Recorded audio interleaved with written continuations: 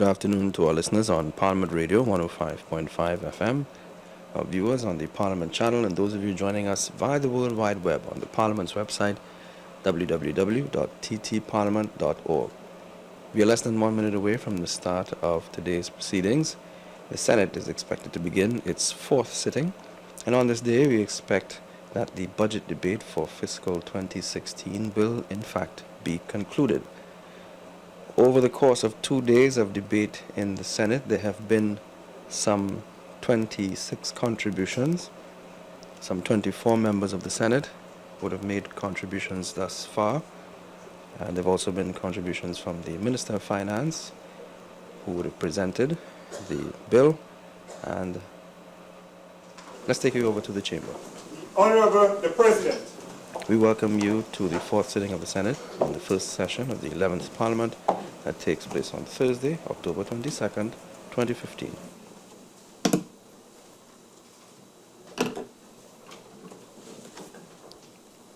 Let us pray.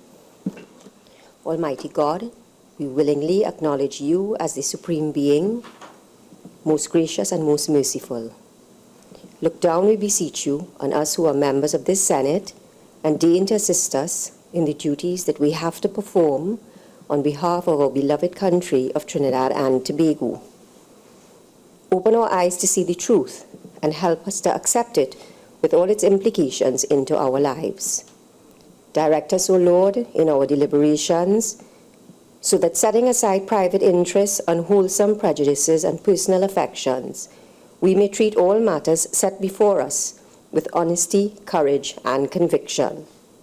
Through all we say and do in this Senate, may we give glory and honor to your holy name, inspire confidence in our fellow citizens, and make a positive contribution to the peace and prosperity of our nation.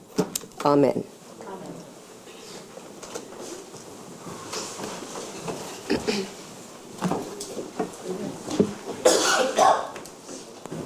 Public Business, Government Business, Bill second reading. Honorable Senators, the debate on the following bill, which was in progress when the Senate adjourned on Wednesday, October the 21st, 2015, will be resumed. An act to provide for the service of Trinidad and Tobago for the financial year ending on the 30th day of September, 2016. Those who have spoken already on Tuesday, October the 21st, 2015, Honorable Colm Imbert, MP, Minister of Finance and mover of the motion, Senator Wade Mark, Senator Torel Shriki-Soon, Senator Daniel Duki, Senator Khadija Amin, Senator the Honorable Franklin Khan, Senator Jennifer Raful, Senator the Honorable Clarence Rambarat, Senator Nadine Stewart, Senator Melissa Ramkisoon, Senator Alison Bash, Senator Hafiz Ali, Senator Paul Richards, Senator Justin John Kay. On Wednesday, October the 22nd, 2015, those who spoke were Senator Vasant Bharath, Senator Foster Cummings, Senator H.R. Ian Roach, Senator Sarah Boodoo, Senator Wayne Sturge, Senator Stephen Crease, the Honorable Stuart Young, MP, Senator Nigel De Freitas, Senator Dr. Aisha Edwards, Senator the Honorable Paula Gopi-Skoon, Senator Avinash Singh, Senator W. Michael Coppin. Members wishing to join the debate may do so at this time.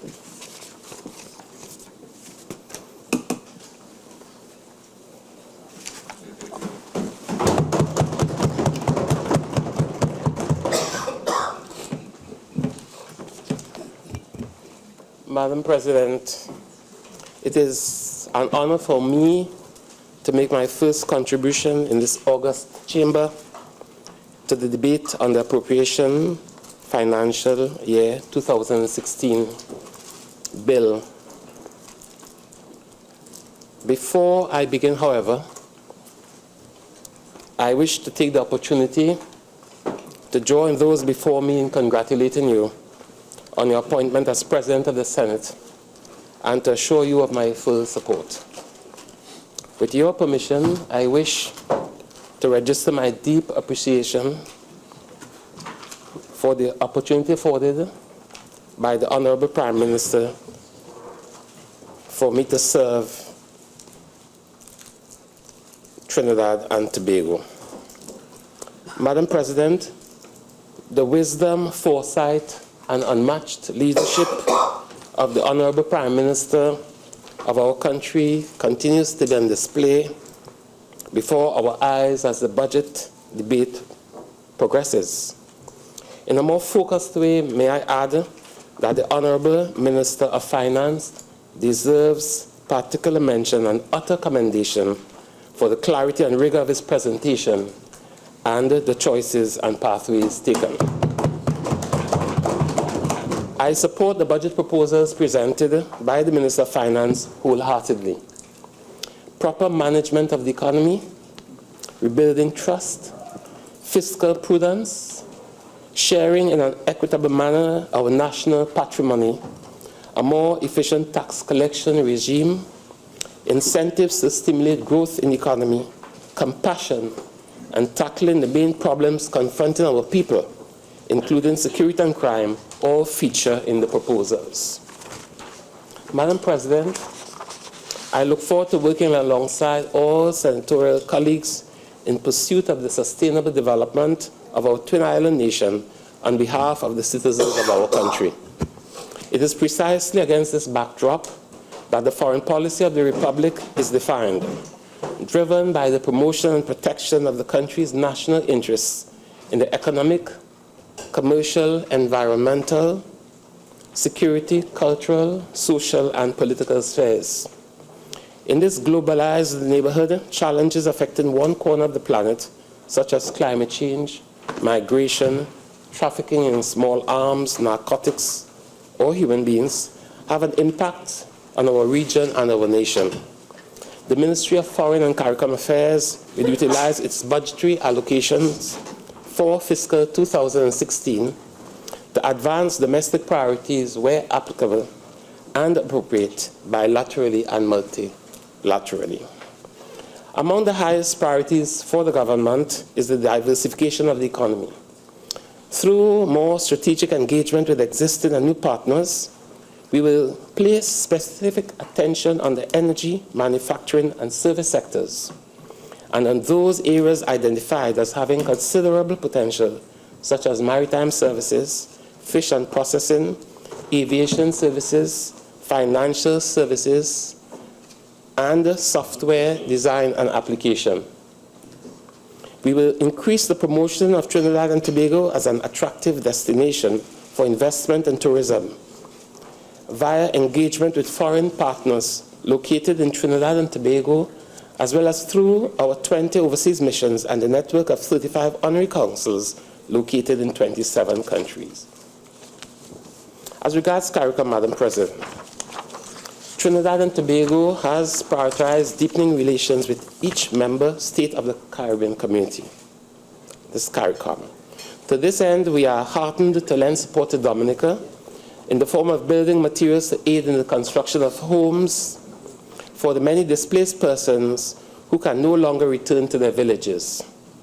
Earlier this month, Prime Minister Dr. the Honorable Keith Rowley had constructive discussions on areas of mutual interest and benefit with His Excellency David Granger, President of Guyana. We expect to collaborate with Guyana on energy, infrastructure development, agriculture, and tourism.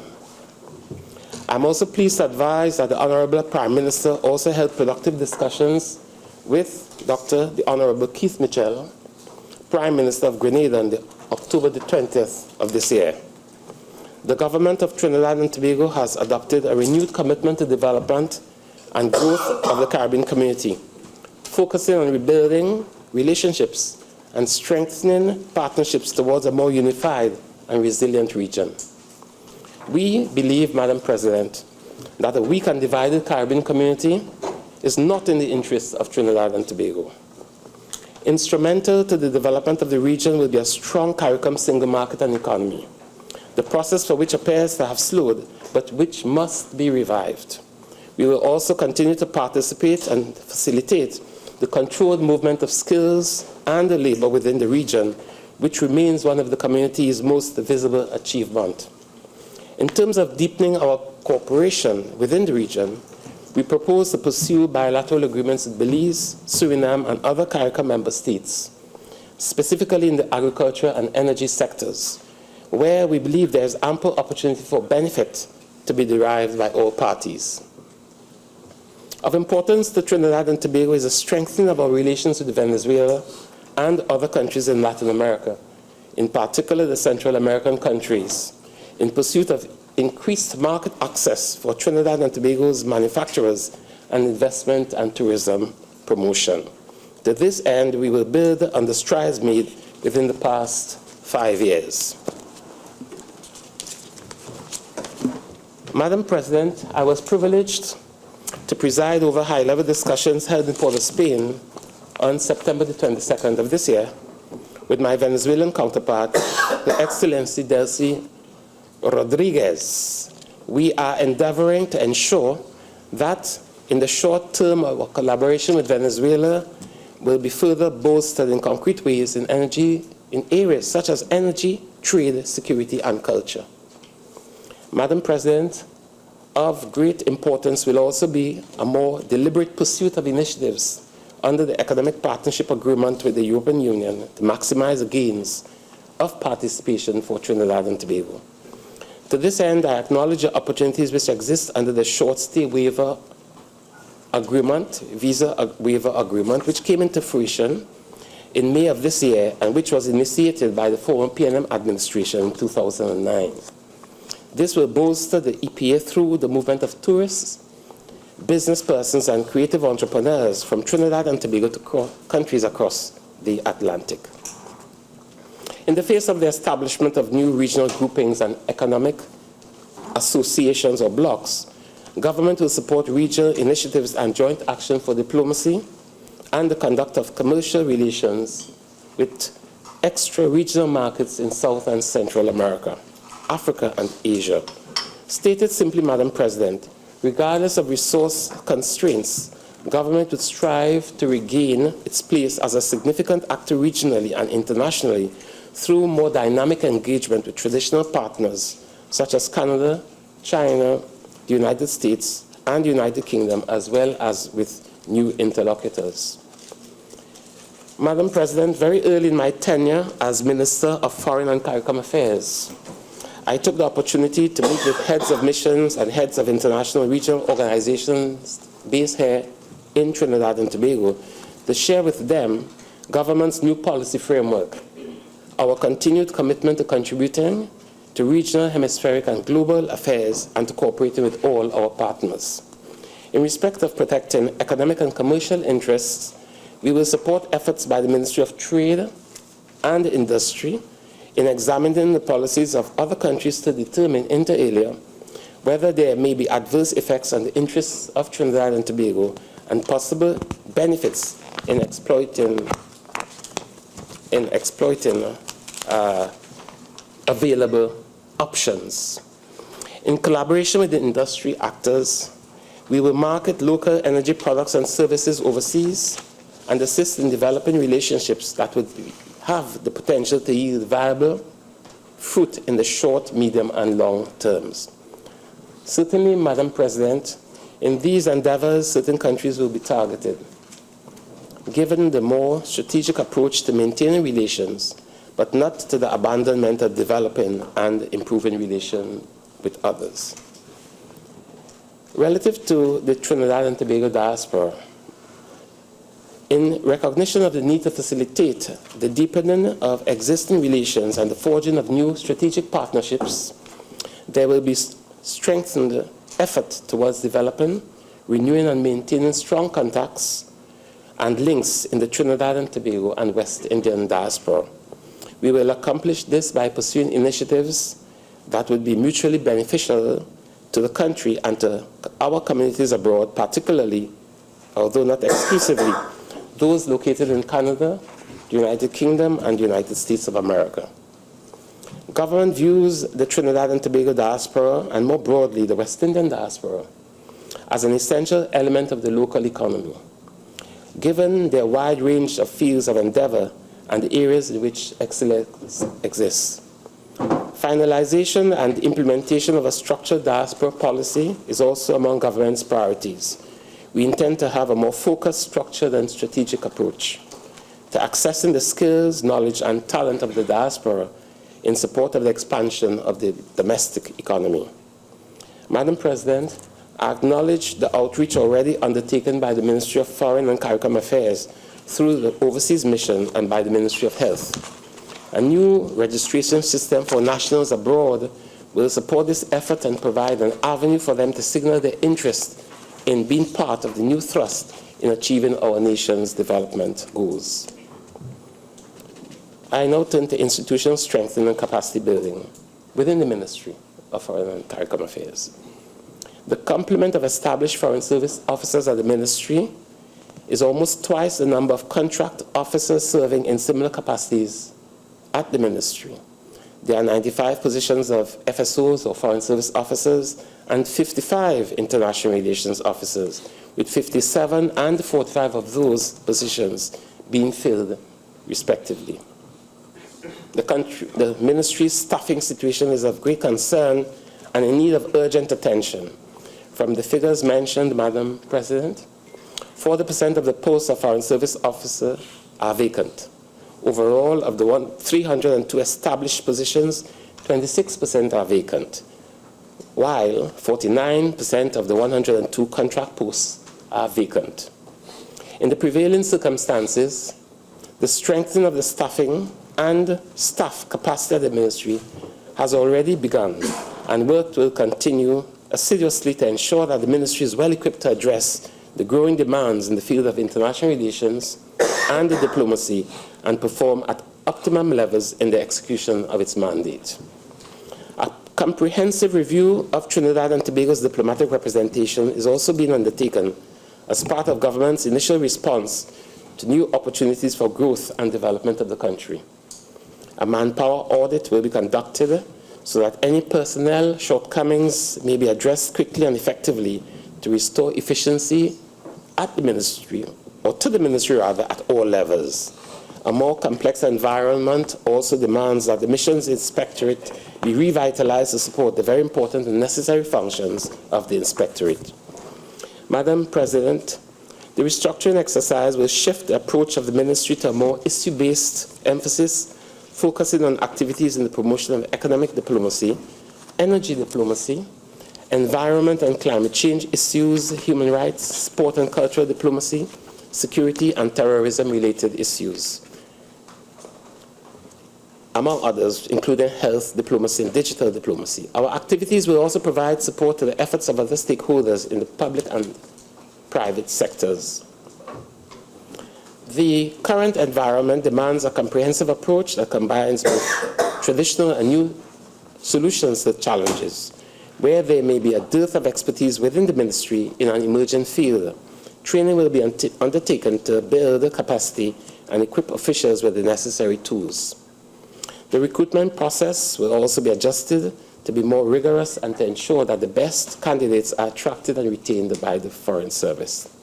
We will also continue to partner with other Trinidad and Tobago government agencies where particular expertise may reside to lend support to the institutional strengthening initiatives of the Ministry of Foreign and CARICOM Affairs. We look forward to a stronger, more effective representation that yields the best outcome in our effort to protect the varied interests of Trinidad and Tobago.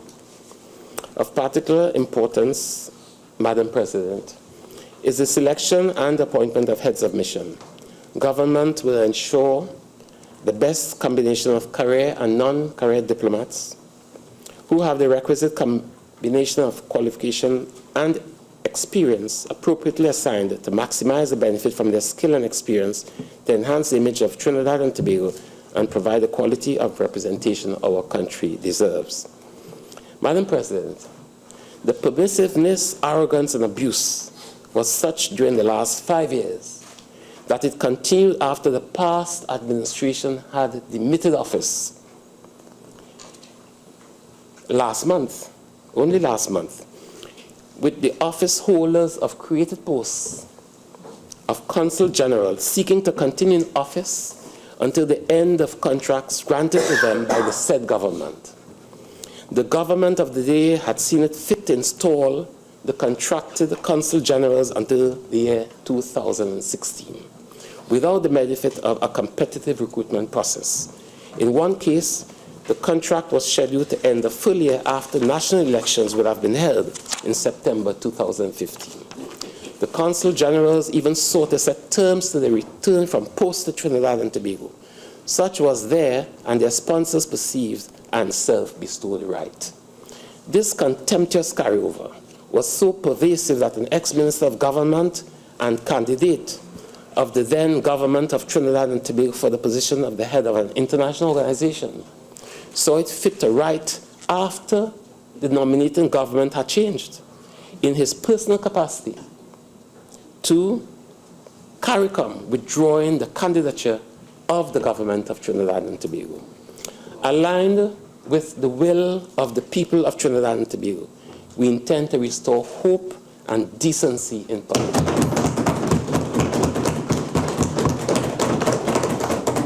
We can be more comfortable now with ourselves and with our Maker. We will allow for greater career paths for staff at the Ministry of Foreign Affairs and CARICOM Affairs to be at the top end of their chosen professional fields. We will revert to the past practice of allowing public servants the standard opportunity of acceding to the position of Consul General, heads of Consul General offices, in addition to the possibility of being selected as ambassadors and high commissioners under the provisions of our Constitution. We will endeavor to build trust and confidence, a sense of fairness and humanity, to allow the inbuilt competence of our staff to be harnessed for the good of our country. Our hope is that we can retain the talent we currently have and attract persons with the competence and experience required to advance our work at the ministry. Madam President, the culture of abuse of authority, the wantonness and preferential treatment accorded to some individuals, members of staff, at times with marked salary increases in the context of unresolved, long-standing claims by many in the same category of staff for salary increases and revision of terms of employment have left their adverse marks on the ministry. This demeaning attitude formed part of a broader framework that allowed for undue punitive action against persons, including separation from the public service. In some cases, the early recall from posting abroad was linked to retribution for earlier personal discourse indiscretions. Conceivably, recalcitrance and the concomitant loss of productivity and quality of service would have ensued in such an environment. The atmosphere in the workplace resulting from the inequitable treatment has degenerated to such a level that urgent attention to this area is deemed necessary for the good of our beloved engendering a sense of respect, a distaste for abuse of authority, a recognition of the worth of our valued staff members, and promoting an environment where our employees can best serve our country's interests in line with stated national policies will feature in our efforts to rebuild the ministry. Madam President, I turn to another area where I've received information that can conceivably serve some useful purpose in the type of person that we should seek to attract, and general orientations for improving the functioning of the ministry. This is the purpose, might I add perhaps, sole purpose for highlighting this information. The basic facts of this case is that less than a month before general elections were held in Trinidad and Tobago, last month, a sitting head of mission of Trinidad and Tobago in Washington, in the USA, separates himself from the employer of the ministry and becomes a member of staff at one of the highest levels of the organization, that is the Organization of American States, the OAS, to which he was entrusted to represent our country. The rest of the information leaves one to wonder. We cannot encourage Trinidad and Tobago diplomats at the highest levels, including an ambassador of Trinidad and Tobago to the United States of America, who concurrently was the permanent representative of Trinidad and Tobago to the OAS, to forage for lucrative jobs, posts, for his personal benefit in international organizations, in this case the OAS, to which he was specifically entrusted to represent the interests of this, our fair land. In simple terms, it would be as if you were paying the person to look after your interests. And it turned out that the person might very well have been looking after his interests, perhaps to the detriment of your interests in a most blatant and perhaps vulgar manner. One is tempted to ask, was an exchange involved in securing such a post? Further, would future decisions taken by such an individual be adverse to Trinidad and Tobago's interests, given the new professional remit of the individual and his known social footprint, espousing marked or rather rank partisan political positions, even while supposedly representing the interests of all of the people of this country as a sitting ambassador? Trinidad and Tobago cannot afford the luxury of underwriting personal job searches at the expense of its natural interests. In this regard, it behoves us to protect the image of Trinidad and Tobago and safeguard the interests of our country. Imagine, Madam President, and do allow me to belabor this slightly because it could serve some useful purpose as we move forward in reforming the Ministry of Foreign Affairs. Imagine the high costs involved in underwriting the fixed and running costs associated with embassies and high commissions. In countries, some of which are located in expensive locales, expensive developed countries. And it turns out that instead of being resolute in seeking out business trade opportunities for our country, instead of trying to attract foreign investment to Trinidad and Tobago, instead of heightening the profile and brand of Trinidad and Tobago, instead of tirelessly trying to advance the interests of our country, the individual was busy doing his tenured post trying to cut personal deals in order to get a job. What a travesty. Compromised that person may very well have been from the outset. The situation cries out for attention. We intend to heed that appeal to right or wrong and salvage the good name and moral standing of our country, if only as a guiding light for the potential errant actions of future representatives of TNT, of Trinidad and Tobago. Attention needs to be paid to the area of selection of public officials, especially at this level. There is no gainsaying that this type of conduct is in harmony with the broader picture of an ethos of questionable conduct seemingly rampant in public life in recent times. Madam President, I now turn to the question of relocating the Ministry of Foreign Affairs. The current location of the Ministry of Foreign and CARICOM Affairs, while attractive and modern, does not meet the requirements of such an institution with respect to the appropriate environment in which to provide the required quality of service, in particular with regard to high-level representatives of foreign countries for whom the government of Trinidad and Tobago has responsibility during their visit to or tenure in this country. The provision of consular services, general logistics related to carry out its functions. I was pleased to learn that my predecessor had underscored the importance of the ministry being based elsewhere, which is at idem with the current perspective. The ministry is also in the process of reviewing its staff complement and the structure to better support government's new foreign policy thrust and to provide guidance and support to Trinidad and Tobago's 20 overseas mission. New accommodation would take this proposed expansion and restructuring into consideration and would provide the necessary amenities and facilities commensurate with modern and purpose-appropriate office accommodation in an environment that is conducive to the conduct of the specialized areas of work of the ministry and the provision of services. In conclusion, relative to this area, Madam President, the international environment would not remain static, but would continue to be dynamic and challenging. I am confident that the approach of government in managing our international relations, enhancing the image of Trinidad and Tobago regionally and internationally, and responding to the changes in the environment is the appropriate one, which will contribute to the achievement of government's stated objectives and goals. We will review our public diplomacy strategy and programs to keep them in tandem with the supportive of the goals of the government, with adjustment as appropriate and as required to ensure that the approach remains relevant. The Ministry will be proactive, flexible, responsive, and goal-oriented in the implementation of Trinidad and Tobago's foreign policy and in the representation of the interests of our people in every forum and circumstance in which it is called upon to so do.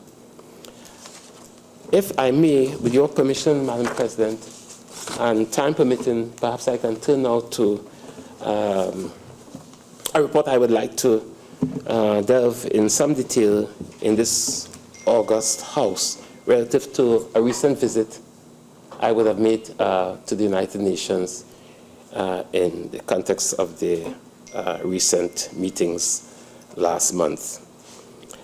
I would want now to present to this August House, as I said, a report on my activities from the 24th of September to the 4th of October 2015 relative to the 70th regular session of the UN, United Nations General Assembly, which was held at the UN headquarters in New York, United States of America. I had the honor of leading the Trinidad and Tobago delegation in my first official overseas engagement in my capacity of Minister of Foreign and CARICOM Affairs at the landmark 70th anniversary of the establishment of the United Nations. The General Assembly is the main deliberative organ of the UN, comprising representatives of all its 193 member states. The work of the United Nations derives largely from the decisions of the General Assembly.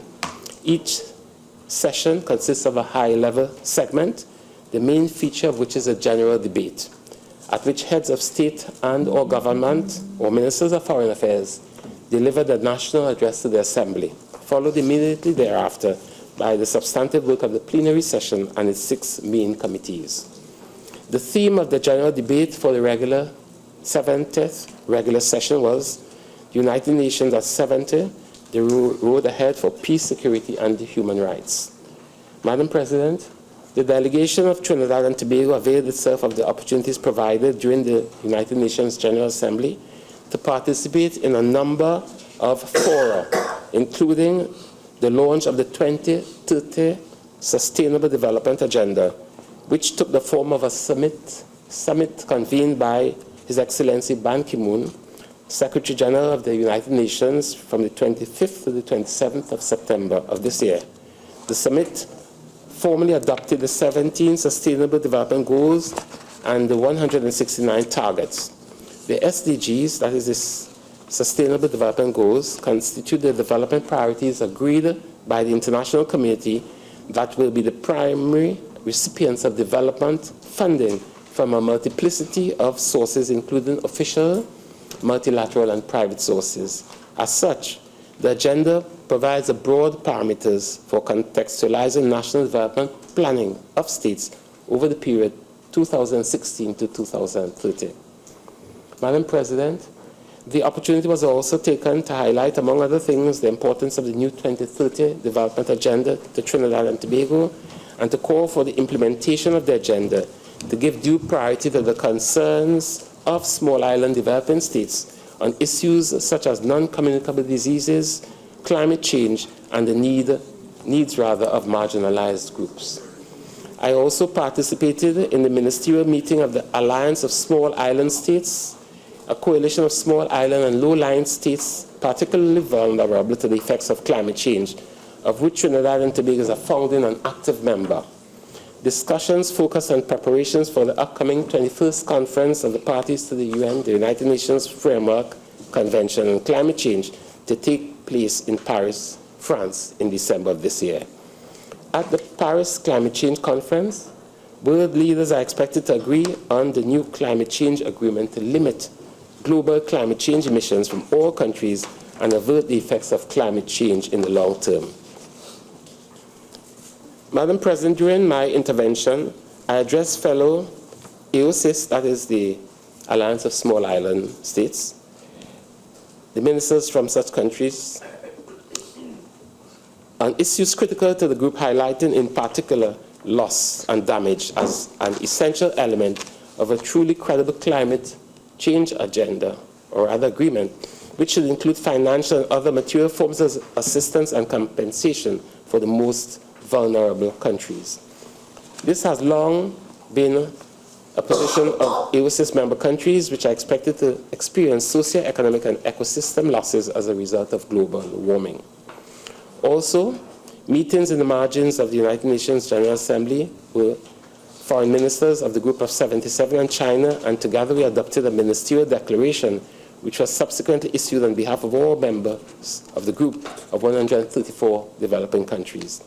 In the declaration, issues of importance to developing countries were underscored, including implementation of the 2030 Global Sustainable Development Agenda, poverty eradication, and other key matters of highest political significance, such as the need to end the application of unilateral economic sanctions against developing countries. The Trinidad and Tobago delegation encouraged the Group of 77 and China to maintain its solidarity in the coming months in the context of negotiations for a new global climate change agreement, and expressed the view that the group, under the leadership of South Africa, would be in a good position to positively influence the outcome of these discussions. Commonwealth Foreign Affairs ministers also met to examine preparation for the upcoming Commonwealth Heads of Government meeting, scheduled to take place in Malta in November of this year. Trinidad and Tobago is a former chair of the Commonwealth Heads of Government meeting, having hosted the Heads of Government meeting here in Port of Spain in 2009. I also had fruitful discussions with the chairman to the Foreign Affairs Committee of the Parliament of Malta. I wish to report that on behalf of the government of Trinidad and Tobago, on September the 25th, I addressed the Summit of World Leaders organized by the UN General Assembly for the adoption of the Global 2030 Agenda for Sustainable Development.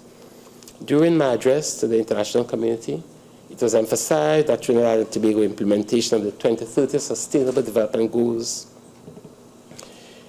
will be guided by its own national sustainable development strategy, which seeks to implement the Sustainable Development Goals through 12 strategic priority areas over the period 2015 to 2025.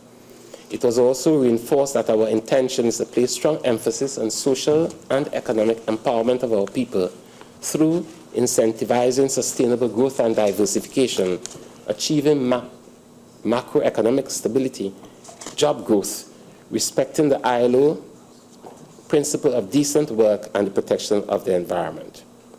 The international community, Madam President, was informed that it was the intention of Trinidad and Tobago to achieve these aims through a progressive program of institutional reform, the establishment of a permanent mechanism for improved dialogue among the social partners, namely government, labor, and the private sector, and other elements of civil society, and focused intervention in improvement in data collection and analysis. We are therefore pleased to note that the strengthening of data and statistical system is one of the areas for which small island developing countries will be prioritized for assistance through partnerships and international cooperation. Madam President, the opportunity presented itself for several other high-level bilateral meetings, among which features the meeting with the Secretary General of the Commonwealth, Her Excellency Margaret Wallström, Minister of Foreign Affairs of Sweden, His Excellency Bert Koenders, Minister of Foreign Affairs of the Kingdom of the Netherlands, His Excellency Mr. Mike Iman, Prime Minister of Aruba, as part of delegation of the Kingdom of the Netherlands, the Minister of Foreign Affairs of Curacao, and among others. Discussions with the Secretary General of the Commonwealth centered on a number of pertinent issues to small island developing states. Honourable Minister, you have 5 more minutes. Many thanks to you. I would comply with that guideline. I will also say that the meeting with Sweden focused on areas of mutual interest, including climate change and sustainable development agenda. Among the others I wish to mention would be the main feature, which centered on the national presentations to the General Assembly, the main event. In setting the debate in setting the tone for the debate, the United Nations Secretary General highlighted that it was time to translate promises on paper to action on the ground, He recognized 70th anniversary of the UN, and in that context, I must also report on the other meetings, such as the one with Costa Rica. That's the one with Costa Rica and CARICOM. We had another bilateral meeting between India and the CARICOM group, and we also participated in the 8th special meeting of the Council for Foreign and Community Relations, CARICOM. Might I add that, Madam President, that it gives me a great pleasure again and privilege on behalf of the government of Trinidad and Tobago to report that the general debate allowed Trinidad and Tobago to present its views to the international community on a number of issues and sustainable development, amongst others.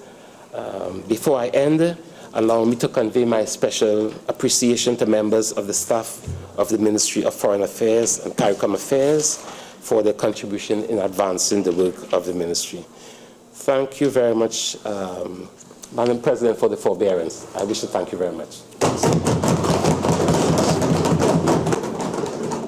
Let me congratulate the Honourable Minister of Foreign and CARICOM Affairs on his maiden presentation in this. Senator Solomon.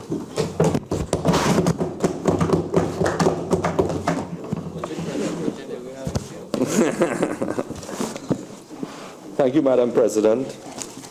It is indeed a pleasure to be back in the Senate here, in the opposition this time. I must first begin by congratulating you on your appointment as President of the Senate, as those before me have, and I certainly sincerely do that. I also want to congratulate young Mr. Nigel De Freitas on his appointment as Vice President. I'm sure that you will carry out those duties honorably and with integrity, as surely you will, Madam.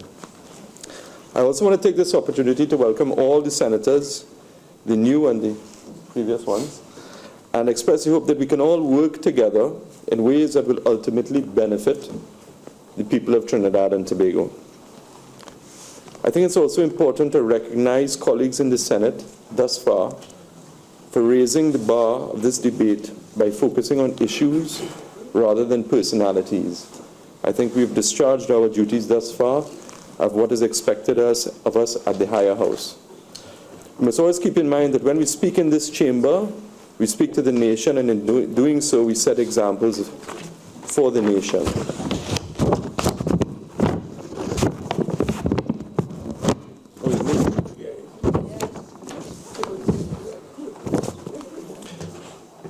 If as representatives of the people we cannot argue without being disagreeable, then how can we presume to truly be seeking the best interests of Trinidad and Tobago? This is something that I take very seriously indeed, and I'm sure all senators will take seriously. And it must always be at the forefront of our minds, Madam President, that we are always being watched, and we set the example as leaders of this nation, that we must always act with decorum and class. Madam President, I want to deal with a number of topics, if I may, if time forbidding, that is. Tourism, public administration, urban development, and numerous tax items. I think that I would like to look at the nuts and bolts of how this budget was put together. With these opening remarks, Madam President, with your indulgence and leave, I want to turn to an article which I think encapsulates very much my views and the views of many of this budget. Those who have a deeper understanding of the way this budget works. And it's entitled, Why the Budget is a Failure, and it's from the Daily Express, Monday, 12th of October, 2015. And the author is Michael Harris. And it goes, as far as I'm concerned, far from it being a good budget or a just and courageous budget, what the minister presented on Monday was a smorgasbord of contradictory measures lacking in coherence and vision, and serving only to make it more certain that ours shall indeed be a painful reckoning. Let's cut through the chase. there are one or two basic questions that I think the minister needs to answer, and he's obligated to address. And I think it's on the lips of everyone in this nation, and if it is not, then it certainly should be. The first question, simply put, how are we going to reconcile and bring into balance $63 billion of expenditure versus $41 billion of revenue? Madam President, this is not a mischievous or trick question. It's a question that needs to be answered. As Mr. Imbert stated in his presentation, if these two figures do not reconcile, it can certainly be a perilous to our nation. And I quote from the Honorary Minister of Finance, "In the absence of a well-thought-out adjustment strategy, our fiscal projections will definitely show continued and sizable deficits. This would happen over the next 3 years.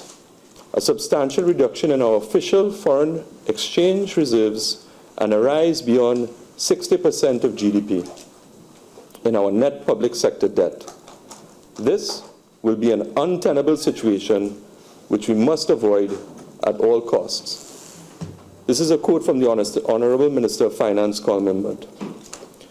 So, now full well with the consequences of not answering that question, the minister proceeds simply to duck the issue. For after castigating the previous administration for maintaining expenditure levels by resorting to the extraordinary sources of one-off financing, which were, quote, unsustainable according to the minister's words, he then proceeds to do precisely that, in that his fiscal deficit is larger than any hitherto done. It must be that Mr. Lambert greatly admires former Minister Larry Awai, for without blinking an eye, he adopts precisely the same set of unsustainable, according to his words, measures Mr. Awai used.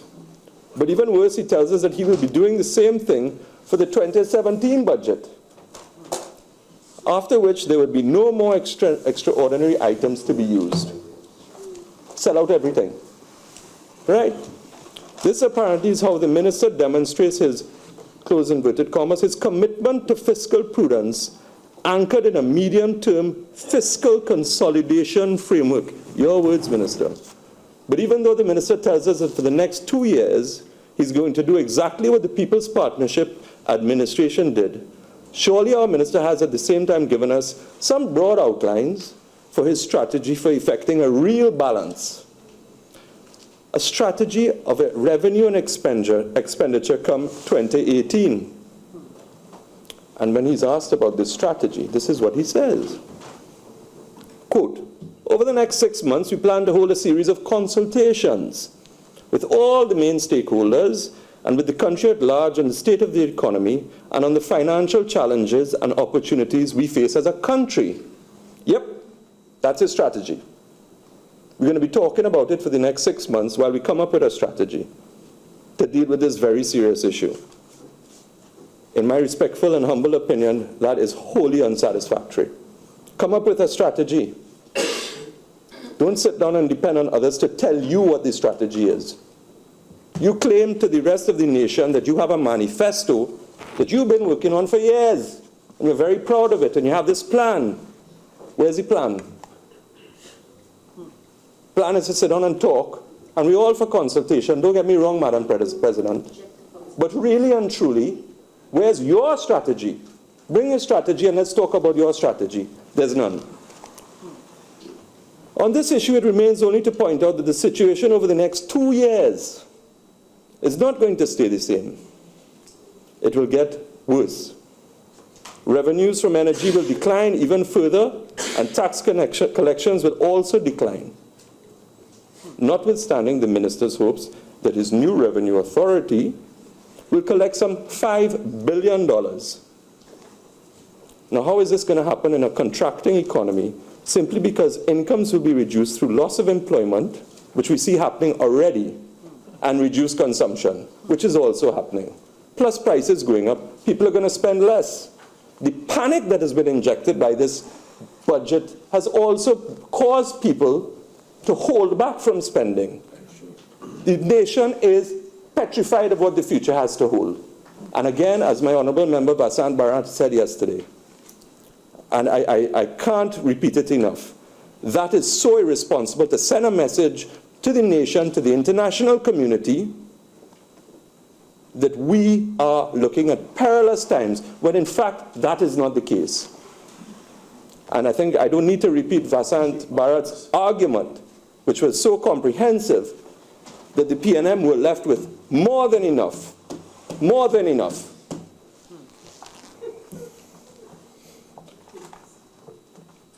Anyway, so we move on to the second question. Sorry about that.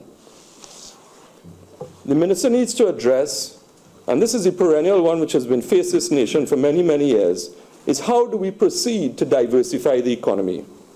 And here we must be honest. I concede to the minister in his issue that he devoted some 75 pages, he devotes 3 pages to the issue of diversification. And this is what the minister has to say on the issue. Open quote.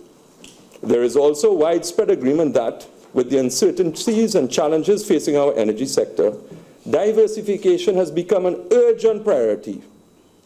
Indeed, in explaining the downgrade of Trinidad and Tobago's credit rating, Moody's Investor Services cited among the most important factors. Our limited economic diversification is one of those factors, and it weighs heavily on economic growth prospects. Unfortunately, it becomes readily apparent that the minister has no clue about what diversification means and what the government can do to help bring it about. For under the rubric of diversification, the minister talks about reviving the international financial center, the creation of shipbuilding and repair industry, and the widening of the industry's, telecom industry's communication capacity. All things pretty good in their own right, probably worthwhile initiatives, but they hardly, and I repeat this, hardly constitute a diversification strategy for the nation of our Trinidad and Tobago. That's not acceptable. Those are 3 projects. For the foundation of any strategy has to be the process, and this is the key, the process of weaning the country as a whole away from the dependence of oil and natural gas, particularly the businessmen who rely so much on offshore generated revenue. And on this issue, the minister, with the greatest of respect, is totally silent. Madam President, if I may, I think I would like to turn to a number of these other items that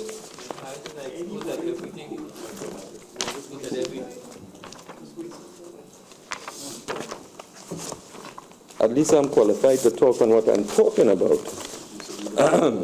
Madam President, having asked those 2 key questions of the minister, and I really look forward to his answer, and I also want to turn the issues of taxes and the adjustment of personal allowance.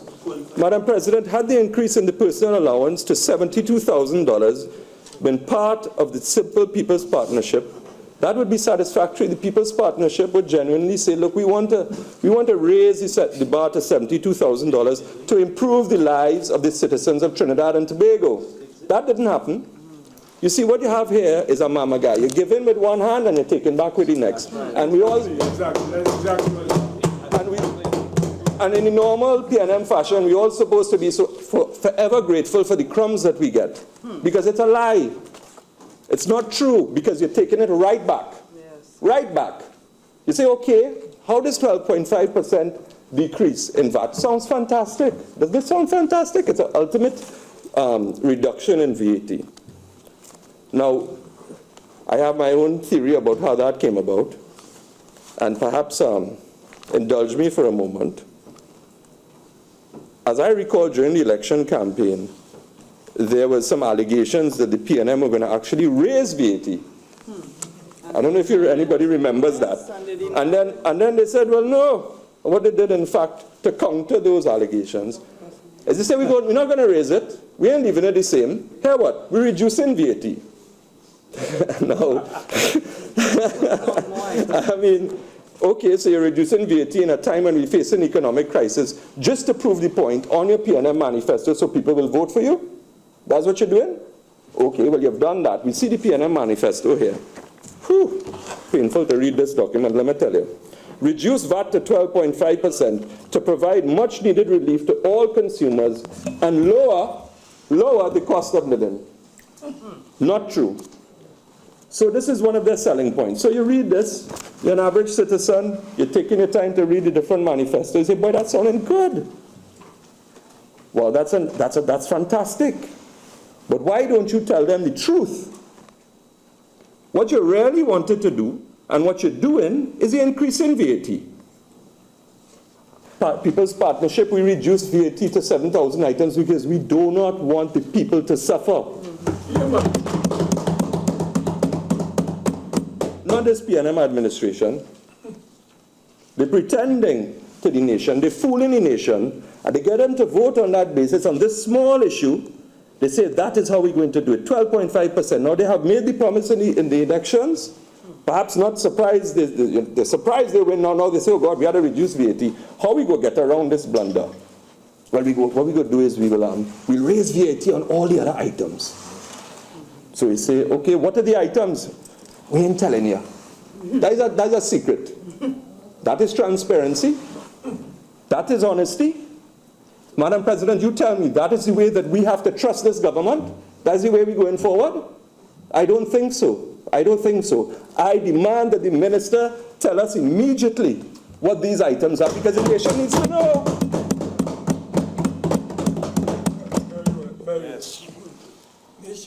A shame. It's a shameful thing. And you have everybody sitting down here singing praises because they've been like robotically programmed to repeat this nonsense. It's a lie and a mamagai, and the nation should be appalled. Appalled. Senator Solomon, I am a little reluctant to interrupt you, Senator Solomon. Sorry. But let's not go with robotic responses, speaking like that about the presentations of the other members in the House. I apologize. I Yes. withdraw that. But moving on, I do apologize to my fellow members. I actually did very much enjoy a lot of the presentations, albeit a few of them repetitive. In fact, what you're doing, because we don't know yet, we're left guessing, but we have to look at what we've been provided because the information trickles through, and we have to sift through it to actually find the truth, because we know that the truth is hidden in the detail. And you know full well that the nation doesn't have access to these. They're not going to go through each of these details to try and work out where the tricks lie. We did it, though. That's our work. I'm proud to say that we did it, and we're earnestly and vigilantly watching. And this is what we uncovered. First, during the Honourable Minister's presentation, he said that he was going to raise $4 billion by VAT. Okay, so we move into a situation where I believe it was $1 billion VAT to $4 billion VAT. So we say that sounds like a lot of items going to be increased. But we still have this reduction in VAT, but in fact we're going to end up paying a lot more. Which means that what you're really doing is you're raising from 0 to 12.5. So the nation now is thinking to itself, well, how many items? Well, we're moving from a situation of $6 million revenue from VAT. 6 billion. 12.364 billion. Double. Now you don't have to do rocket science to realize it's plenty items going to get VAT. Plenty. So the cost of living is not going down because of a reduction in VAT, as you say in your manifesto. Lower the cost of living. Nah, you ain't lowering no cost of living. What in fact you're doing is you're doubling it. You're taking $12 billion more from the people of Trinidad and Tobago and pretending you're doing us a favor.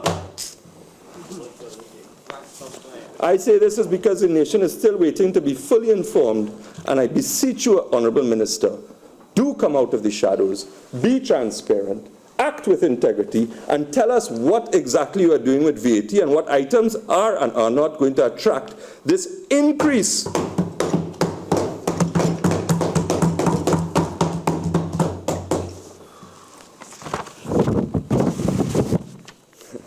Apologize.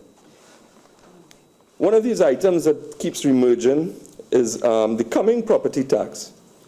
The previous administration resisted the property tax in the form that it was proposed by the PNM because we thought it was unjust and could radically erode the quality of lives of many citizens. And I dare say it is one of the major reasons that the PNM lost their office in 2010, of course coupled with huge allegations of corruption and mismanagement and nepotism and cronyism and what have you.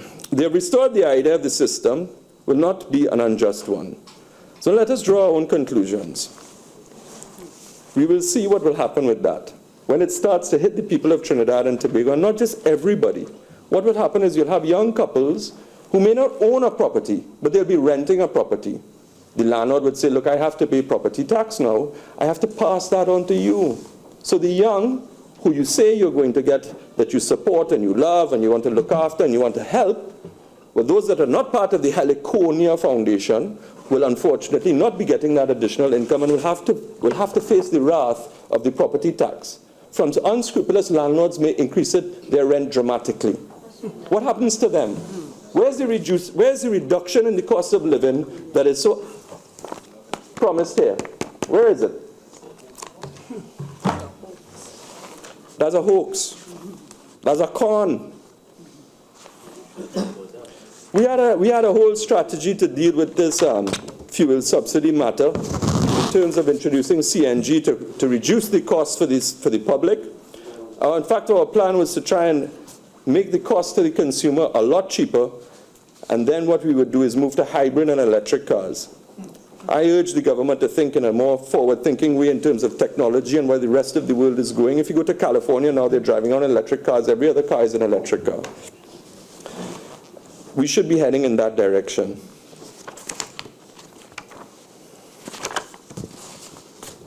Anyway, Madam President, I think that it's clear that these are items that are really designed to hurt the middle and lower income class people, in particular the young, whose income is not that high as they start off. And what is going to happen is that they're going to be punished for believing in this lie and voting for this lie. You know, I was going through this document and I was looking for, where does it say, perhaps I missed it. Where does it say that you're going to increase 15% on super gas and diesel? Is it in this document? Has anybody seen it? The manifesto. It's the manifesto here, yeah. The PNM manifesto. Let's do this together. Yeah, this one. Yeah, that one. Never that tell one. people that. Where does it say in this PNM manifesto, which has been prepared over years and years, lots of hours, lots of work, lots of stuff, increase in the green fund levy? Senator Solomon, just a minute. I just want to remind all the other senators, please, of 51(1)(e). Let us listen to Senator Solomon in silence. Thank you, Madam President. Thank you, Madam President. Where is it in this manifesto about the 15% super gas and diesel tax or removal of the subsidy? Where is it? Not here. That's a major, major, major omission on the part of the manifesto. Because I say, if it had been here, they would not have won. So you had a lie to win on your manifesto. This is a serious document because apparently now this document forms part of the official policy framework. Might I remind you, Madam President, that we were the first to put our policy document as our manifesto as part of our policy document for the medium-term policy framework.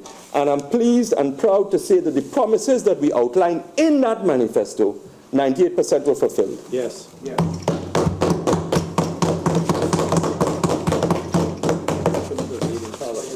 Correct. It was laid in Parliament. That was Kamala's plan, not yours. Listen, the President has ruled. I'm sorry, but this reveals a lack of innovation, lack of imagination. It passes the burden on to the citizens immediately. And it seems to me as though what we really are doing here is we turn into the IMF for them to tell us what to do. For them to tell the PNM what to do because they don't have a clue. Having won, perhaps to their own amazement, they really are struggling. And I don't have any sympathy to say, oh, you only had a little bit of time, or you only had a month. You claim that you're working on this for years. Yes, you all have consultations up and down the place. You're all working on this document. You all have a plan. It's thorough. It's well thought through. When I open it, I say, wow. Okay, let's move on. I want to move on, Madam President, with the greatest of respect, to tourism. I turn to the 2016 budget, and I have a statement to say. Economic diversification is the key imperative for Trinidad and Tobago, and the Ministry of Finance has wholly failed to provide the country with any initiative that suggests an increase in export revenue from any sector outside the hydrocarbon sector. I want to repeat that because that's very, very important. You want to talk about diversification? The economic diversification is the key imperative for Trinidad and Tobago, according to the minister's own admission. And the Ministry of Finance has failed the country in suggesting any initiative for diversification outside of the hydrocarbon sector. So I turn to tourism. Madam President, in the national budget, wherever reference is made to tourism, it was contextualized in sun, sea, and sand thinking. Nothing is wrong with that. But tourism is far too diverse a sector for us to place such a narrow context to its development as part of our economy. I note that on Tuesday, a government senator responded to the absence of a particular issue in the budget statement by saying that it was addressed in the PNM's manifesto, and that the manifesto is now government policy. So I'm listening and I'm learning and understanding how the PNM do their stuff. Madam President, first I think it's important to remind this Honorable House, and indeed the citizens of our country, that the People's Partnership Registration adopted its manifesto. I said that already. And we had adopted a fiscal policy. But it's not good enough just to say that a particular policy is mentioned in the manifesto, even if it's not mentioned in the national budget. Two separate documents. A national budget sets out a government's fiscal policy direction for each sector that it hopes to develop, expand, or achieve revenue from. You can't escape that. That is what your manifesto needs to have. This means that it forms a serious part of the next year of capital and recurrent spending. It must be clearly articulated. So I want to say this before I respond to obvious questions. Incidentally, I checked the manifesto, and the only reference to the diversity of the tourism sector is on page 63. So I turn to page 63.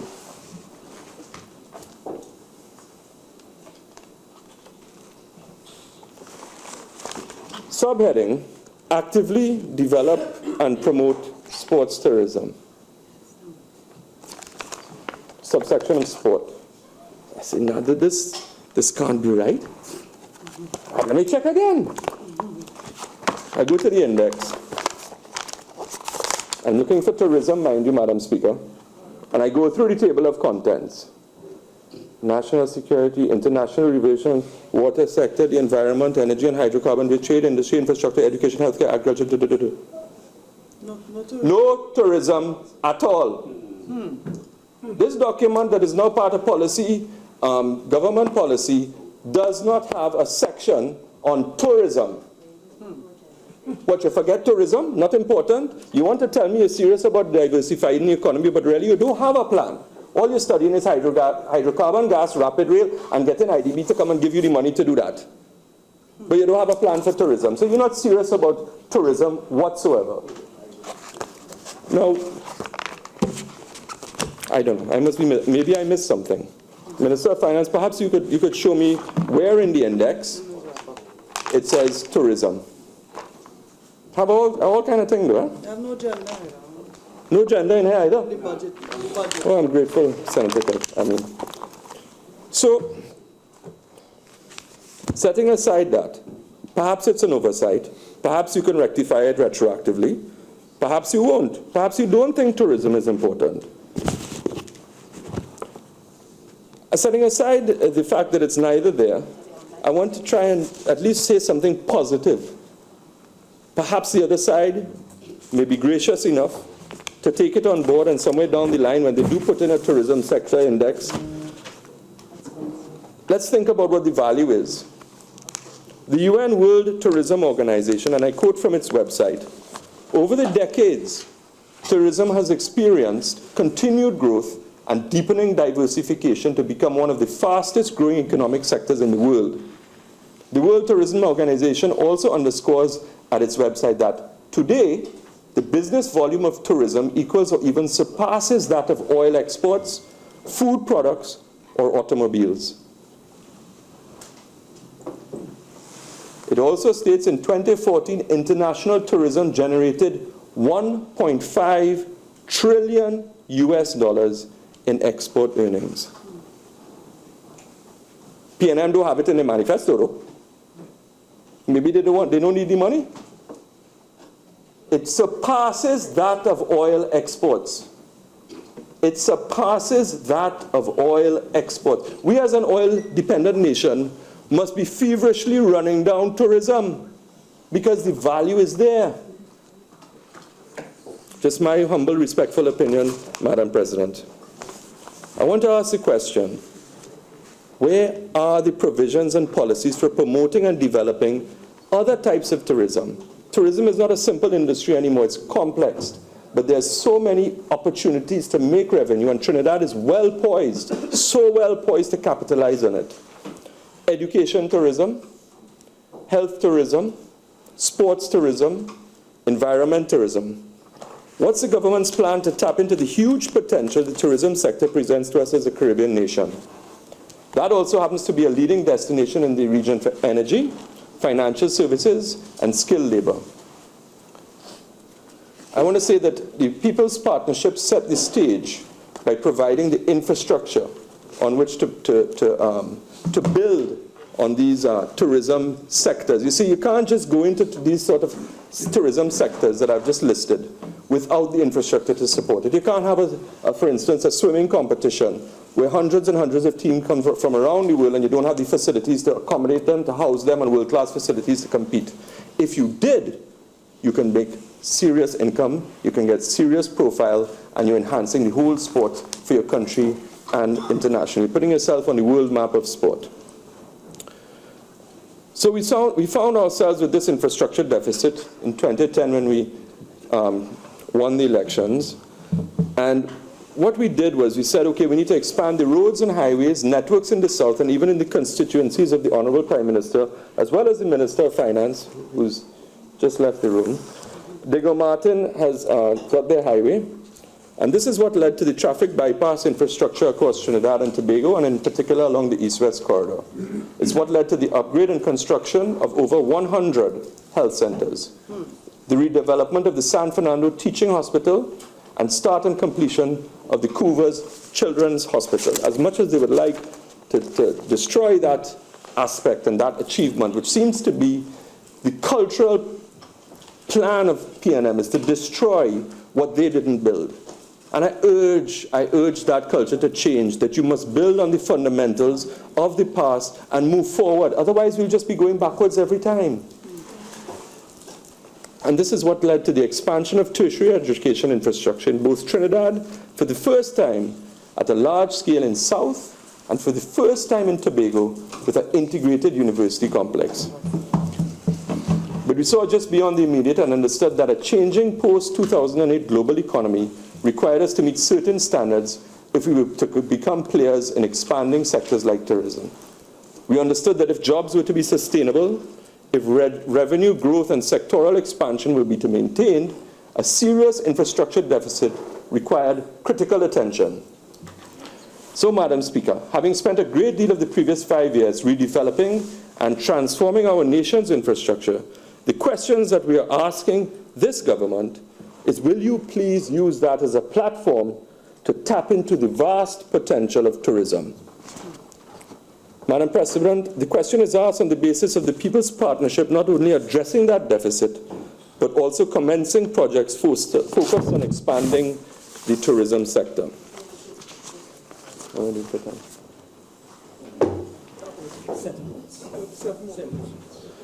Madam President, if I may just touch very briefly, I am currently make Helen Drayton look even, I am more peculiar than Helen Drayton in her position. I am currently, as I stand here, an opposition senator clearly, and I'm also the chairman of Chaguaramas Development Authority. And I think that's perhaps because the Minister for Planning hasn't yet had the time to meet with me and to discuss the handing over where we're at in terms of the CDA. On her assuming office, I wrote to her a letter offering my resignation as is protocol and asking that I would be available for a meeting, and I enclosed the chairman's report so that she can be fully appraised, and I will stand available to meet with her so that I can appraise her and hand over once a new chairman is appointed. Senator Solomon, you have 5 more minutes. Thank you.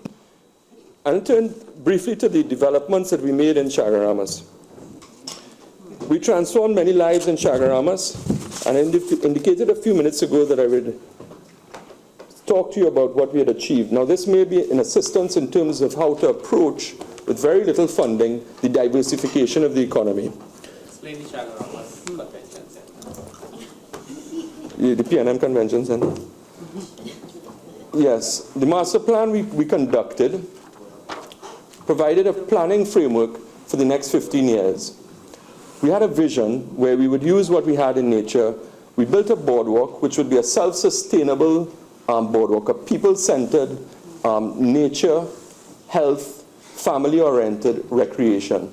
That boardwalk was used as a platform to trigger further investment. And as such, I think we can say now safely that we perhaps have so many projects that are on stream at different levels that would transform the Northwest Peninsula.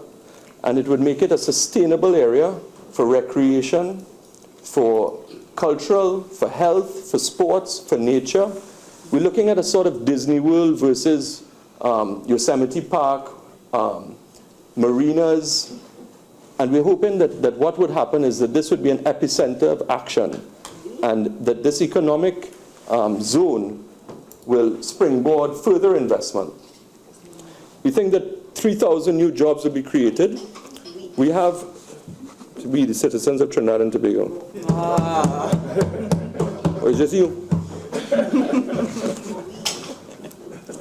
We successfully completed the zipline project, first of its kind in the country.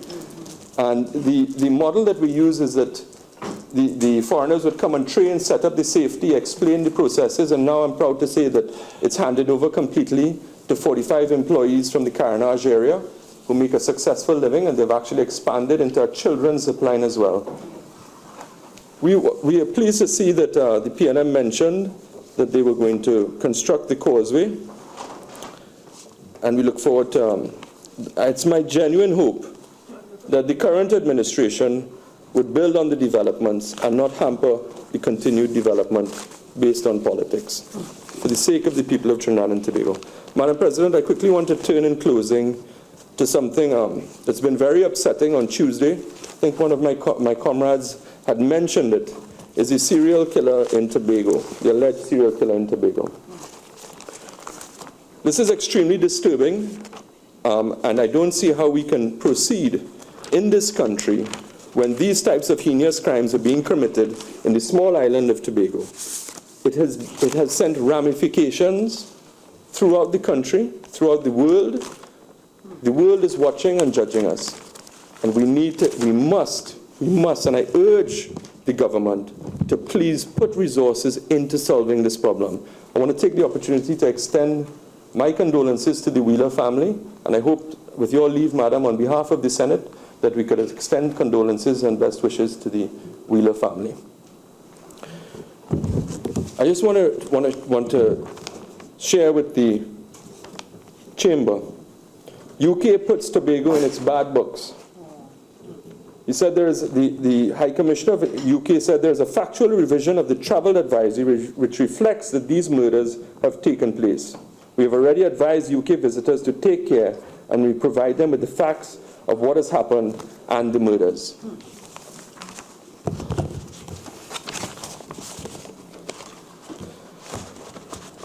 The BBC has been reporting it, Metro has been reporting it, Financial Times. Gas riches give Trinidad no escape from crime. The country has suffered from a homicide rate that exceeds Mexico for more than a decade, but the latest spate of killings has shaken many of the 1.3 million Tobagonians. We're worse than Mexico in the crime rate, Madam President. Government online services from the United Kingdom, Trinidad and Tobago, foreign travel advice. There is a high level of gang-related violence in Trinidad, particularly in the inner city neighborhoods of Port of Spain, Lavatil, Morva, and Barataria. Madam President, in closing, I have a whole host of international reports of varying kinds putting this scourge on our country. And I urge the Minister of National Security to put resources into solving these crimes, bringing these hate crimes perpetrators to justice. It is spiraling out of control. All murders are horrific, Madam President. And I urge that this government deal with this matter as a matter of extreme urgency. Thank you, Madam President. Senator Small. Thank you very much, Madam President, for giving me the opportunity to join in this debate. Madam President, I want to begin, as many of my colleagues have begun, by extending congratulations to you on your elevation. I also want to acknowledge you, send congratulations to all members on all sides for their appointments. Madam President, I often say, I have said before, that I don't start off and I don't come here to be controversial. Madam President, every day I wake up and I make my peace with the Father. 10 fingers, 10 toes. I'm thankful for what I have received and I've achieved.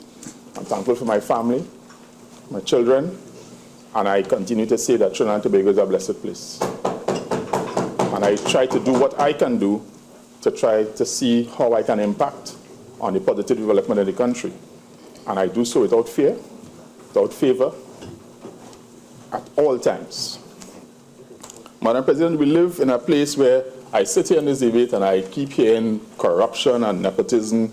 And Madam President, with the greatest respect, it doesn't exist. There's no corruption in Trinidad and Tobago. There's none. And I say that on the basis that nobody has made a jail. It doesn't exist. As a former Prime Minister of this country, I said, if you have evidence, take it to the police. If you don't have evidence, stop besmirching people's characters.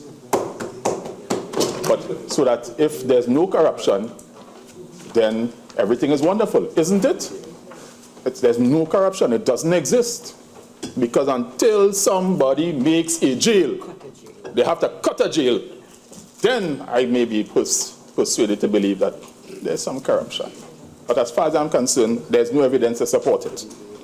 And Madam President, I want to quote from 1 Corinthians 6:10, where it says, and I quote, "Nor thieves, nor the greedy, nor drunkards, nor revilers, nor swindlers will inherit the kingdom of God." Close quote. And I say that deliberately because there's people who have used and abused the resources of this country, and not a single person has made a jail. I heard someone going back to Gene Miles and all sorts of history. I'm like, unless there is proof or evidence, and you can take it to the police and they can be charged and tried, it's not real.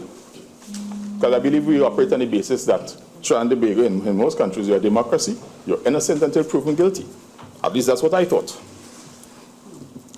Madam President, I want to be efficient in my time. I have 27 topics I want to cover. So one of the things I want to talk about, Madam President, is there's a stasis in the economy. The economy is not moving in the direction. And because there's a level of banditry and thievery and thuggery going on at all levels. Madam President, I gave a story in the previous parliament. Several members here may not have heard it, so I'll repeat it. In the year 1696, Madam President, King William III of England introduced a property tax based on the number of windows in your home. And the effect of that was that the gentry, those who had lots of money, added on windows. And they were like, yeah, more windows, we have money, we can afford to pay the tax. The regular citizens started boarding up the windows because they couldn't afford the tax. And that, Madam President, was the origin of the term daylight robbery. Okay, Madam President, and daylight robbery is happening in Trinidad and Tobago every time. Every time I go to the bank or the insurance company, it is daylight robbery. It is robbery. It is a thesis of mine. The Minister of Finance is smiling. I would like him to address it. Why should my credit card interest rate be 29.99%? On what basis? When I go for a loan, it's 11%. The interest rate on my savings is 0.0001%. It is fundamentally against the population. The country is being bled dry by a system where banks are sitting on $70+ billion of savings that earn nothing. Something is fundamentally wrong with that. And as the citizens of this country, you earn nothing. I will talk about my requests. I had, in the last Parliament, Madam President, I had pleaded and begged and cajoled to bring back the tax-free savings bonds so that regular, ordinary people can have access to something where their savings can earn some return, a reasonable return. It was introduced. I saw no mention of it in the current budget, but I live in hope. And I will continue to press for things like that. I heard yesterday about the issue of the government payments only going to banks. And a case was made by my colleague senators. Why can't they go to credit unions? Why must the bank alone make fees? If you look at the central bank data, Madam President, banks earn over $700 million in fees. It's obscene. It is obscene. And I have no problem with an institution doing business and making a return. But when you're making the return on the backs of the ordinary citizens of this country, and then you give nothing back, you give nothing back. You have a function every year. Good job, profits. Looking good. That does nothing for me. And I believe these are some structural things that can be easily fixed. The inspector of banks need to wake him up and say, whoa, we need to have some process by which we bring some reality to this system. So, Madam President, let me try to be efficient with my time. The Minister of Finance outlined in his presentation in great detail the current fiscal position, and I am grateful for that review of the state of the economy. I have concerns about the data set that was used to generate that outlook, because as like many people, Madam President, in my private endeavors, I provide advice to companies who make decisions with tens of hundreds of millions of US dollars. And when I make recommendations based on data, I have to have confidence that that data is solid, it's unimpeachable. I sit here and I hear one person say, the numbers that you are saying is correct, and the other person, no, it's wrong, and then it's wrong, and it's correct, and it's wrong, and there's no independent organization where I can go to and get definitive financial and fiscal data on the country that anyone can say that this is correct, and anybody says it's not correct is not telling the truth. That is what we need. So, Madam President, one of the things I'm also happy to see, the Honorable Minister of Finance indicated that he has a target for a balanced budget, and I believe that is something that is needed for this country. I believe that in the same way as he set a target for the balance in the budget, a target should have been set also for the subsidy, the reduction of the subsidy. I think that the government should have said, come out clearly with a policy. We want to reduce the fuel subsidy by X%, and we will reduce it every year by X% until we get our number, and it removes this position we have every year of the Minister of Finance pulling things out of his back pocket. Yeah, we need to get out of that, and we need to be in a place where we can plan properly, and citizens are not surprised or caught off guard by changes, where there's some predictability in economic policy. Yeah? Madam President, I want to run quickly to talk about the assumption for oil price used by the Minister of Finance. I believe, on my estimation, on my analysis, it's a sound number. I believe that interestingly, Madam President, I'm a data junkie, so forgive me. But if people were to understand that since the beginning of the marker West Texas Intermediate, the inflation-adjusted price, average price for West Texas Intermediate from 1946 up until last week, was $41.70. So that, you know, I live in this industry, and I like to understand what it means. So that when oil prices today are $45, the inflation-adjusted price ever since the market began 70 years ago is $41. So that all that's happened is the market has tended back towards its long-term average. And that's an interesting perspective. Critically interesting. And further, well, I tend to have lots of data. If you look at and understand that from the average WTI price from 1980 to now is $53, and the average price from 2000 to now is $64. All it means is that relatively high oil prices are a recent trend. People have gotten used to $80 or $100, but that is not something that is of any long vintage. That is a recent phenomenon. And I say that, Madam President, because I believe that all of the projections I've seen point to slow recovery of the oil price for more than one reasons. I have Platts projection here out of 2023, and it shows just moderate growth. And around 2016, they're estimating mid-50, $53, $54, so that I think $45 as a planning basis is a sound number. And it's because of the structural changes in the international oil industry. And I want to just take a couple of minutes for this so that we can understand what has happened. In the past, when we had oil price changes, it was largely OPEC members or some untoward event causing an adjustment in the demand-supply scenario. What we have now is a fundamental reorganization of the international oil market, where because of the potential production capacity of the United States shale production, the OPEC partners have rallied around themselves and decided they want to protect their corner of the market and let everything else sort itself out. Because now the shale producers are in a position, they can increase production just like that, turn it over just like that, and they can actually flood the market with crude. And the OPEC partners have not figured out a strategy how to deal with that.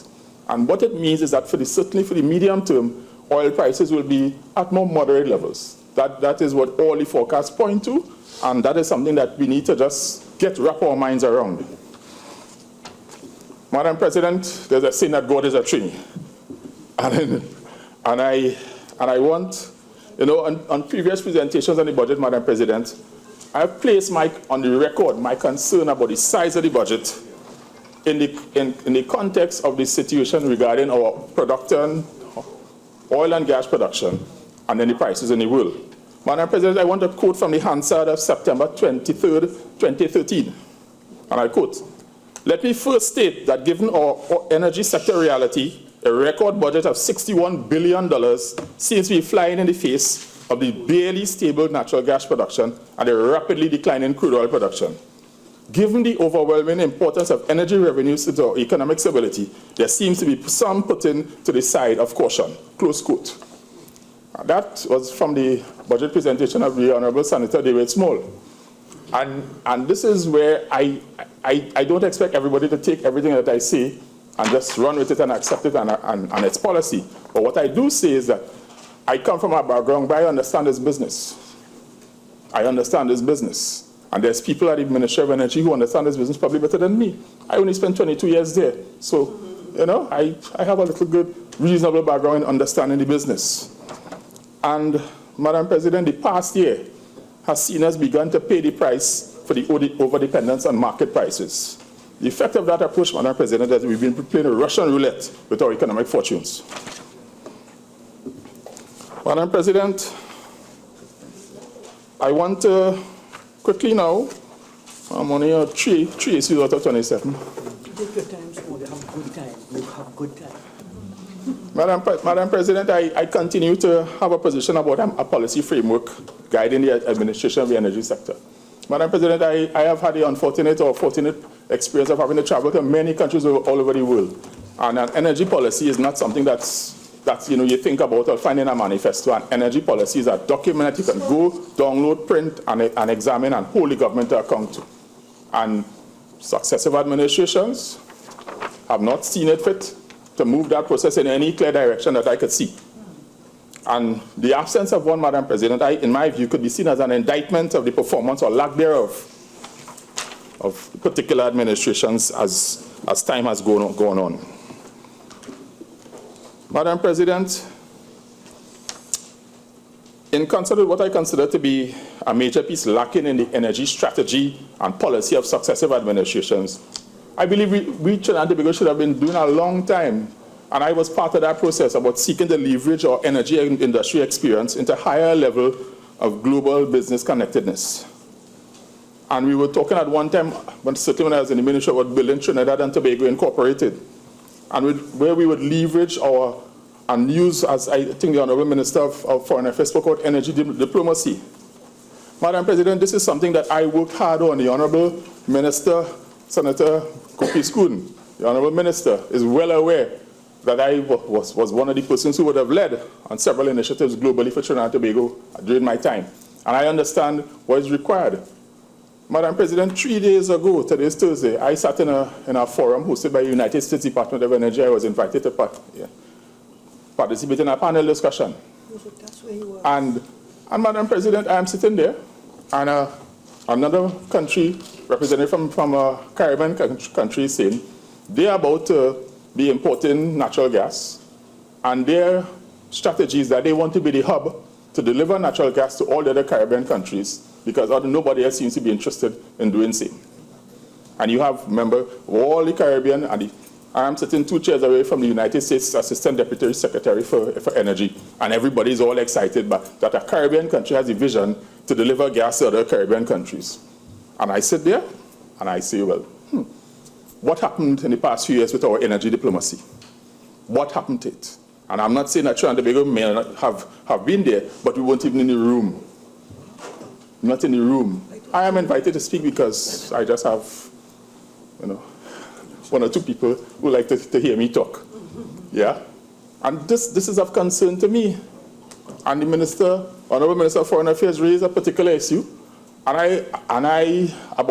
Because at that meeting, Madam President, members of the OAS, the IDB, the World Bank were all present, including some particular parties. And I was actually asked a question on that issue. So I listened with rapt attention to the Honorable Minister of Foreign Affairs this afternoon.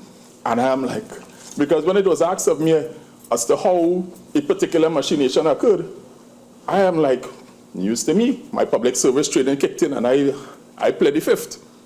So I say these things because things happen in a particular way, and then you, as a citizen of Trinidad and Tobago, who's out there doing business on my own, I'm caught off guard. I ran actually into the individual. I said, good afternoon. I am not upset with anybody personally, but things happen, and when you do so, you damage the reputation of the country. And that is my concern. I do what I do, and whatever I do, I try to make sure that I do not do things that are endemic to the interests of Trinidad and Tobago. Madam President, I move on. Natural gas reserves. Madam President,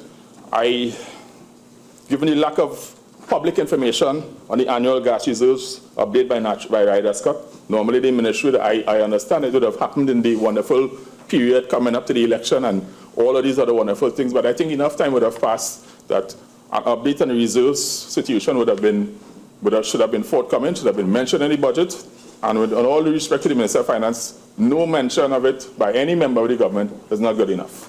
And because we are not in a situation where we have surplus gas, the situation is tight. It is not yet panic stations, but it's certainly observation stations. Men, hands on deck to understand what's going on, and having the latest available information, having access to it in a public way. I don't always want you to get information because I know people, but that's how it is. So I will not talk about what I know, but what I am saying is the average person who just looking for information should be able to have access to that information, and that is not the case. Madam President, I got excited sitting here. I was sitting in a row here, created row during the budget debate. The Honorable Minister of Finance said he's going to talk about transfer pricing. I'm like, whoa, finally, great stuff. Because I'm like, transfer pricing is a big issue. And then what I was expecting, I didn't all hear. I heard some things that were sounding good, but I didn't all hear. And I'm concerned about liquefied natural gas in particular, about transfer pricing that is occurring in that industry. there's been situations, Madam Finance, where cargoes of LNG have been sold. Critical. And then the government has been given a bill because the revenue earned is less than the cost of transportation and all the other things. And that's because we have to understand the structure of this business. And you have people in the upstream, they're the partners in the upstream, they're partners in the plant. They own the chartering company, charters the vessels, they own the delivery port, and then the receiving facility they own. And then they sell it to themselves to market it. So they're all along the chain. And there's strategies to manage these things. There's enough information available, but it requires some focus. Madam President, I'm talking about an industry where 7 out of every 10 molecules of natural gas produced in this country goes to that industry. It is an industry that generates $50 to $60 billion a year. And we are not really optimizing our participation in the industry. Because, Madam President, of all the countries in the world with liquefied natural gas, Trinidad and Tobago, and this is something I've beaten over the head, and I will continue to beat over the head, we do not have LNG in Trinidad and Tobago. We do not. The government of Trinidad and Tobago, through the national gas companies, subsidiary companies, and I would know, I was on the board, and I was the chairman of couple of those companies for some time. Trinidad and Tobago in total is a 6% shareholder in Atlantic LNG. 6%. Of all the countries in the world, that is by far the lowest on an equity basis. That is the reality. And of course, Madam President, as always with all my numbers, I am happy if someone will say, Senator Small, your number is wrong, and it's really a higher number, and provide that number and share it to the public. I have no problem with somebody correcting me on that. But on that, you can bank. So, Madam President, I ask, how long will this go on? When will we keep talking about our LNG and our LNG and our LNG industry? We don't have an LNG industry, and LNG industry exists on our shores, and we collect some rents and some taxes. But we have to understand the kind of money that is generated. The average cargo, I have a sample calculation, Madam President, I'm happy to share with any member who's interested. Where if you have, Madam President, I've done my math, I was pretty good at math, and if I assume a standard cargo going to Argentina and fetching a price of $8, the value of that cargo, Madam President, is about 130 million TT dollars, one cargo. It's people, the scale of money that is generated by liquefied natural gas, the average person just does not understand or grasp. And when you understand that Atlantic does between 200 to 300 cargoes a year, every cargo is probably going to be valued at least $120 million. We recognize this is a huge business, and we are an insignificant holder. So the government is aware that there's contract reopenings regarding the supply of gas to Train 1 in particular. I had the unfortunate experience of sitting in a standing committee on energy meeting several years ago, and the then Prime Minister requested a document found in the Inland Revenue, and it was entitled Revenues Foregone for the Government of Trinidad and Tobago by Train 1. All I'm willing to say is that when the numbers came back, the room was silent. And while at the point in time that the decision was taken to invest to approve the project and was given a 10-year tax holiday, I remember very well the natural gas price in North America was $1.75. And the forward projections for natural gas were going to get to what, $2, $2.20. So that the project needed tax incentives to really be approved. But by the time the project came on stream, the market had completely changed. And that project, now the first contract for gas supply is coming up for renewal. This is an opportunity for the government to get in there and say, guys, lovely, you had a good run, but the government needs to get a bigger share. And I would be happy to share my thoughts with the Honourable Minister of Finance on that, and how you can structure the government's engagement in that process. That at the end of the day, the partners have to understand that this is a state asset. 7 of every 10 molecules of gas we produce goes to an industry of which we are 6% shareholder. It is simply untenable. And Madam President, to be clear, I have nothing against the Atlantic partners. They're here doing business. They pay their taxes. They employ people. They're doing a wonderful job. All I'm saying is that the state, the guardian of the resources for the people, I don't think we've done all that we could have done. Yeah. Are you proposing that government take greater equity in Atlantic, or should they streamline the value chain so that they could cream off better taxes and rents from the stream in terms of the value add, as distinct from equity? Because if we count the equity, we are already with state enterprises, and the history of that. May I address you directly, Minister? Thank you for that. Yes, I'm proposing equity. Yeah, equity. I'm proposing equity. And here's what equity allows you: access to that entire chain and understanding how they cream.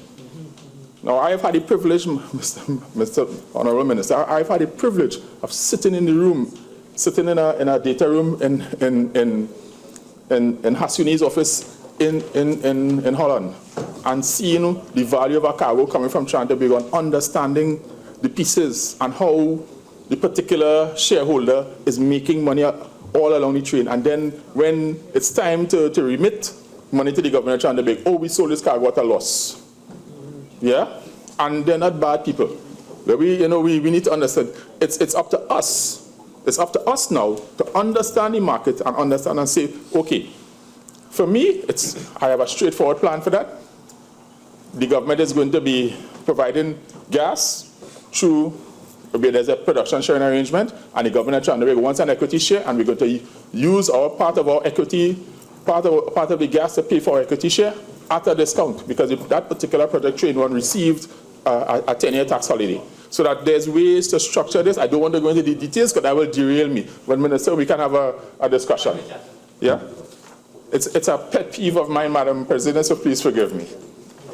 And my colleagues at the Ministry of Energy, I'm not seeing anyone here, but I'm sure they're watching or listening, saying, oh God, boy, Smalley, go killing me with that again. But it's just me. Madam President, the public service at one time attracted the finest talent in the country. We must now face the fact that there are simply many more opportunities in the market, and that if you want the finest talent, you have to pay top dollar. I know the Ministry of Energy is struggling with this, and perhaps, Madam President, more innovative use of the petroleum impost is one way to fix this, because we have the petroleum impost, and I believe it has been sitting there, and no one has really looked at to see how you can use the petroleum impost to make sure that the Ministry of Energy is properly skilled and resourced to really manage all of the fine details involved in the energy business in Trinidad and Tobago. And I have more information on that to talk about. I just want to raise the issue. Madam President, forgive me. Forgive me. Mr. Vice President, I meant no disrespect, Mr. Vice President. Humble apologies. Mr. Vice President, in the light of the tight natural gas reserve situation in the country, I have another major issue. We have operators sitting on small pools of gas who have decided, because of their corporate hurdle internal operations, these gas fields are not economic to them. And I'm saying we have a situation where there's a company that has 1.3 trillion cubic feet of gas north of Tobago and has been sitting it for a couple of years, 4 or 5 years, and hasn't figured out what to do with it. And we have a gas shortage in the country. But there's enough gas there alone to fix that problem. And it's because we sit here and we seem to be afraid to go to talk to the company and say, guys, this is the strategy of the government. We want you on board, and let's see how we can work together to fix the problems in this country. So that I believe that the companies that are sitting on gas, which was at 120 BCF, 200 BCF, small reserves by themselves, may not be exciting. If they don't have a plan for it, give it back to the state. Give it back to the state. Because we are having a situation where someone is sitting on our resources and choosing to develop it at their convenience. And that disadvantages us, and has having the Minister of Finance, but he still has his full head of hair, so I wish him luck in the next couple of years.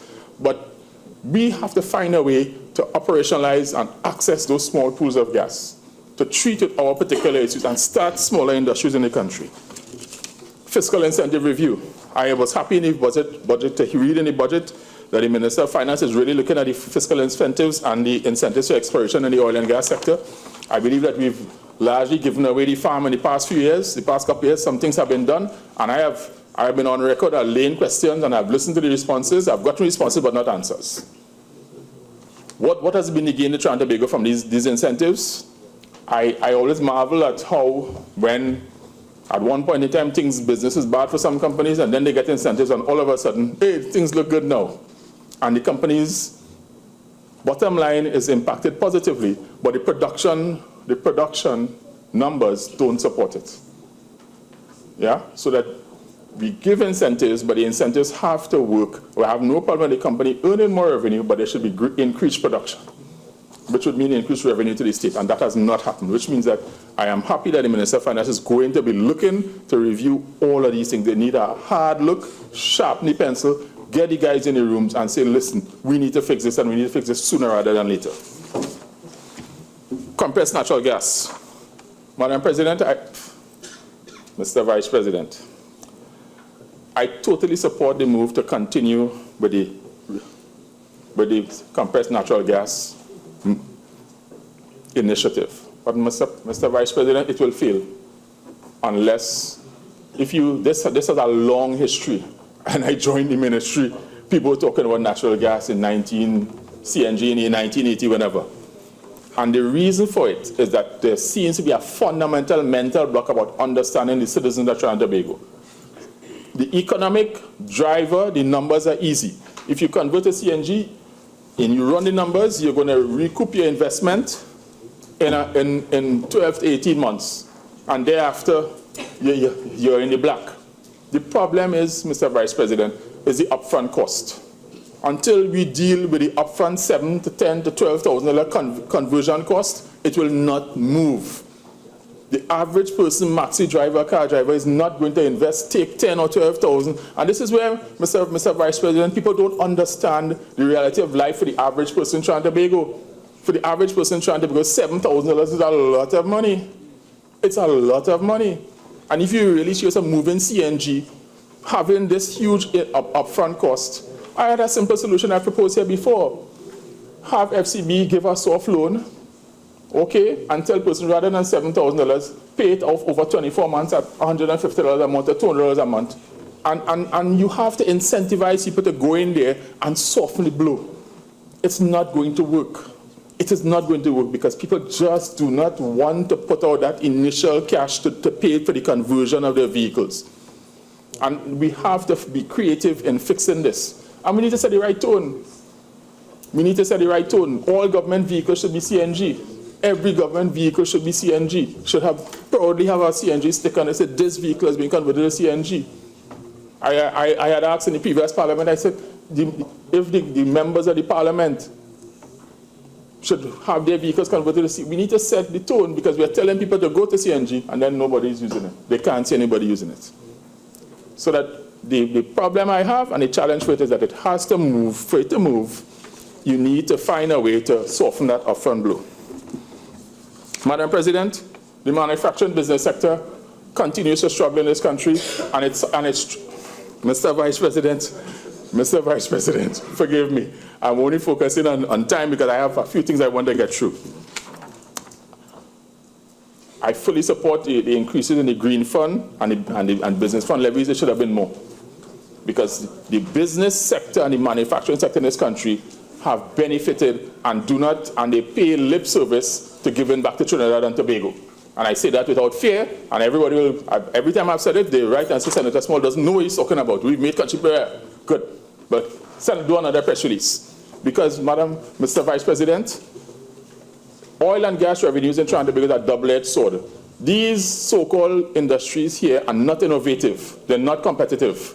You sit in a place where you pay the lowest cost electricity in the Western Hemisphere, save and except for Venezuela. You have one of the lowest corporation tax rates in the Western Hemisphere. Extremely low. For those who use natural gas, they get it at a peppercorn rate from the NGC. Water rates are very low. Diesel for transportation vehicles is subsidized. How could you not have a competitive business in this country with all of these things already in place, put in place by successive administrations, and still want more incentives? So something is wrong with your business model. Something is fundamentally wrong if you can't make money with this. And I say that because I challenge any industry. Shut down your business, move it, lock, stock, and barrel. Let's go to Barbados where you pay 5 times the cost of electricity. The tax rate is higher. You pay 3 times the cost of water. Let's see how competitive you really are. Yeah, let's see how competitive you are. So I believe that while we have oil and gas revenues, it is a double-edged sword because it has not placed pressure on the manufacturing industries to really be innovative. Why? Because of all of these incentives. And it's just what it is. But I believe that we need to figure out a way to move and to wean them off of these. And the government has said, listen, we're going to increase these levies. I have no problem with that. It should have been more. Mr. Vice President, I was very happy to read in the budget when the Honorable Minister of Finance spoke to the legislative agenda. I believe that is long overdue, that the current Attorney General in his former occupation in this Senate had on many occasions clamored and asked for the legislative agenda. So I look forward to receiving same and seeing what the plans are for the government so that us on this side who are trying to plan all the other things that we need to do can understand what the government's plan is. But it's not only for us, but it's for the country. So we can understand what is the thinking, what's the policy, what's the strategy of the government, what is the thing the government's, the big ticket items. There will always be bits and pieces of legislation that come up at short notice. But I have no problem with that. So I am looking forward to that. And Mr. Vice President, as I'm talking about that, you should be aware that I'm a senator without portfolio. And that, what does that mean? I do exist, Mr. Vice President. Save and accept. Senator Small, I just wish to advise you at this time you have 5 more minutes speaking time. Thank you very much, Mr. Vice President. Full session left for the 12 topics. Mr. Vice President, when I came into the Parliament building this afternoon, a gentleman stopped me and indicated that he provided me with a puppy for a tiny donation. And it is in recognition of those who have served this country. Some of those have made the ultimate sacrifice. And yet, some of them are paupers now. They've served and they've been pauperized. And while it may not be of the same ilk, Mr. Vice President, there's people who have served in this Parliament, senators without portfolio, who receive no final benefits from the Parliament. Because the current legislation regarding legislative pensions only applies to senators with portfolio. Senators without portfolio do not exist. I believe, Mr. Vice President, it is a historical oversight that I'm looking forward to the current administration fixing. Legislative agenda. I am looking forward because it doesn't require any huge amendment. Yeah. All you have to say is to include everybody. Yeah? It cannot be, Mr. Vice President, that I stand here as a senator and I sit here and for all intents and purposes, I'm a senator. But when it comes to legislative pensions, I do exist. It can't be. Yeah, we're invisible, we don't exist. Discrimination. And I will beat that over the head every single time I talk until the wonderful leader of government business puts it on the legislative agenda that the government is going to fix that. So, while I have too many things to talk about, I asked the Minister of Finance to look at I support the Revenue Authority, I support the issues with property taxes, the Statistical Institute, tax-free saving bonds, Mr. Minister of Finance, I look forward to that. I look forward to the wonderful report on the FCBO IPO scandal. Somebody didn't make a jail because I can't understand how one man gets 650,000 shares and I struggle to get 500. Something is wrong with that. Somebody didn't make a jail. Have to make a jail because it is unfair and people have insulted my intelligence for 2 years about the investigation going on and they can't finish. And then the SEC, and since it's been existing, has never found an instance of insider trading in this country. That is unbelievable. Pure fiction. Jail time. Somebody has to cut a jail for using an advantage in the resources of the state for their own and personal and family benefit. Otherwise, it will not change. Madam, Mr. Vice President, one other little issue. I saw the Honorable Minister of Finance talk about broadband rollout in the budget. I believe in that. I support it. But here's what. There's some other quick fixes. Mr. Vice President, during the interregnum, when I was a senator without portfolio, and I was no longer a member of Parliament, so I wasn't an MP. But I was informed by the Parliament that I'm still an MP, but a member of the public. MP, yes. So, Mr. Vice President, as a member of the public, with a loan with the Parliament, here's my experience. I get up in the morning to make my loan payment.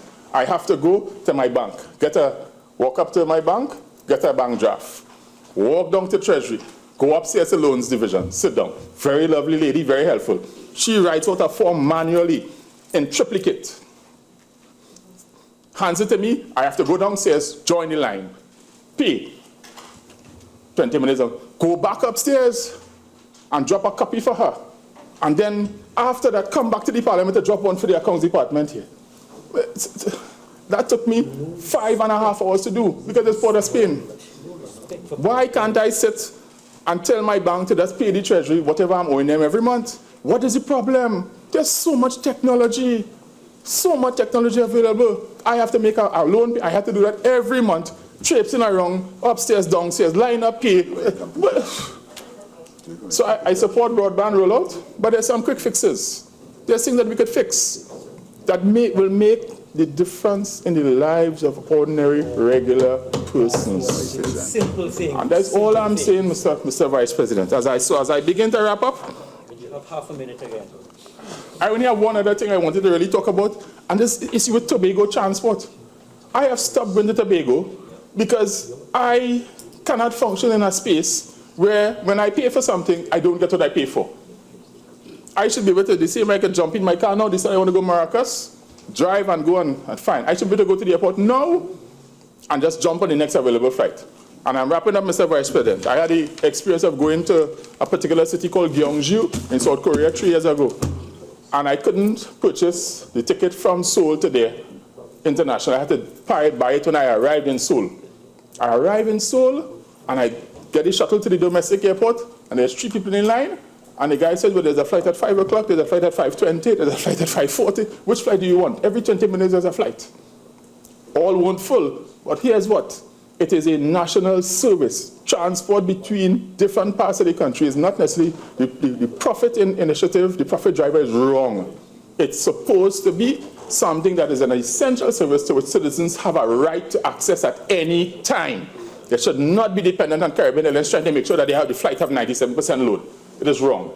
Mr. Vice President, I believe I've overstayed my time. I want to thank members for their patience with me. I tend to get excitable when I'm talking, so forgive me. But these things, I feel them.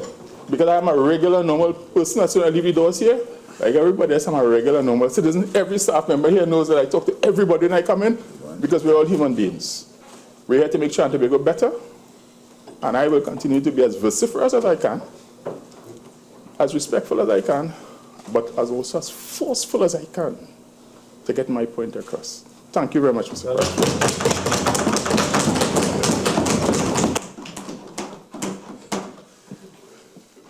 Thank you, Senator Small, for your contribution.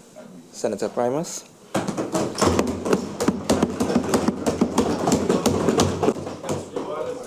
Thank you very much. Thank you very much, Mr. Vice President.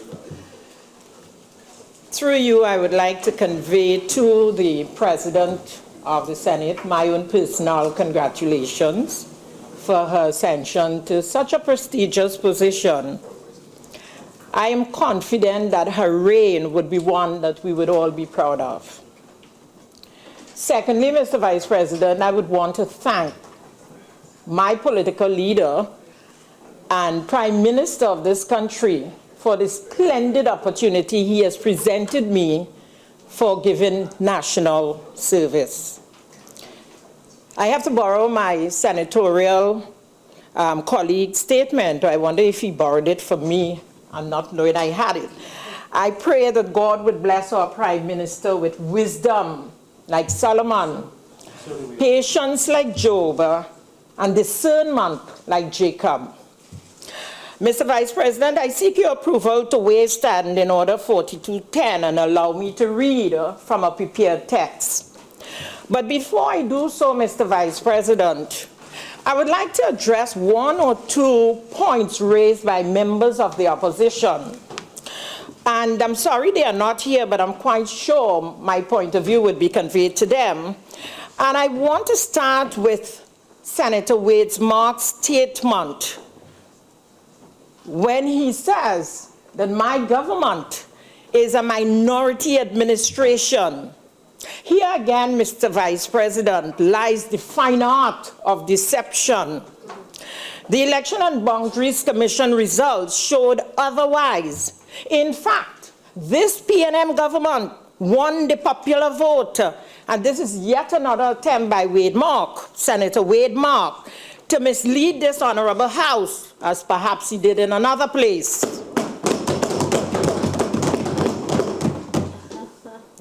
Mr. Vice President, my sister, Senator Khadija Amin, lamented the fact continuously about the absence of any statement on gender in the budget. But I want to remind my sister that her political leader, the immediate past Prime Minister of this country, held the reins of power for 5 torturous years in this country, and she failed to implement the gender policy. She failed to implement the gender policy.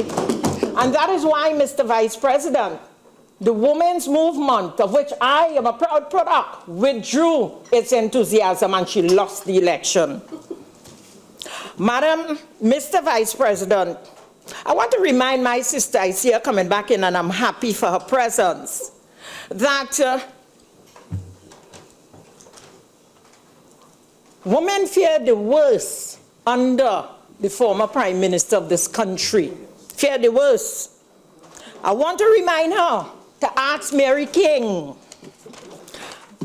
ask Therese Baptiste-Cornelis, ask Verna St. Rose Graves, ask Nan Ram Gulam, ask Indira Udit, ask poor Caroline Sipasad Bechan, who she demoted.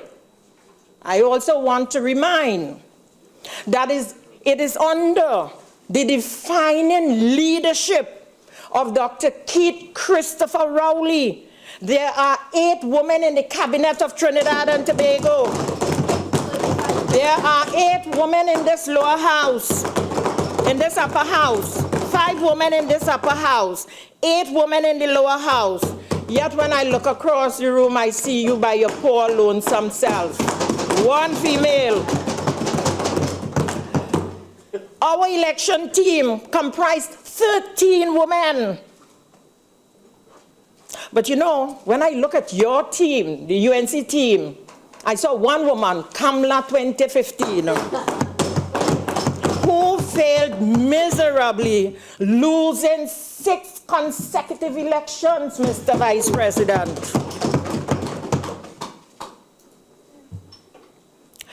Mr. Vice President, I want to touch on a statement made by my fellow senatorial colleague, Senator Barrett, who should know, he should not pelt stones. He should know that those who live in glass houses should not pelt stones. I want to remind Senator Barrett, Mr. Vice President, that they're accusing us of creating a panic among the population. But to the contrary, Mr. Vice President, we are telling the country the truth. It is they who misled the country with lies, half truth. It was under their administration that this country experienced 5 consecutive deficit budgets. He did not say that. Remember how they were telling us that the economy was working so well? Thank God the population did what was right. And our Minister of Finance told the population the truth, so that those of us who call certain people, the country knows certain people to be misleaders, Mr. Vice President. And therefore, there is a significant reason why they are there and we are on this side. The population lost trust in the former administration. And I will say no more on that, Mr. Vice President. But Mr. Vice President, it gives me great pleasure to address this honorable House and the people of Trinidad and Tobago for the first time. And I am indeed humbled to be part of history in the making today in delivering my first address to this august House as the first female Minister of Labor and Small Enterprise Development of Trinidad and Tobago. Mr. Vice President, on September 7th, just over a month ago or so, the people of Trinidad and Tobago spoke decisively and emphatically. They have had enough of corruption, Mr. Vice President, of missteps, squandermania, fiscal indiscipline, bacchanal, shadiness, and downright dishonesty. Over the last 5 years, politics and governance in this country, Mr. Vice President, had sunk to an all-time low. Our citizens had neither witnessed before nor even envisaged so comical a spectacle as what passed as the last administration. And the fact that the people spoke in the manner that they did is a clear indication that they had recognized in the past administration a level of moral and philosophical bankruptcy, which must have convinced the majority of the electorate that the previous administration just had to be relieved of office. Over those years, Mr. Vice President, those of us on this side became absolutely convinced of the necessity for new, more conscientious and progressive thinking regarding governance of Trinidad and Tobago. When on October 5th, the new Minister of Finance presented the budget for fiscal year 2015 to 2016 under the theme, Restoring Confidence, Rebuilding Trust. Let's do this together. It was an indication in the first instance, Mr. Vice President, that the previous administration had, by their misconduct and misdemeanors, left the population in distrust of those who aspire to and those who hold high office. There was, in consequence, that need to rebuild that trust and confidence in government. It is therefore my privilege to contribute to the debate on the first budget which has ever been presented to the people of Trinidad and Tobago that clearly presents the facts in a simple and transparent manner. It is the first time that the true state of our economy has been presented honestly to the people in such a way that lay person or the man or woman on the street can finally understand. For this, Madam President, for this, Mr. Vice President, I wish to congratulate the Honorable Minister of Finance and his team for doing an exceptional job in such a short space of time. The preparation of such a comprehensive budget in a couple of weeks is indeed a reflection of the tenacity and fervor of this government in doing things exceptionally well in the best interest of all. Mr. Vice President, the favorable responses coming from the business sector and the labor sector, as well as the ordinary citizens of this country, have confirmed that we are indeed doing the right things in the right way. We can only move forward in these uncertain times if we do so together, hand in hand. Mr. Vice President, but before we can hold each other's hands, we must first have trust and confidence that we are genuinely interested in building this country. As such, the theme of this year's budget presentation, Restoring Confidence and Rebuilding Trust, let's do this together, is most fitting and timely. More importantly, Mr. Vice President, as you would imagine, of necessity, the objective of this budget was to confront our needs and challenges through a return to a level of fiscal discipline. capable of halting the negative slide of our economy, reversing our direction, and returning us to economic growth and development. Mr. Vice President, you would also imagine that, like everyone else, I have been closely following the budget, sitting here, not really saying much, but digesting all that was said. Moreover, Mr. Vice President, I want to submit that in my humble estimation, this is the most keenly followed budget debate in the history of Trinidad and Tobago, either because of the form in which it was presented or the content of the budget. Everyone is tuned in. And this augurs well for the population of Trinidad and Tobago, and I wish again to congratulate the Honorable Minister of Finance. Mr. Vice President, the time has come for me to have my say, and in my contribution, I propose some insights into the logic of the government in respect of the budget and our proposals.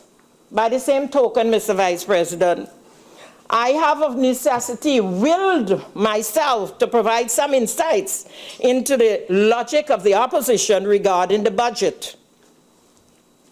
Mr. Vice President, enshrined in the budget are some important recurring themes which underscore this government's approach to moving Trinidad and Tobago out of the abyss of gloom and doom created by the previous administration onto a sustainable path.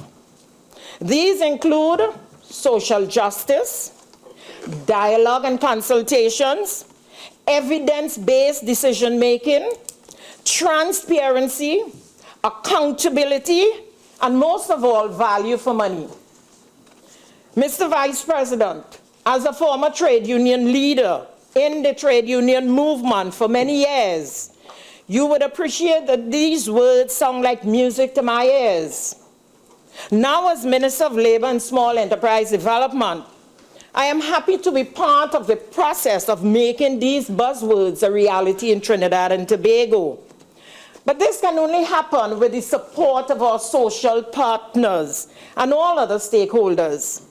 On this note, Mr. Vice President, permit me the opportunity to allay any fears or concerns that some persons may have regarding my approach to governance in the Ministry of Labor and Small Enterprise Development in the context of my government's policy framework.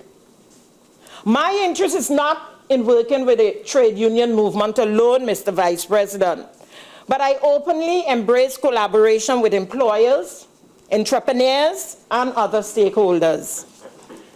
I can assure that I have learned well from the many errors of my predecessor and do not intend to segregate and ostracize any of the social partners, particularly those partners who are poised to make valid contributions to the continued growth and development of our beloved nation. Mr. Vice President, the opposition today, while in government, had been the most illogical government this country has ever seen. Mr. Vice President, I am duty-bound to inform you that now that they are in opposition, their condition has become considerably worse, and it is likely to worsen even further. Fortunately for us all, Mr. Vice President, there's a perfectly logical explanation for all of it, and it has to do with the defeat at the polls. And as I recall, my grandmother or my grandparents would say, de tutulbe.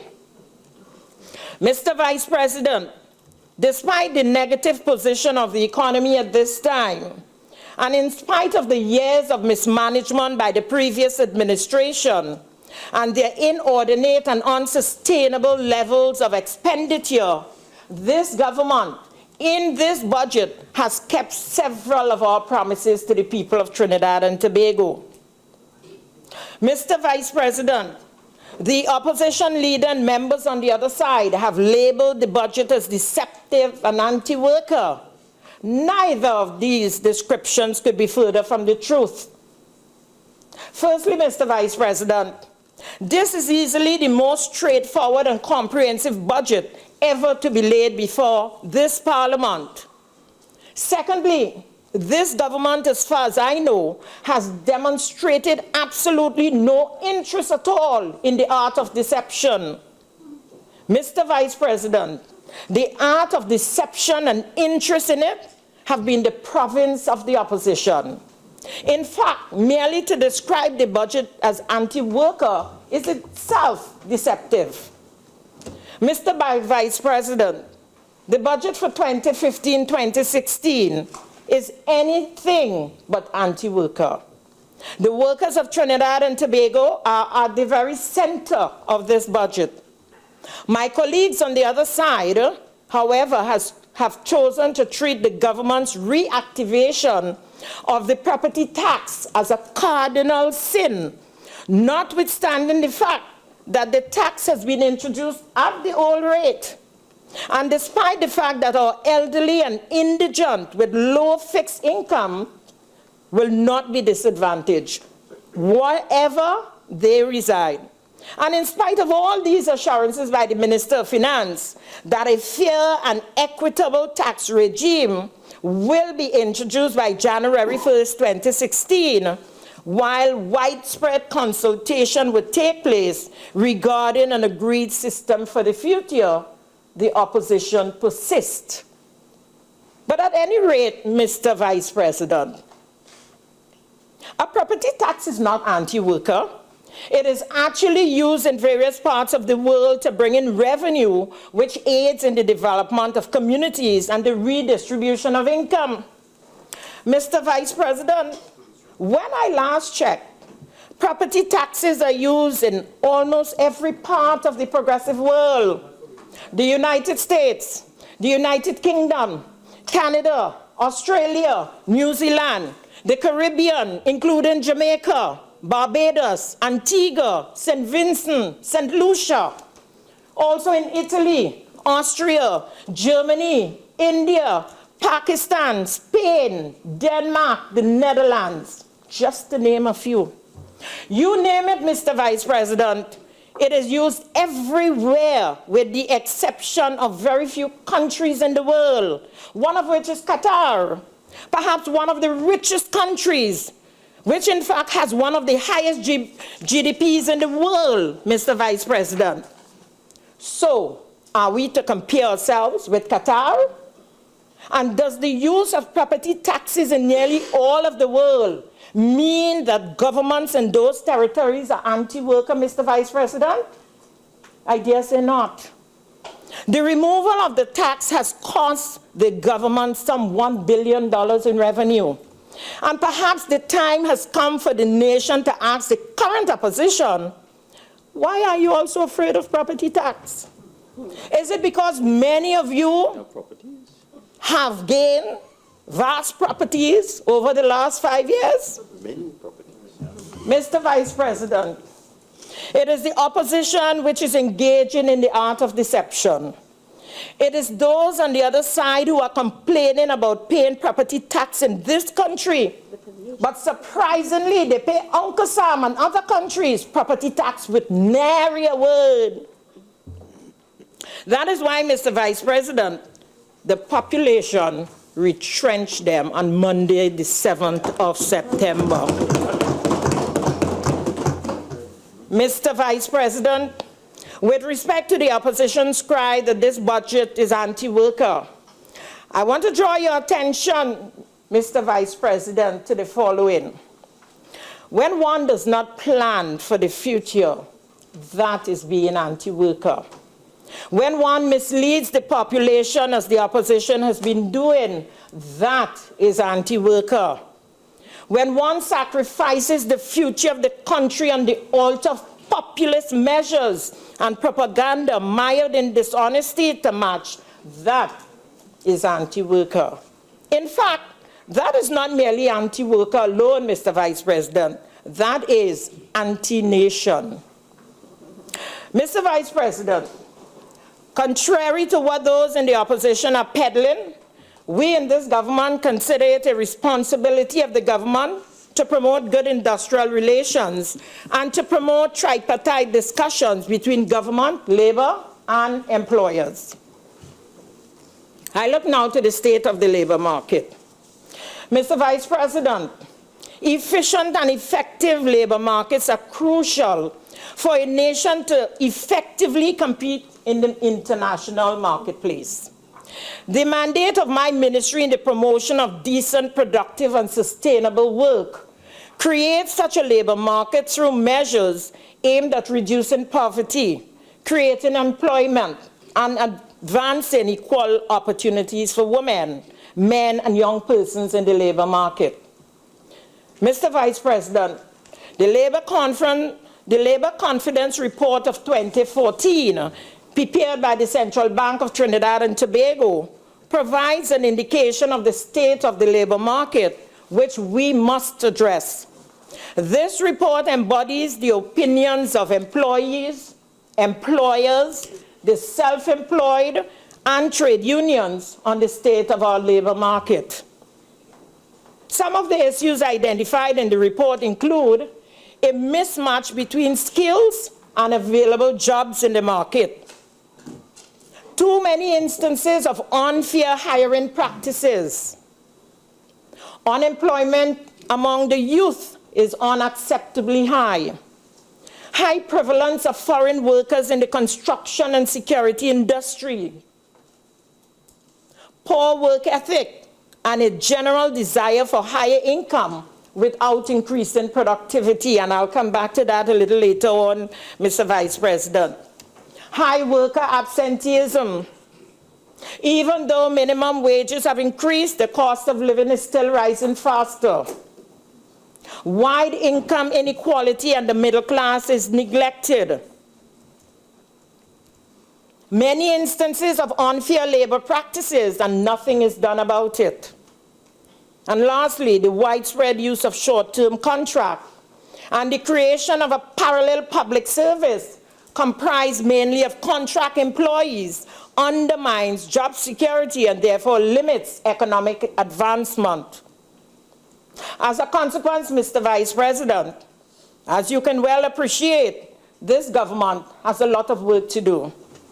But Mr. Vice President, I assure you that we are all on this side prepared to work exceedingly hard to bring about tangible and successful results. Mr. Vice President, the last administration has all but disappointed the people of Trinidad and Tobago with empty campaign promises. The critical 2015 amendments to the Industrial Relations Act, drafted without consultation with any of the social partners, has left a bitter taste in their collective mouths. Provisions for paternity leave, the time which is so essential to the bonding of a child to a father, never saw the light of day. Amendments to several pieces of legislation, such as the Retrenchment and Severance Benefits Act and the Occupational Health and Safety Act, that were pledged, never happened, Mr. Vice President. In this dynamic global environment, the migration authority that was promised was never set up. Mr. Vice President, suffice it to say that in the circumstances of the present global economic climate and in the context of the challenges Trinidad and Tobago experienced under the last administration, what with the myriad number of matters attendant to labor that have remained unresolved, there's no room at all today for the small talk, one-upsmanship, grand charging, grandstanding, the rubber talk, and unprovoked conflict and bravado and bravadoche from any side, be they labor, government, or the private sector. Our main business on this side of the house, Mr. Vice President, is to build this country. As we pursue this quest, Mr. Vice President, we need to be reminded that our society was built by the working class. Our nation was built by the working class struggle, Mr. Vice President. As a matter of fact, we are all workers for this nation, toilers for the pursuit of the national good, or ideally, that is what we all ought to be or ought to have been. The workers of this country are people too, citizens and burgesses of our nation, just like everyone else. They are entitled to their rights as they are equally obligated in their responsibilities. Mr. Vice President, one would have thought that those of us who belong to the labor movement would have known this and would have been sufficiently cognizant of the fact and, more importantly, adequately sensitive to the plight of workers. But there's an observation, Mr. Vice President, never worthy of dismissal, and that is, power tends to corrupt and can indeed corrupt, absolutely. Mr. Vice President, I have qualified that observation by including the words tend to and can, because there is, of course, the matter of choice. And one can choose not to be corrupted by power, or for that matter, not to be corrupted in any way, notwithstanding the orientation and the pull towards corruption. Mr. Vice President, the people of Trinidad and Tobago, and in particular workers, are not likely to forget the great betrayal of those on the other side. Their lack of humility, indeed unbridled arrogance, they were confronted with by a cabinet minister who sold out the nation and its workers for a mess of pottage, including the opportunity to act as prime minister, intoxicating as that proved to be. The result, Mr. Vice President, was that the former labor leader come minister abandoned all the issues and concerns of the labor movement. So great was his betrayal, Mr. Vice President, as a labor leader, that as far as a large segment of the labor movement is concerned, and even his very own members, Mr. Vice President, view the fact that he has squandered his legacy, and as such, they have relieved him of the title of comrade. Sometimes, Mr. Vice President, those in high office, Mr. Vice President, sometimes even those who speak while I speak became so intoxicated by the power they wielded, they fail to recognize the fact that they have to be honest with the population, Mr. Vice President, so that we wouldn't have a situation where they will admit that they misled the population and even apologized. Mr. Vice President, the word minister means to serve, almost with the same piety as the pious. For we are called upon to serve our fellow men with humility and love. So here we are, Mr. Vice President, in this government charged with responsibility for doing much of what that arrogant minister and others like him did not or was not able to do. What with the rift between that former minister and his former colleagues in the labor movement? He came in as a bright cloud, Mr. Vice President, with the so-called rising sun, and left as a low, dark cloud hanging over the heads of workers in this country. In the end, he failed to treat with the many long-standing disputes and issues affecting workers. Mr. Vice President, some of the major issues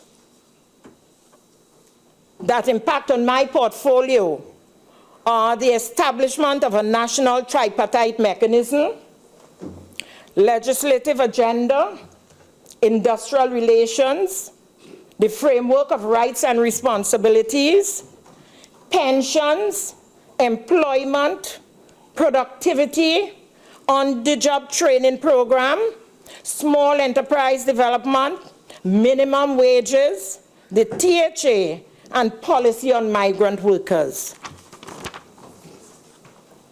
Mr. Vice President, permit me to address a most critical aspect of our democracy, one which the previous administration only afforded lip service. That is the issue of promoting consensus and inclusive participation in the decision-making process through the involvement of the tripartite partners or the social partners, that is government, business, and labor, as well as the other stakeholders in our society. And we refer to this as the social dialogue process. Mr. Vice President, social dialogue can assist in crafting and implementing creative solutions to development challenges by drawing on the collective wisdom of the real players in the economy.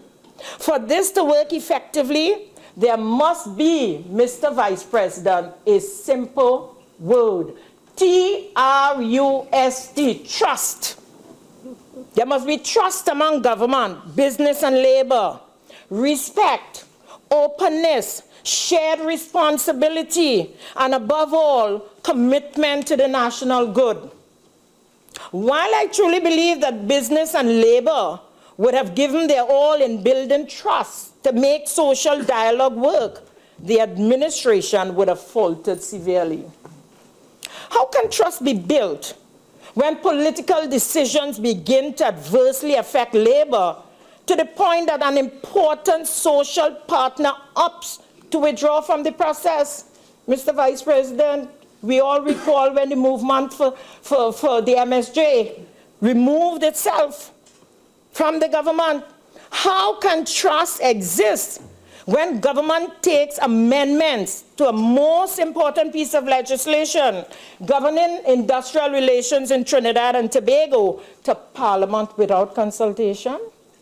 How can trust exist when information is not being shared? Mr. Vice President, learning to trust is one of life's most difficult challenges, and rebuilding trust appears insurmountable. However, our PNM government is up to the challenge. We have expressed quite clearly in our national policy document that we are committed to dialogue, regular consultation, and interaction with the labor movement on all areas of policy, plans, projects, programs affecting the rights and interests of workers in this country. We will hold true to our promise to ensure meaningful and active representation by labor in the decision-making process at all levels, in all important government committees, state boards, task forces, and the like. So now, Mr. Vice President, there are those who go about the place glibly and in a most hysterical form, describing the budget as anti-working class. Chief among them, Madam President, is the one who held esteemed position, oh, he has gone, in another place where we had our own experiences with him. There's also the former head of government who tried to introduce a 5% ceiling on wages during negotiations, and who during the bargaining process attempted to frustrate workers in the legitimate demands for increased wages. Mr. Vice President, this self-same former Prime Minister tended to see political motivation behind every legitimate protest or demand made by workers of this country. Senator Baptiste-Primus, I'd just like to advise you have 5 more minutes of talking time. Thank you, Mr. Vice President. This is the same Prime Minister whose administration deliberately failed to treat with a number of burning issues raised by the labor movement. Mr. Vice President, there is so much more that I can say, but I will live to say it another day. But I turn my attention, Mr. Vice President, to the pension system reform, which has been ongoing since 2004, in which reform of the financial system of Trinidad and Tobago, a white paper was produced. In 2014, an update on the status of the pension reform in Trinidad and Tobago was submitted by the Economic Management Division of the Ministry of Finance. We are aware, Mr. Vice President, that the pension system in Trinidad and Tobago is very complex. It comprises a mixture of both private and public pension funds, which may be either voluntarily or mandatory defined benefit or contribution, funded or non-funded, or publicly or privately managed. There also exists various pension schemes and numerous pieces of legislation. It is clear to all that this system requires a level of harmonization before the issue of portability of pensions can be addressed. This involves, Mr. Vice President, the consolidation and modernization of approximately 32 separate pieces of legislation which deals with specific ministries, statutory authorities, and state enterprises. Mr. Vice President, a public sector reform working group for pension reform will be re-established to oversee the effective implementation of policy changes to the pension system. And very quickly, Mr. Vice President, with regards to small enterprise development, the PNM has a clear policy of support for small enterprises through the provision of financial, technical, marketing, and business development assistance. The fact that it is estimated that small businesses constitute approximately 91% of business establishments in Trinidad and Tobago indicate that we need to ensure that the appropriate enabling environment is in place to foster growth and development of these enterprises. And in that context, Mr. Vice President, there will be a realignment and rebranding of NETCO, institutional strengthening, enhanced legislation, and several more steps in order so that we can realize the new mandate for this enterprise. Mr. Vice President, my administration looks forward to Tobago being allowed internal self-government, which will give to the Tobago House of Assembly the responsibility for industrial relations and all labor matters. In conclusion, Mr. Vice President, I dare say that Trinidad and Tobago is well on its way to increasing the efficiency of its labor market and achieving economic and social prosperity. As our Honorable Prime Minister has stated, the nation needs to have confidence that they are living and working in a society that is based primarily on honesty and trust. Mr. Vice President, it must be noted that the Minister of Finance has assured that equally important, appropriate budgetary adjustments would be made in March 2016 through mid-year review. This is to ensure that the budget is a comprehensive mechanism to achieve our goal of fiscal discipline and prudent management of our economy. Mr. Vice President, I dare say that when we come out of this mess to which the last administration has led us, the next generation would undoubtedly be possessed of a foundation solid enough to continue the building of this great country. Mr. Vice President, I look forward to the continued support given to my government by the trade unions, employers, and other stakeholders, recognizing that to forge ahead, we must do so together. I thank you, Mr. Vice President.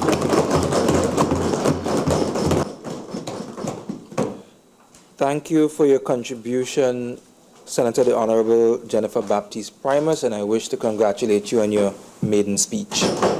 Senator Samuel.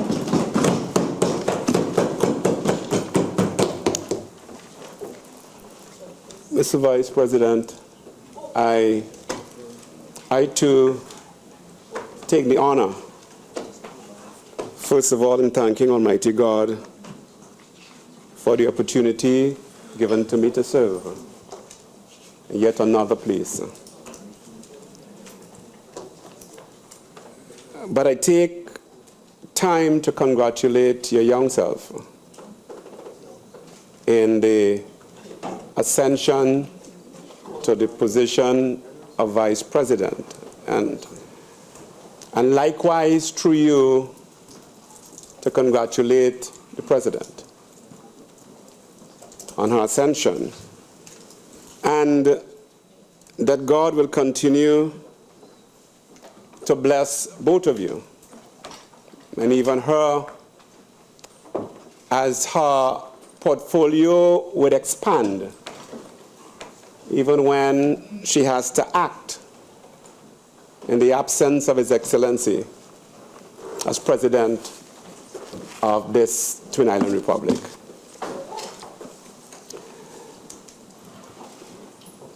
So I join with all in the congratulations. Mr. Vice President,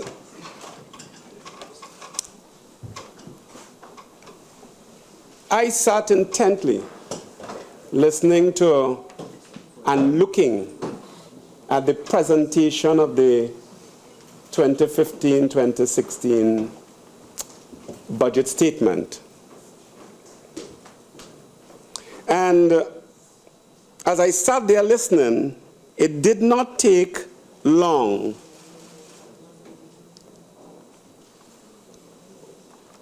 for the mannerism of the presentation to begin to affect my observations. As a matter of fact, Mr. Vice President, you are quite aware that it is not so much what is said with regards to content, but how it's said can either turn you off or even draw you. And when I sat there, I couldn't help but reflect on the many budget presentations that I was privy to since I was a young man, from the days of Eric Williams, to the Robinsons, to the Motleys, to the Mannings, to whoever presented in the past, to Mr. Scherer, to Mr. Dukaran, to Mr. Hawaii. And there was an exhibition of grace and poise. There was an exhibition that we were now addressing a nation, to draw a nation and to pull a nation together. There was this excitement to listen. There was a grace that was surely missing when I sat this time, looking and listening. That I said to myself, oh, how has the office of the Minister of Finance fallen from that grace and high place that we held it significantly over the years. And it's not so much in content, but it's in mannerism. I admired, though, that when the same presenter came to this house, there was much more grace. There was much more pleasantries. And I want to congratulate him for the swift turnaround in attitude and mannerism, Mr. Vice President. But I was drawn to the theme of the budget. And I'm drawn to themes because it guides me as to how the content will be aligned and how the outcome is to be envisaged. So the theme carries a lot. And the theme, Mr. Vice President, says, restoring confidence and rebuilding trust. Let us do this together. And my question is to you, Mr. Vice President, restoring confidence and building trust in what? Restoring confidence and building trust in whom? Because to restore anything, Mr. Vice President, is to reestablish or to return something to an earlier or original condition. And that intrigues me. And obviously confidence has to do with the quality of state of being certain. What period is this budget referring to, or this theme referring to, as to where there was confidence in our society? Mr. Vice President,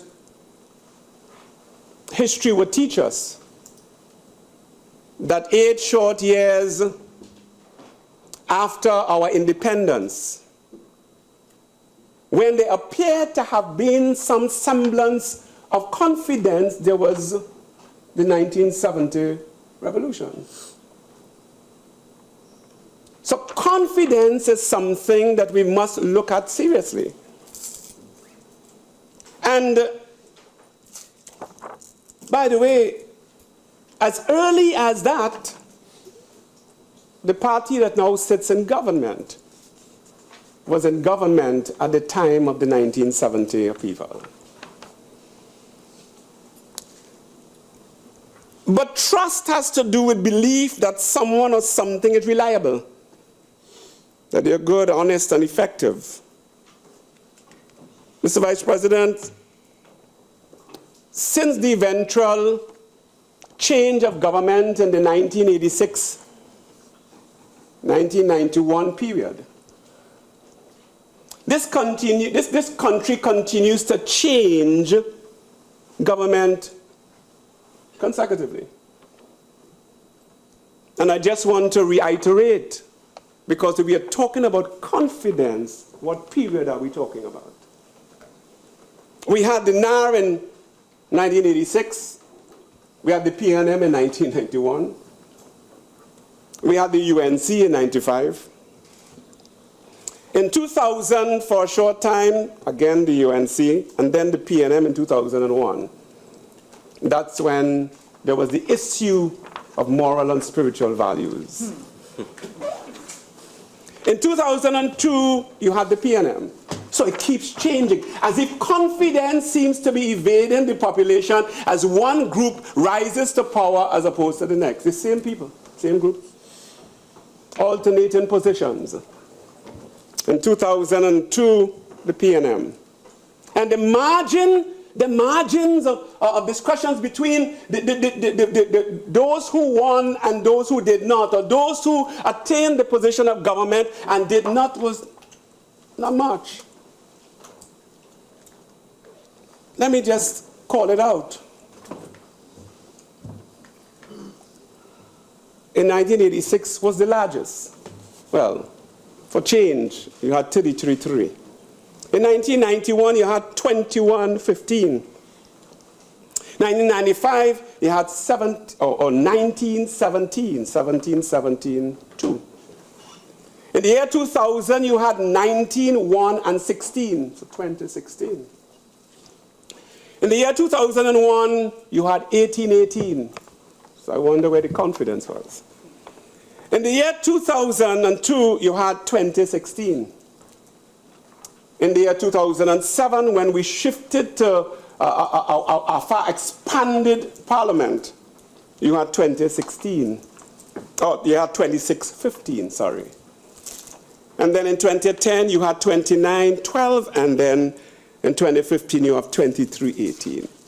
So the tails and the tables are shifting from one side to the next. So when one side gets in power, they say, well, we are here because of confidence. And then 5 years after, they're not there because of what? Is it because of a lack of confidence or less confidence or whatever happens? Those are the issues that we face, and we have faced for the last 8 elections. And there might just be a possibility of going back to the polls again based on the court's decisions. So the idea of confidence, Mr. Vice President, says that in the past years, the constant change in governments, the population seems to be sending a strong message that there is a confidence problem across the board. That nobody seems to have the right to claim it. Unfortunately. So when we boast about, well, you know, they have confidence in us and we're going to restore confidence, restore it to what period between 86 to now? Those are the questions, Mr.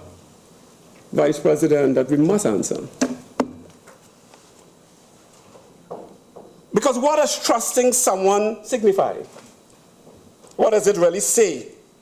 In a practical sense, Mr. Vice President, trust really means that you place confidence in someone or something to be honest with you or to speak the truth or to be faithful to you or to keep promises or vows and not abandon you.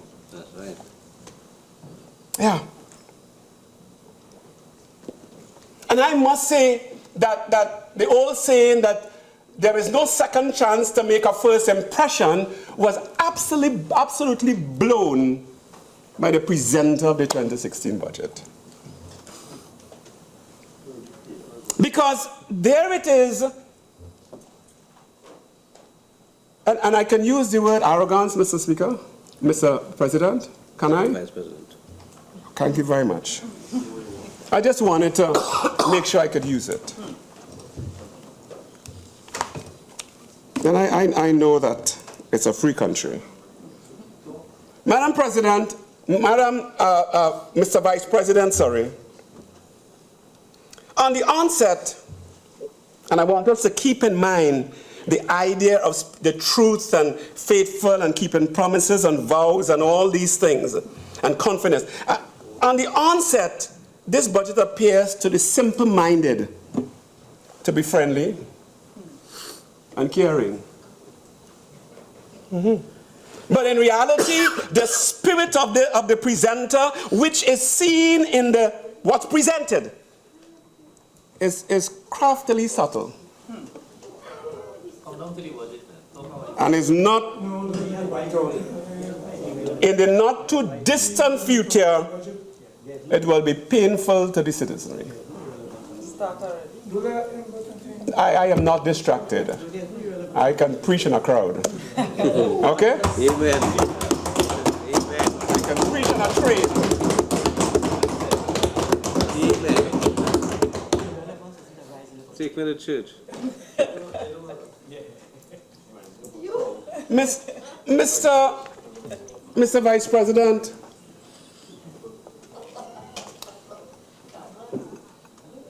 I delayed to move away from presentation because the nation had been left unaware as to clearly defined mechanisms that affect their lives. As a matter of fact, Mr. Vice President, the presentation was skillfully choreographed with the intention to distract the viewer so that they will not realize the budget's deceptions. Skillfully choreographed. And that this is not really a budget, but an amalgamation of tremendous ideas pulled together, hopefully would fool a lot of people until March. And then there is this sting in the tail that would come in the midterm review. Yes, Mr. Vice President, this budget appears as a wolf in sheep's clothing to the public and to the citizenry. And at the end of the day, we will see the outcome. As a matter of fact, Mr. Vice President, many have tried tremendously hard to make us believe that this scantily presented budget without much substance happened to be that way because of the limited time, the short time in preparation, And therefore, that is why it was presented in a litany of vague manifesto promises without cost and dates and time and what will be realized from the different measures in any great way. The public, and as Senator Danny Solomon said, all of those books the public doesn't have. Expenditure and revenue, they don't have those drafts. So the public is unaware because former budget presentations informed and kept the citizens aware as to the measures and what it would yield across the board. But the argument that a short time, it holds no worth, because the facts are, Mr. Vice President, that on page 2 of the budget statement, the presenter said, in fashioning the 2016 budget, we have relied heavily on the policies and programs in our 2015 election manifesto, which is now official government policy and was a team effort that was several years in the making. So there's much history behind this mess. We also took careful note of the many helpful suggestions and recommendations made by concerned citizens. So there was some effort by industry experts and sectorial interest groups, economists, the business community, the labor movement. Honourable members, it's now 4:30 and time for the tea break.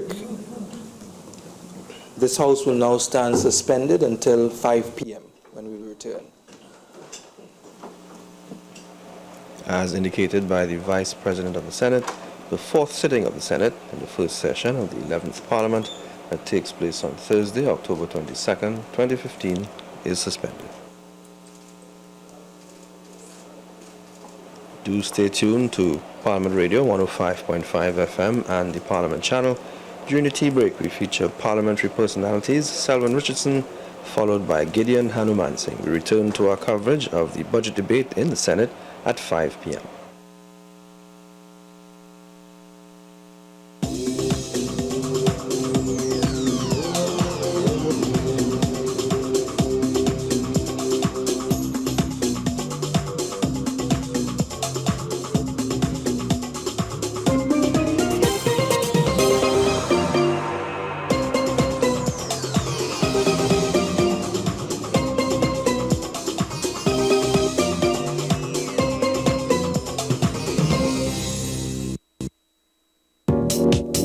Follow the Parliament of Trinidad and Tobago on Twitter. Our call sign is @TTParliament. The 1970s was marked by the rise of black consciousness and the Black Power movement. It was against this backdrop that Selwyn Richardson bestrode the political arena as Attorney General in 1976 under the then Eric Williams and later George Chambers administrations. During his time in politics, he became a symbol of political integrity, being often referred to as Mr. Clean and the corruption fighter. This legacy stayed with him and was integral to the success of the National Alliance for Reconstruction in the 1980s. At that time, he was quite disillusioned with the state of affairs of the country's politics and its sense of morality. He began to meet with us as we were trying to form the National Alliance for Reconstruction. Now, he burst on the political scene with a very dramatic entry, and it is very, very vivid in my mind today, at a convention center in Chaguaramas, where we had thousands of people coming for the beginning of the election campaign in 1986.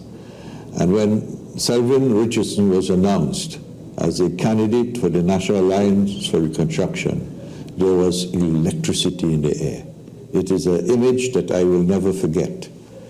And it turned out that he was, in fact, the symbol for integrity, because most of his fights have been to restore integrity in public institutions. And I sense the people who were there felt that. And that image, as I said, is one that inspired and electrified the party, which obviously helped us considerably in forming the government a few months later. So, who was the man Selwyn Richardson? Selwyn Richardson was born November 13, 1935 on 55 Henry Street, where Abraham's Fruit still stands. His family traced its roots to Mayaro, where he spent his formative years, and later in life he was elected to Parliament to represent the people of Ottawa Mayaro. Selwyn's school life began at the Mayaro Primary School, where he also taught as a student teacher. He graduated to Tranquility Boys Intermediate and then moved to the prestigious St. Mary's College. He then went on to attend Gray's Inn, one of London's 4 Inns of Court in England, to pursue law. While in England, he served in the Royal Air Force and was socially active. I was in the Air Force, and I heard there were some Trinidadians, other Trinidadians there, and when I checked, he was in the supply department. And then we played cricket together over there. And as a matter of fact, he thought he was a cricketer. He thought he was a good cricketer. So one of the things he did in Parliament, if you want to talk about Parliament, when he came back, he organized a Parliament cricket team. And we played a lot of FET matches. There's a guy in Balandra who had a sort of touring team. And we played a couple of matches against him, and we played a lot of matches. He was an organizer, a social activist. Upon his return from England, Richardson became involved in politics, joining the People's National Movement and serving as vice president of a party group Indigo Martin, organizing lectures, meetings, and educational activities for the group. During this time, he also served as a member of the board of the Telephone Company of Trinidad and Tobago, where he developed his passionate desire to wipe out corruption and inefficiency. In 1976, he was made a PNM Senator and Attorney General by Prime Minister Eric Williams.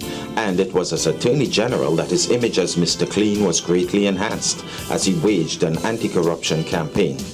His shining moment was the investigation into the infamous DC-9 scandal. This investigation was successful in exposing corruption. Richardson's term as a PNM Senator came to an end in 1981, by which time George Chambers had succeeded Eric Williams as Prime Minister. During the period 1981 through 1986, Richardson retreated from active politics, taking on the role of Chairman of the Airports Authority of Trinidad and Tobago. It was a role in which he excelled, and his tenure was marked with notable achievements. Completion of a system of uninterruptible power supply, installation of a single sideband radio, perimeter fence lighting, airport parking apron expansion, passenger terminal expansion, additional car park facilities, and the installation of high-intensity approach lights. Significant improvements were also successfully undertaken at Crown Point, Tobago. In 1984, Richardson's commitment and dedication to country through his sterling efforts received just acclamation when he received the coveted Express Individual of the Year award from Justice Sir Isaac Hayatali. Sir Isaac noted that the award was solely for his outstanding accomplishments and success as chairman of the Airports Authority of Trinidad and Tobago, and for no other activity or achievements whatsoever.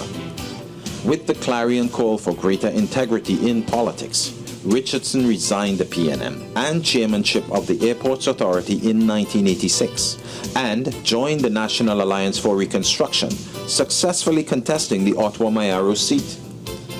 Richardson's persona of integrity meant he was well respected by his peers and a public that had voted for change. I began a working relationship with Selwyn as a member of cabinet, and he was Attorney General and was a person who I have always found truly committed to this country. No one ever questioned the motives of Selwyn. No one ever felt that there was any individual interests that he was pursuing, or that he was promoting the ideas of some group in the society. It was a man whose motive you accepted and a man whose views you trusted. And in his discharge of his duty during the time he was in cabinet with me, I remember him having considerable influence over the decisions of cabinet because he had the moral authority to speak. And also having come from the People's National Movement into a new formation, that gave him additional sense of trust, I would say, because it was not a narrow political view. He was talking for Trinidad and Tobago. I can honestly tell you that, I mean, you can't put your head on a block for anybody, but he's probably one of the most honest person that I've ever known. I can't see that anybody could be talking Selwyn into doing something dishonest. And even in the very little things, he was always he was morally upright. He was totally honest. And his integrity was without question. I mean, there is no doubt about that. Richardson's commitment to public service did not preempt an active social life or his commitment to family. Twice married, he was a proud father of 3 children. He had three children, 1 boy and 2 girls. First was a girl, Charmaine, she lives in London still. Then he had Sean, who's here now. And then the last girl, Janelle, she is still in London attending school, university. And he loved his children very much. He loved his family very, very much, just as he loved all his family. Take me, an uncle.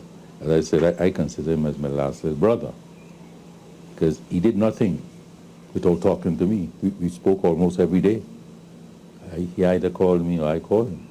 The Sunday after Carnival, we would meet under a mango tree at his home in St. Anne's, right? And that was a social event that we looked forward to.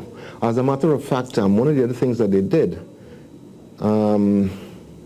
this question of all-inclusive functions, right? I might be bold enough to say that they sort of inaugurated, they invented all-inclusive fetes, right? Because Joyce and a group of girls, I think they were called the TV girls at the time, they started off these all-inclusive fetes with Selwyn as the main mover. And we used to have, that time, Winshaw had a club in Bayshore, I think it's Bayshore. And for $45, we had marvelous all-inclusive fetes, you know what I mean? The $600 fetes that you're having now, they were $45. But those are the kind of things he did. He went outside of, he was always active, always doing something, always doing something. And, as busy as he was with matters of state and family commitments, Richardson remained committed to his Mayaro roots, serving as president of the Mayaro Old Boys and Girls Association from 1972 to 1989. He was the originator of the Mayaro Old Boys around that time. And we were the first Old Boys group to be organized. Then you had the Manzalan Old Boys and the Tok Old Boys, which are still going. Or was just, well, I suppose we got too old and all of us moved out to Mayaro. But he was that kind of organizer. He was a person who couldn't sit still. He every minute of his time was occupied doing something. So if he wasn't involved in politics, he was involved in social activity. In 1994, Richardson's life came to a tragic end when he was shot outside his Saman Road Cascade home when returning home from wishing his son Sean happy birthday. His death brought to an end the life of one of the great statesmen in the short history of our country. The perpetrator or perpetrators were never brought to justice, and his murder remains a mystery to this date. He was always active, always doing something, and he was the kind of person who would actually do it. For example, if we had a cleanup campaign, he would come and do it. He wouldn't just ask somebody to do something. He would be there with you doing it. As we say here in Trinidad, he is a saltfish. Everybody knew him. Everybody knew him. And everybody loved him. A dynamic, versatile, and colorful politician, Richardson is remembered for his numerous roles in the social, economic, and political development of Trinidad and Tobago. He will forever be Mr. Clean, the corruption fighter.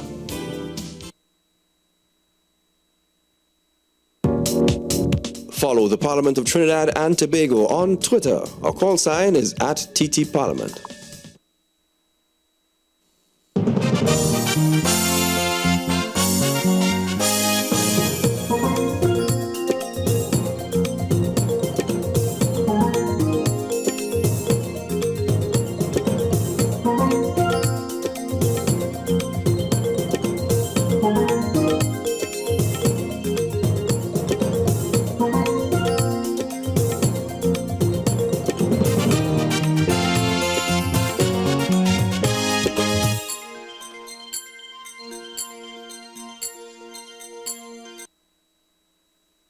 I, Gideon Hanamansing, having been elected a Member of Parliament, do swear by Almighty God that I will bear true faith and allegiance to Trinidad and Tobago, will uphold the Constitution and the law, and will conscientiously and impartially discharge the responsibilities of the people of Trinidad and Tobago upon which I'm about to enter.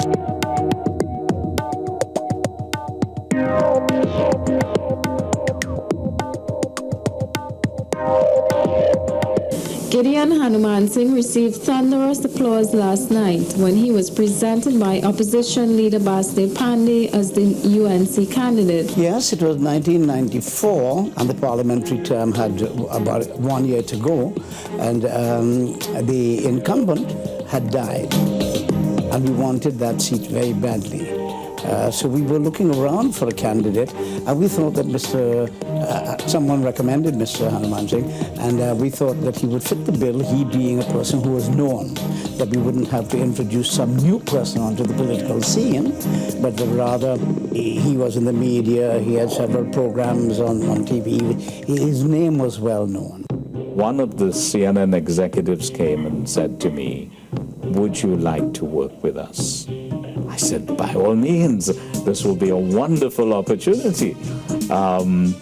I guess it will be the opportunity every journalist is hoping will come his or her way. And I thought here was an opportunity for Gideon to go beyond the boundaries of Trinidad and Tobago. And then he said to me, "How would you like to go to Haiti?" And I said, "No, I don't speak the language," and it was in those days a very troubled hot spot. I came home, and at the time the deaths of two parliamentarians had taken place within short space of time, the first of whom was Cyril Rajaram, who represented the People's National Movement in the constituency of Pointe-a-Pierre. So I called Ramesh Lawrence Maharaj, who then was the whip in the opposition, to find out what was the UNC doing with respect to the election, so that I could plan the coverage on behalf of AVM television, where I was working at the time. And to my great surprise, he said, "Where have you been? We've been trying to locate you." And I asked, "For what?" And he said, "We want you to be the candidate." I said, "For what?" And he said, "For the constituency of Pointe-a-Pierre." And I said, "No." He came to me. He said he needed to talk to me to get my opinion. And Han said to me, "By all means, go, but don't give them a commitment." And I suggested that he should have pursued an international career in broadcasting, as opposed to getting elected to Parliament, especially in the opposition. I went and I spoke with Ramesh, and he repeated the same things about "you will win, we will win the seat, and then government," and so on, so on, so on.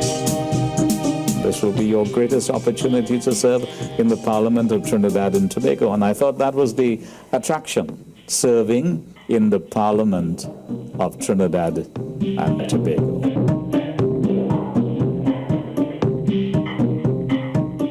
And shortly after our discussion, walked in Mr. Pandey.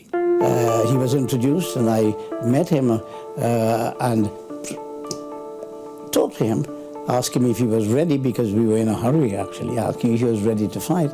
I think he did that a bit. Mr. Pandey said to me, "Let us make a long story short. Yes, or no. But before he ended, he said, understand one thing, opportunities knock once. Yes or no? And I said yes. We caught up with the UNC candidate, Gideon Hanumansing, on the road. He was visiting constituents at the time. He says the response has been very good and is also confident of victory. When people ask, who's going to be the candidate for that? I said, don't you worry, don't you worry. When we announce this candidate, it will be a bomb. It will be like an intercontinental ballistic missile. That is part of the propaganda, I remember. I am not too sure that my sisters were happy with my decision to run for politics. And again, I think this would have been influenced by the thoughts of Hans. Mr. Pandey was successful in persuading Gideon to be a candidate for the elections. But my reason was an interest in what I thought would be a career opportunity that was presenting itself globally. I wanted to go into the parliament and to be there as a contributor to the debates and so on. I'd been in the House of Representatives covering what took place there, and always considered this place to be an august chamber. This was a sacred place. MP for Point of Pear Gideon Hanumansing made his maiden speech today. He questioned whether economic sanctions were at all successful. And this, Madam Speaker, raises to my mind the need for a full ventilation of government's policy towards the imposition of sanctions on countries here in the Caribbean in the 1990s. The point of importance is whether Trinidad and Tobago has a consistent, informed foreign policy posture on economic sanctions in the region. Court awards, Mr. Deputy Speaker, for child maintenance are ridiculous. Really, the amount, I'm talking about the amount, rather ridiculous. We see reports of $40 per week and $50 per week in instances, and when you consider that a child's needs would be far superior. It certainly was challenging, but once you accept the responsibility, you've got to do as much as you possibly can. It was a period when in the opposition there were many issues, and what appeared to have been very attractive to Gideon, an opportunity to serve the people. He was, like I was before him, frustrated by the political life of in particular, opposition politics. We plan to establish medical clinics in the constituency. We plan to introduce the fund aid concept so that young people can be the beneficiaries of loans to open and establish small businesses to allow them to be self-sufficient. So when we consider all of these things, we are not in the government, we are in the opposition. When we raise these issues in the parliament, we hear from the minister responsible for public utilities that they do not have money. Well, then the solution is to get out of the government. It was not, for me, a very active period in terms of contributing to debates and so on in the parliament. But I sat there and I looked at others very carefully, and the language used one to the other was sometimes so disconcerting, and asked myself, what am I doing in this place? What am I doing here? And he thought that at that stage that he would return to full-time broadcasting. After 17 months of an experience in the parliament, discomfort with the behavior of people, unable at times to fulfill the needs of the constituents and so on, I'd said to Ramesh Lawrence Maharaj that I was not interested in running further. I want to say that serving in the parliament of one's country is a great honor. how you conduct yourself is important, because the eyes of the country are upon you. Not surrendering to the debates, but certainly doing it in such a way that it will be meaningful and purposeful for all the constituents, for the people of the country, and the Trinbagonians who reside in different parts of the world.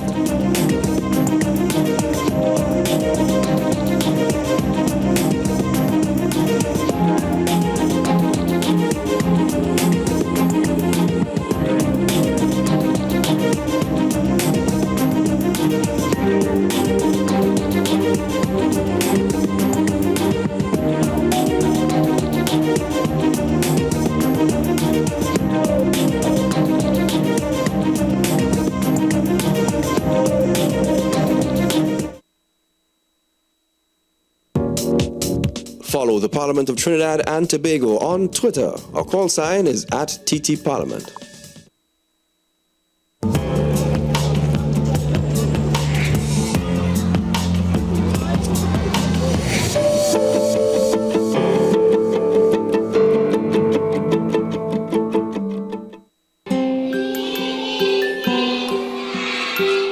A literacy lesson is in progress. Children take turns to read from the blackboard.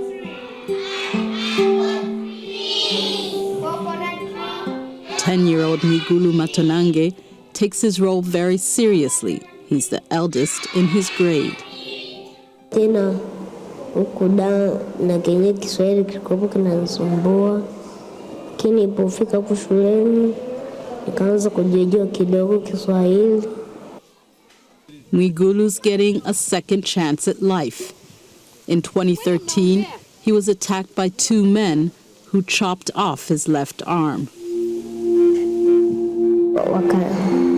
Mmoja akavua kofia yake nyekundu akanifunika usoni,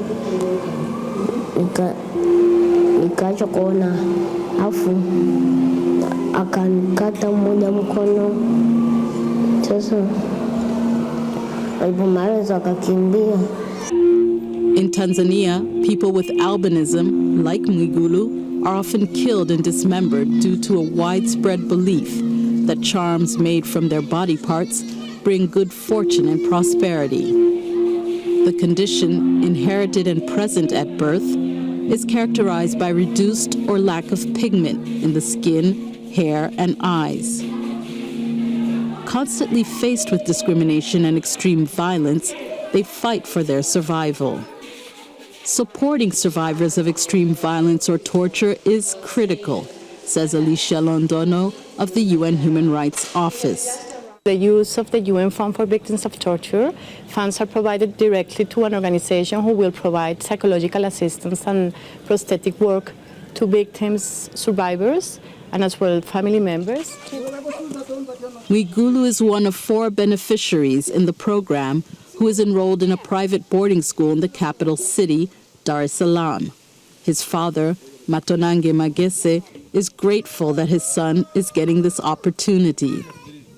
Tena mara elfu nyingi tuendelee kukaa huko kuliko huku ningepoteza. In a bid to thwart attacks and provide protection, the government has set up centers for children with albinism.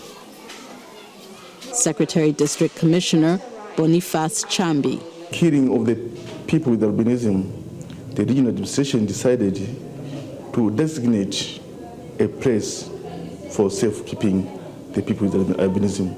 That is Buhangija.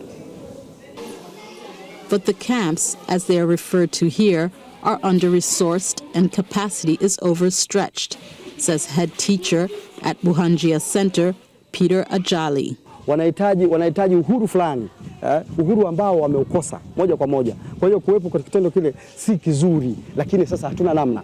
Tunabanana kulingana na mazingira hayo.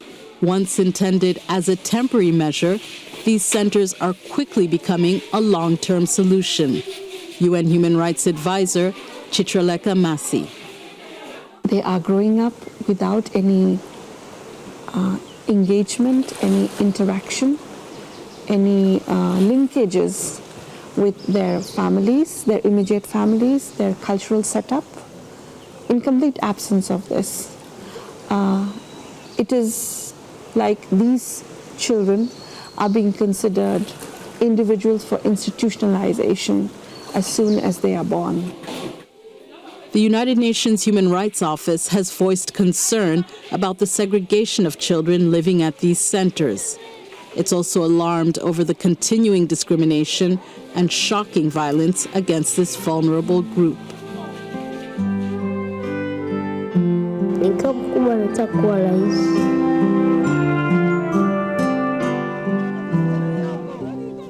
Like most children, Mwigulu remains optimistic despite the uncertainty of his safety and the pain he endured on that tragic day when his arm was taken.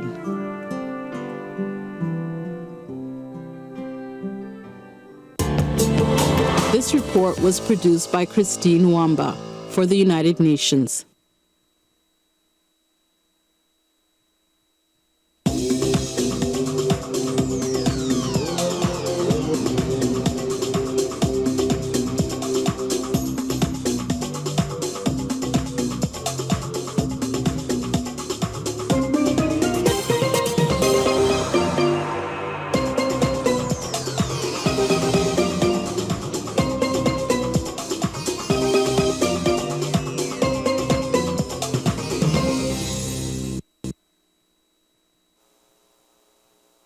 Radio 105.5 FM, our viewers on the Parliament channel, and those of you joining us via the World Wide Web on the Parliament's website, www.ttparliament.org. The Honorable the President. We now return to our coverage of the fourth sitting of the Senate in the first session of the 11th Parliament that takes place on Thursday, October 22nd, 2015.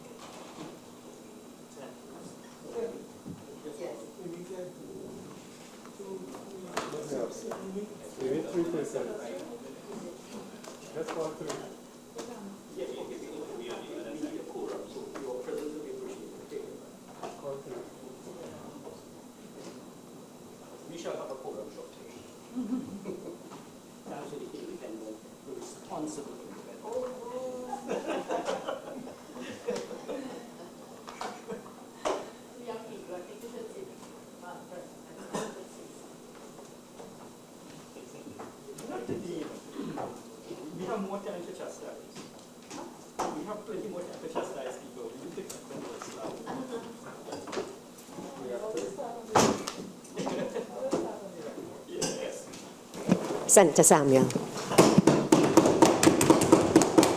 Thank you, Madam President.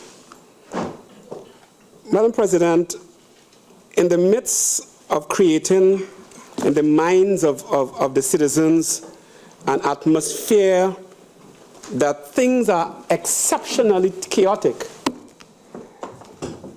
in the midst of that, the presenter of the budget presents a budget that is larger than the budget before.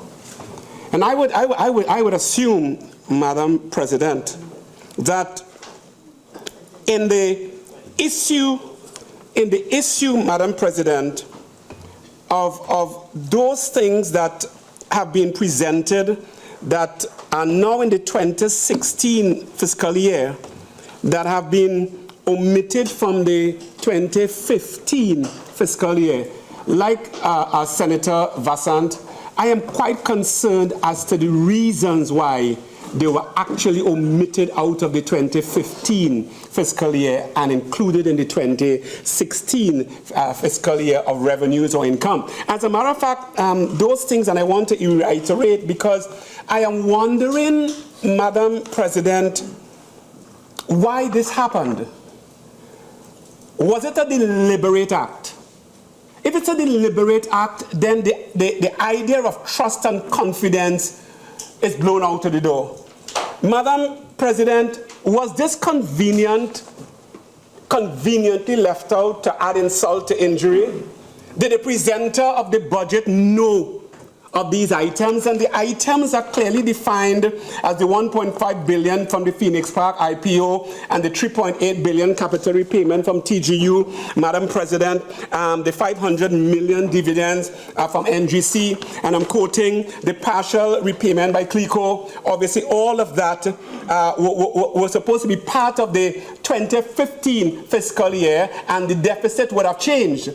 But for some apparent reason, Madam President, it was either craftily left out, clinically left out, deliberately left out, or for some reason the presenter of the budget was unaware and probably was set up by those people in the Ministry of Finance that did not make him aware of the facts. Did the presenter forget?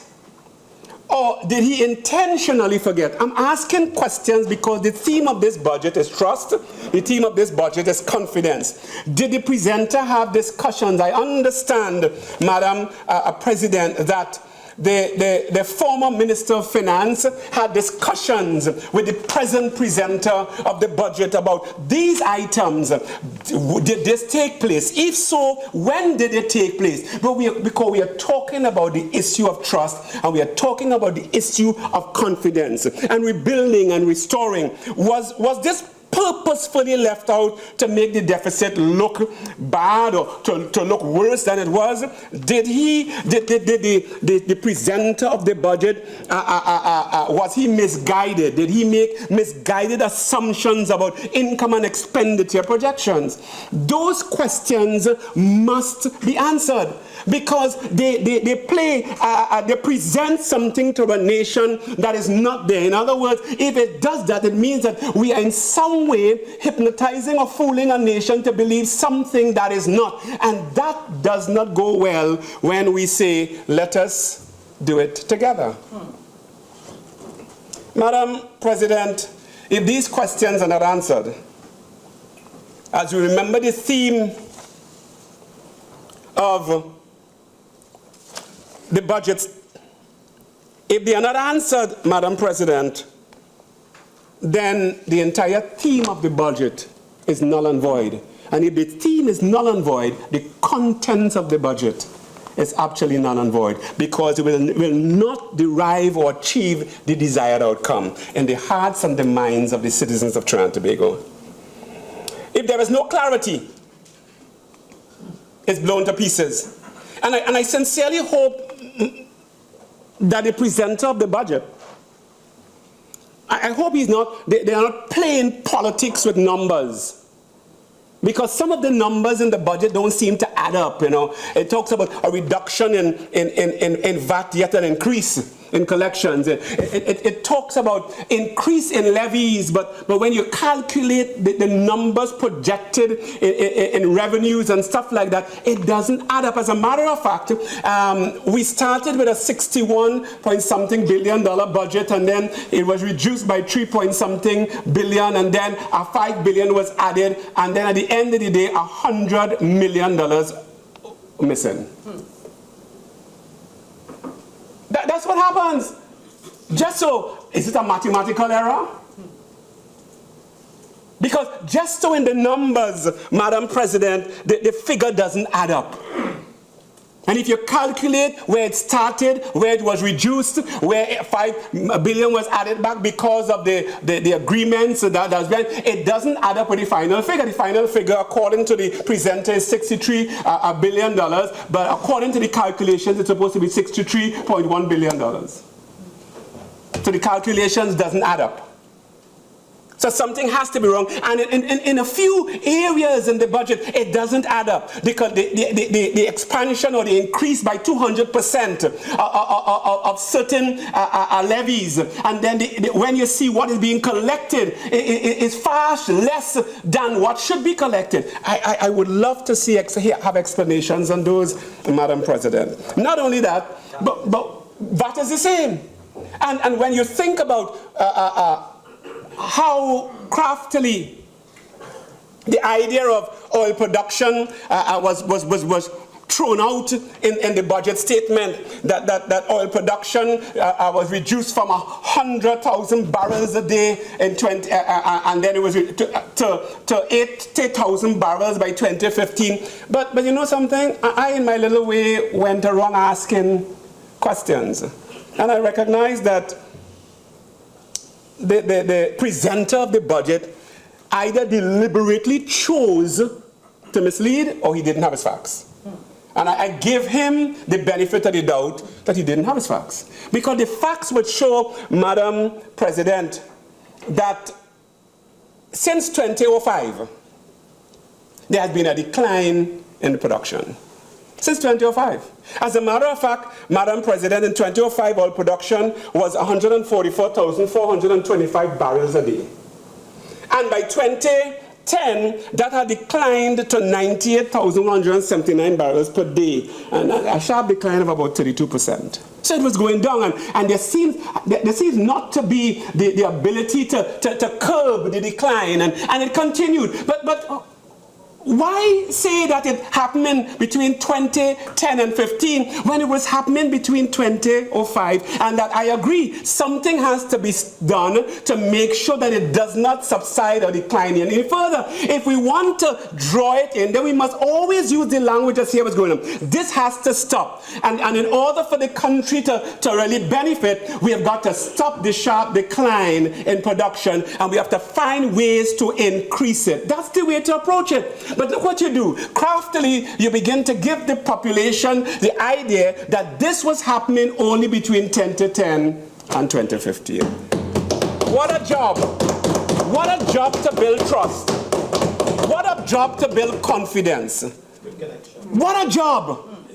What a job to say we want to restore confidence. We want to rebuild trust. And in the midst of wanting to do that, what you do is you send a clear message that this was only happening, as a matter of fact, as if it started in 2010 and it absolutely declined between 2010 and 2015, and you didn't show that this was a trend that was taking place and that started in 2005, but unfortunately it has not stopped, it has not ceased, it continues to decline. Madam President, those are the kinds of things that happen. As a matter of fact,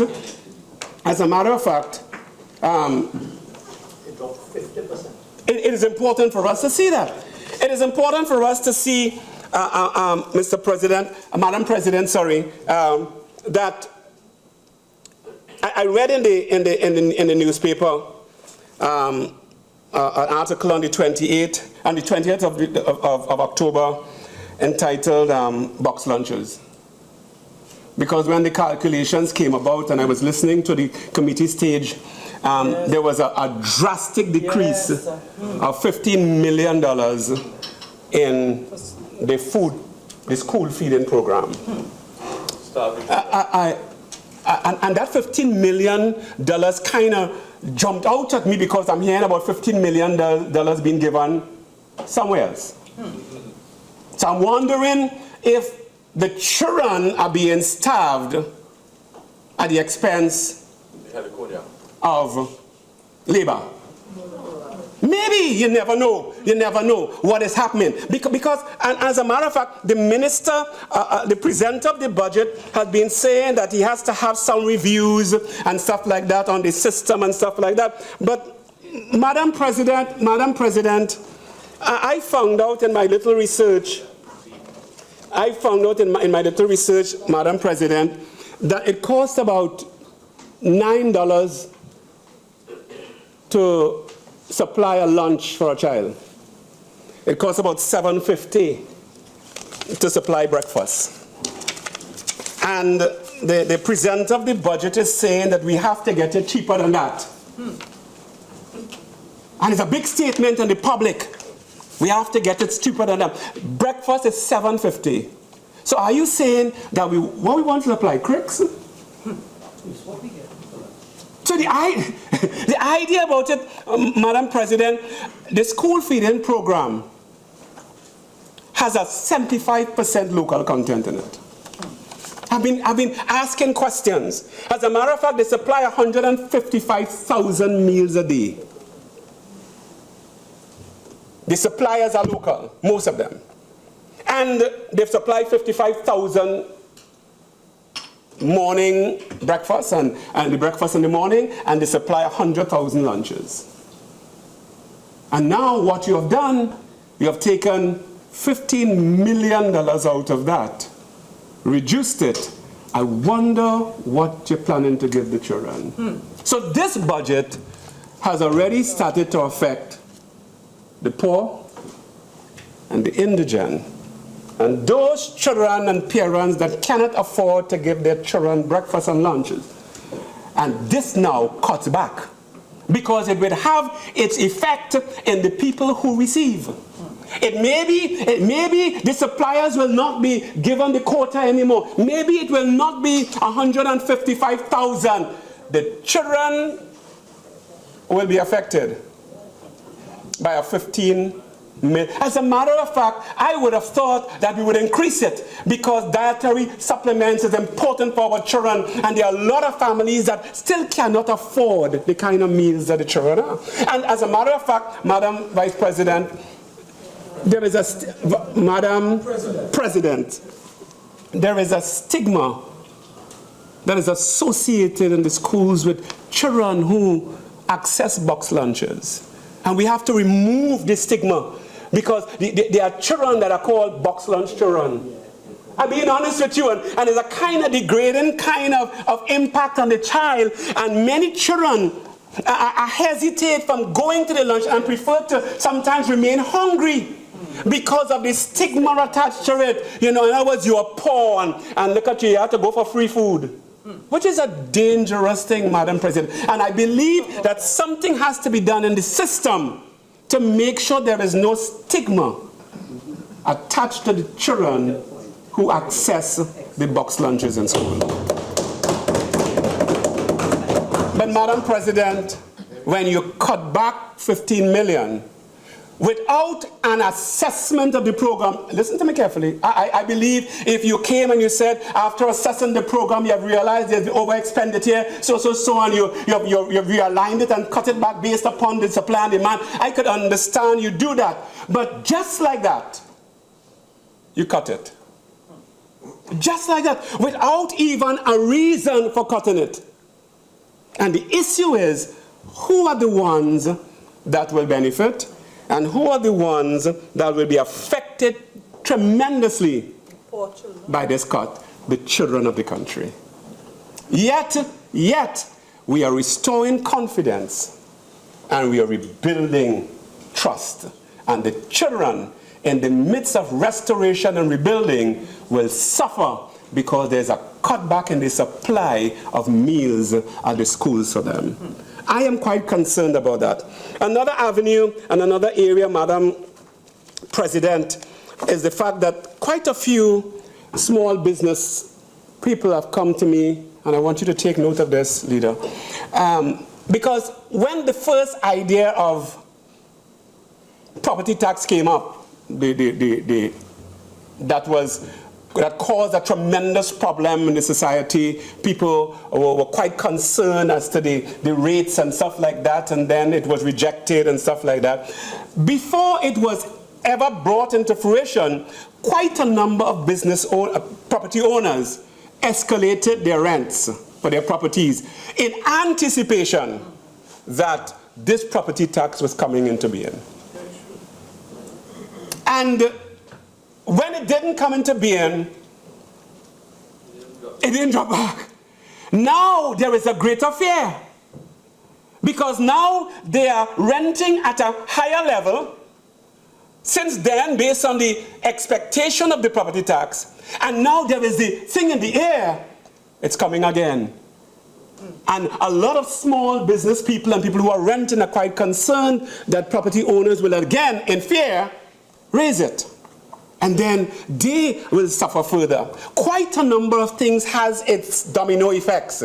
And we've got to look, and they were quite concerned about what kind of protection they can have. They've been coming. I know it's not an easy thing. But something has to be, because you realize that in the budget, there are domino effects. There are things that are said or unsaid. There are things that are clear and they are not so clear. There are things that are presented that are not absolutely presented. There seems to be a kind of hidden agenda while the minister or the presenter of the budget says, I have not kept anything secret. But there are a lot of secrets. There are a lot of secrets, Madam President, because we do not know those things that are going to be taken off of the zero-rated listing for VAT. We don't know. You plan to derive out of that some $4 billion, but you don't know what they are. How can you, what was the means for the calculation? What's the method of calculating? And those are the questions that has to be answered. And just for the information for the citizens, I still want to talk about some of the things that are zero-rated now, because if it's 12.5%, 2.5% reduction in VAT, but we're going to increase collections, and it's going to affect those things that you didn't pay VAT on, so actually your cost of living increases. And I want to let people know... Senator Samuel, you have 5 more minutes. Thank you, ma'am. And in that 5 minutes, I still want to congratulate you. Yeah. You're talking about sardines and curry and corned beef and cricks and ketchup and macaroni. You're talking about cooking oil. Basic amenities. You're talking about personal hygiene, soap and toothpaste and deodorants and sanitary towels and diapers. Basic amenities. You're talking about health prescription medicines and pharmaceuticals and diabetes equipment and equipment for the injured and the disabled, eyewear, agriculture, a lot of stuff. It's listed, and many times the public, when they go to buy, when they spend, they are unaware that many of these things are zero VAT. What is going to happen now is that will change. As a matter of fact, Madam President, you know, I was standing in the gas station, and there was this young man filling his tank, and he started to cuss. He started to cuss, so I looked at him, and he says, wait now, boy. You see me, I go and sell this car and buy a bicycle. He said, but I live in too far, and I work this thing, I'm driving this thing. You understand? Because he said to me, he says he accustomed filling his tank from almost empty with about $70, and now it's $115. And he said, and he said to me, because it is 15% per liter, and I want you to understand carefully what it meant. 15% per liter says a lot. And if your vehicle, Madam President, really? Thank you very much. You've been tolerant for long enough now. Yeah. Madam President, the idea was that the increase had been presented as 15%. The per liter kind of came about quietly. So the average person did not associate the 15% per liter. But the average car, the average vehicle, uses about 50 liters. The senator wants to give you, I know you're cutting it in, but... I ain't cutting it in. Okay. I ain't cutting it in. It means that, Madam President, that a taxi driver, who sometimes, based on his route, has to fill his vehicle almost twice a day, listen to me carefully, will now have to add some $44 or $45 more per day. Listen to this. For 6 days, he will have to find an additional $144. That will go back to the people who are traveling.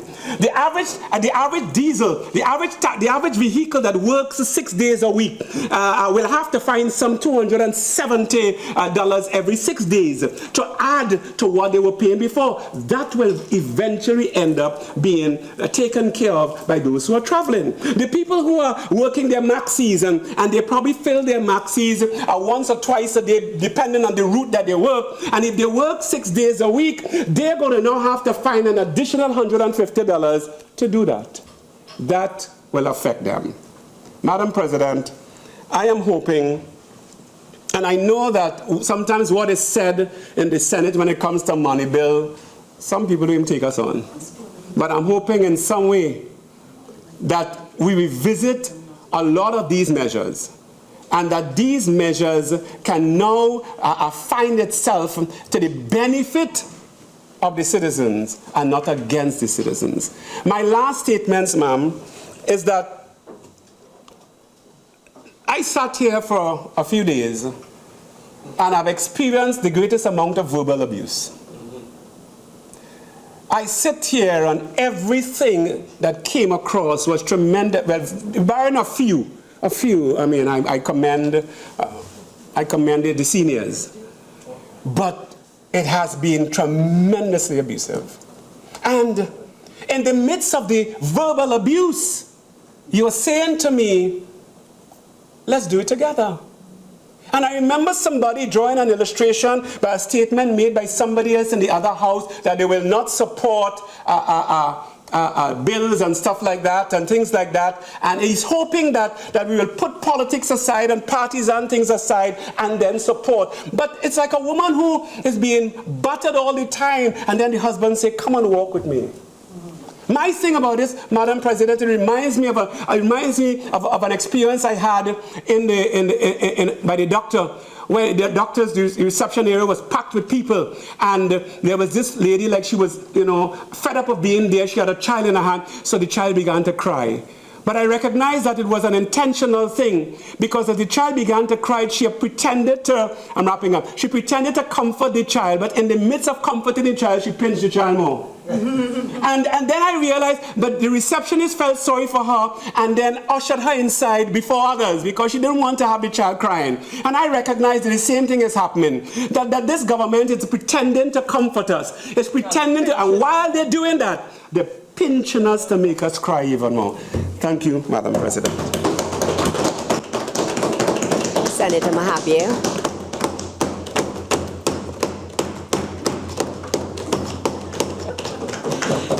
Thank you very much, Madam President, for granting me the opportunity to speak this evening.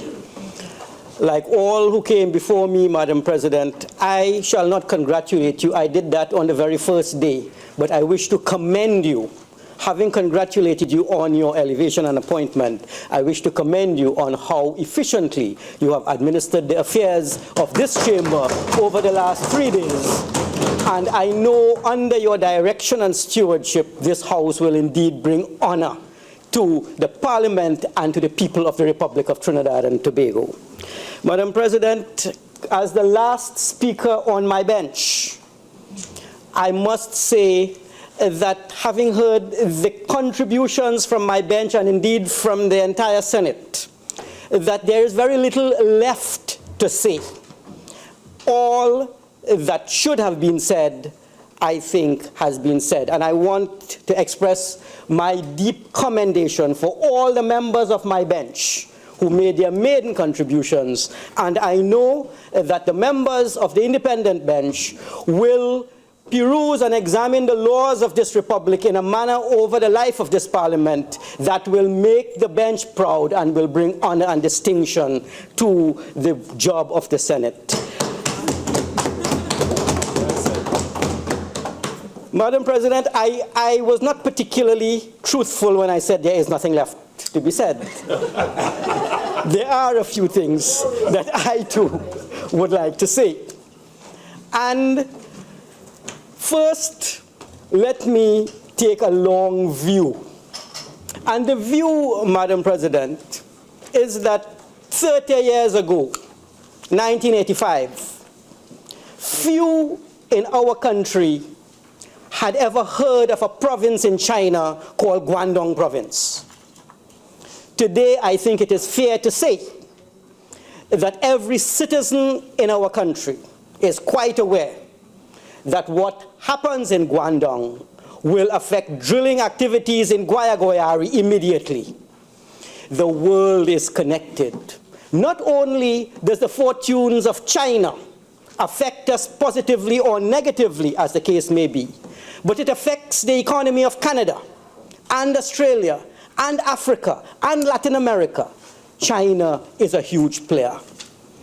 And, Madam President, what we have seen is a slowing down of the Chinese economy over which we have no control. what we have seen is the impact of that slowdown on commodity prices across the board, not only oil and gas. But we have also seen technological development, as Senator Small indicated, shale oil and gas, ready and waiting to make an entry the moment the barrier price is breached. So the world has changed inexorably. So much so that when Senator Khan indicated that we have econometric models to forecast, I think, Senator Khan, we have to recognize that that field of forecasting is now the weakest field in economics. One does not wish to be there. It is like forecasting an earthquake. We know all the factors, the fault lines which can generate earthquakes. We can't yet predict it. It is much too complex. Madam President, let us go back a little bit. 2008. And I'd want to say more about the issues which confront us. The issues which confront us, Madam President, happen to be strictly economic issues. And the politicians can't solve it. I'll explain why. But we as a group can. The politicians can't solve it because it is the solution will defy the political realities. 2008, what did we observe in Trinidad and Tobago? We observed very high oil and gas prices. And then with the collapse of the financial economy in the United States, in 2009, projected government revenue, which was some 52 billion, collapsed in 1 year to 37 billion. This is not fiction. You don't have to use the CSO figures. The budget of 2009, Senator Khan would know, the Honorable Minister will know, and all those who were in government in 2009 understood how vulnerable we in this country was and continues to be to international vagaries over which we have absolutely no control. And Madam President, 2009 represented the first year in a long series of years in which we ran our first fiscal deficit. And from 9 to now, we have experienced deficit after deficit. Senator Shrikesoon had quantified it at some $35 billion. And when I thought that the deficits were going to be removed by 2016, the Minister of Finance now tells us he needs a couple of more years, so we would have had 10 straight years of fiscal deficits. And the question we need to ask ourselves is this: what has caused 10 continuous years of deficits when prior to that we had many years of balanced budgets and sometimes surpluses? Let us go back, and I want to take a cue from Senator Samuel, because you see, we tend to look at economic problems through political lenses. That's a mistake. There are some deep-seated economic problems of which there is some longer duration. Politicians think in 5-year terms. But the crisis that we are seeing today, and there is a crisis that has to be addressed. The crisis we are seeing today is one which started in 2003. For 2003 to 2008, this country experienced an infusion of revenue that we had not experienced prior to 2002. What was this? I have more to say on that. But we had experienced for the first time the injection of natural gas revenues into our revenue stream. Let us look at the figures. 2003, expenditure, 13 billion. 2004, expenditure, 18 billion. And I want to draw a point that Senator Coppin made yesterday. We should be running counter-cyclical fiscal policy. What does that mean? It means that when we have a lot, we should sort of temper our spending, and when we have a little, we can raise our spending, so we stabilize across the board. But Senator Coppin, the reality is this. In 2003, we spent 13. In 2004, we spent 18. In 2005, we spent $32 billion.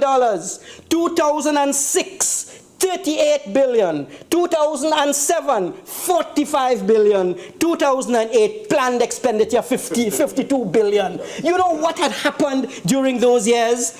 And I'm glad that there are many younger people now in the PNM, because when you get into the young caucus, you have to ask, where did your party go wrong during those years? Rising revenue, rising expenditure in a significant manner. And then in 2009, when we had planned to collect 52 billion, all we could generate was 37.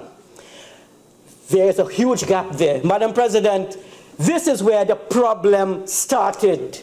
Because once you have increased expenditures to 52 billion, you have programs, you have employment sections, you have allocations to ministry. It is easy for a politician to authorize an increase in expenditure, but it is extremely difficult, almost impossible, politically, for you to cut that expenditure level. And while during those years, and you know, I want to commend the young people who are now in the governing party, in the government, because you have the power. As a young person, I did not have the power. I could only complain. But in those years, when we should have been running huge budget surpluses, we were simply spending what we got. And we left in 2009 with a huge deficit that will now take 10 years for us to recover. There was something we could have done so that as you sit in government today, you would not be sitting in a government facing a crisis. Let us not make the error on the third occasion. We made an error with the oil revenues in the 1980s. We borrowed too much externally. We learned. We made an error with the gas revenues in the 2000s. Let us hope that there will not be a third error. And let us hope that there is a third chance. So, Madam President, the world has changed. And what has happened is that in this changed world, we cannot predict. Not even Senator Small, as eminent a petroleum economist as he is, can tell me what the price of oil will be next year. He can't. He may indicate to me, and I'll have more confidence on his gas prices, but the price of oil is so volatile. So many factors at play: the Iran deal, the shale issue, China collapse, European uncertainty, American growth, too many issues. And my own recommendation first to the government is this: recognize that there is a crisis. Let us convince the population. And I'll convince the population. This is not a political matter. This is a matter that will have to be dealt with realistically and economically. Because if we don't do it according to our terms, another agency will do it for us according to their terms. This is the opportunity we have to adjust so that we are going, Madam President, to make cuts in expenditure that is convenient for the people of the Republic. When the cuts are at the behest of the IMF, I know, I was part of that program. When the cuts are made by some external agency, it is the poorest and the most vulnerable in our society which experiences the greatest distress. So let us understand that we can no longer spend the way we spent in the past. It was impossible for anyone wishing to maintain employment levels and maintain programs to cut expenditure. It is for this reason that we had, from 2009 to now, government year after year increasing expenditure. We have studied this in depth, Madam President. It's called public choice theory for the economists amongst us. Why it is difficult to cut expenditures, why it is difficult for us to expand the debt, why it is impossible for us to balance a budget.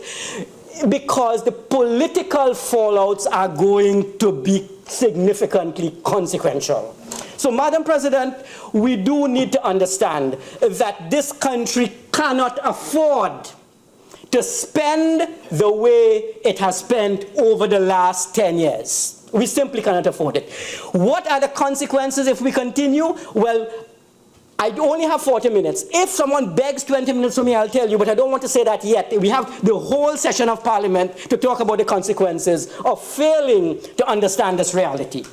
But let me posit for the Honorable Minister of Finance, and incidentally, I have respect for the Minister of Finance. I have worked with the Minister of Finance in the Public Accounts Committee, and his ability to identify corruption, waste, and mismanagement, as he did in the SEC hearing, is legendary. He can spot where there is thieving going on in the public sector, and he has a good instinct for it, and that instinct will have to come into play, because that is one way in which he's going to save a few $1 billion of public money. And put some in jail. And well, it would be left up to him whether he wants to jail them or charge them or whatever. I don't know how big his heart is, but I do know he has a good head for the numbers, and I know he is going to really do what is necessary to ensure that we can at least remove the inefficiency and the corruption in all arms of the state.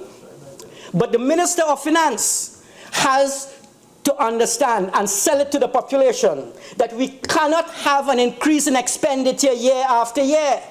He has a revenue base of some 40 billion. That is a reality. And he has an expenditure profile of some 60 billion. That is a harsh reality. How do you fill this gap in the middle? You either sell assets, you can borrow, you can get some interest payments, you can get some profits. But the problem, Madam President, is soon we are going to run out of assets to sell. And once that happens, you will find that there is this widening gap. Unless you can raise revenue, you are going to be forced to reduce your expenditure. My suggestion simply is this, and I have been trying to convince Minister of Finance, and I've dealt with many Ministers of Finance from Brian Quaitong all the way, Wendell Motley actually, all the way down from 1992. And the concept is, what is the amount of expenditure that we could reasonably afford in this country? I am saying that we cannot afford a 60 billion. We have increased to 60 billion, but could we say that the permanent income of government, the amount that the government could reasonably secure over the next 5 years, maybe over the next 10 years, on the recurrent revenue side is a sum of some 50 billion. If we pursue along those lines, then the minister has to ask himself two very difficult questions. How do I cut expenses from 60 billion to 50 billion? And how do I raise my recurrent revenue from 40 billion to 50? He has to make a 10 billion either way to balance at 50. Raising the revenue is going to be challenging. And I have heard from Minister Paula Gopi-Schoon the efforts which will be made, Madam President, for diversifying the economy. Let me posit that we have been speaking about this for the last 50 years. And we have not been successful. And my instinct tells me we have not been successful because we have not been following a tripartite approach to the economic diversification. Not tripartite in the normal sense, but we do need to involve the following. We need our manufacturing sector, of which Trinidad and Tobago is particularly fortunate. We need a manufacturing sector to come on board to talk to the bureaucrats in the Ministry of Trade and the bureaucrats in the Foreign Affairs Ministry, because they are going to be in charge of exports. But we are missing out a third link. The link is the research facilities that we have, which seems to be divorced from business. In order for us to be competitive on the global scale, the world has changed. We have not changed with it. In order for us to compete on the global stage, we do need to identify from Cariri, the Faculty of Engineering, UTT, everywhere there is a research, everywhere there is a research institution, everywhere a PhD thesis is produced in science and technology, everywhere there is a promising idea. Get these three people together. Let them meet twice a year and let them come up with saleable ideas, and the Ministry of Foreign Affairs will be particularly critical. Let us identify opportunities in Central America and Latin America. In this regard, Madam President, this Parliament is going to lead the development trust in this country. I was privileged to chair the Foreign Affairs Committee. One meeting, public meeting, Honorable Paula Gopi-Schoon Senator was a member. Avinash Singh was a member. And when we interviewed the people about Central America, the feedback I got that for the first time the people of our republic understood the opportunities which existed in Latin America, the Spanish and Portuguese speaking world. Ministry of Foreign Affairs knew about it, but we needed to use the Parliament to indicate to the population what benefits lie with Central America. What are the advantages we have in diversifying? Let us look at Cuba. I would love to have the Foreign Affairs Committee interview people from Cuba. I would love to learn about Cuba's pharmaceutical industry. They have made pioneering strides there. Could we learn from them and work with our Department of Food Technology to work with the Cubans, develop a trust there? The opportunities arise, but Minister Paula Gopi-Schoon, consider that tripartite agreement. Let there be meetings twice a year. I would like to participate and hear what the researchers are saying, and we should be able to get some projects going. And not only to have a huge travel budget, we need to get a huge investment budget as well. But while we are raising revenue and we are looking at the Honorable Minister, Madam President, to ensure that we can remove all the waste, and there is a tremendous amount of waste in that 63 billion. Live sport is not the only one. Every ministry has, and in this regard, I would like the budget next year to be presented along certain lines, to which I will come, because we need to craft some solutions. The budget I would like to be presented along the following lines is something that followed the early models of the 90s and the 2000s. We had the presentation of the figures in the following form. Easy to digest. How much of the $63 billion in dollars was going to wages and salaries? How much was going to goods and services? How much was going to interest payment? We needed to know what percentage to interest payment, what percentage was going to transfers and subsidies, and what amount percentage was going to public investments. 5 categories, 63 billion. How much in wages, how much in interest, how much, oh, I'm making good time, 20 more minutes, I have real worry. The engine only last cylinder to fire off, you know. Just supporting you, my good sir. Very well, thank you. 10-minute mark, remind me. Madam President, once we have the categories, wages, we are able to see the following. How did it grow? How are wages growing? How did it grow over the last decade? Interest payments. And I want to focus on the interest component. How is interest behaving over the last 10 years? Is it that interest payments are close to the public sector wages bill? Well, we need to watch that. The goods and services category offers tremendous opportunity for savings because, Minister, you can always tell the people, you see that computer, you could delay it for 2 more years. While technologically it may last for 3 years, we can ask the state sector to push it for 2 more years. We could make tremendous economic savings on the goods and services category. And we could simply learn to maintain our equipment better, and we are able not to compromise the services to the population if we simply maintain. For years I have spoken about a public sector maintenance program. It will come up again and again in this Parliament. Once we learn to maintain, we will be able to spend less and less on goods and services. But the one category I would like to focus on is this category of subsidies. Of the 63 billion, I am sure the Minister will be spending over 30 billion on subsidies of all types. There are some subsidies and transfers that you absolutely want. You see the old age pension? You want that.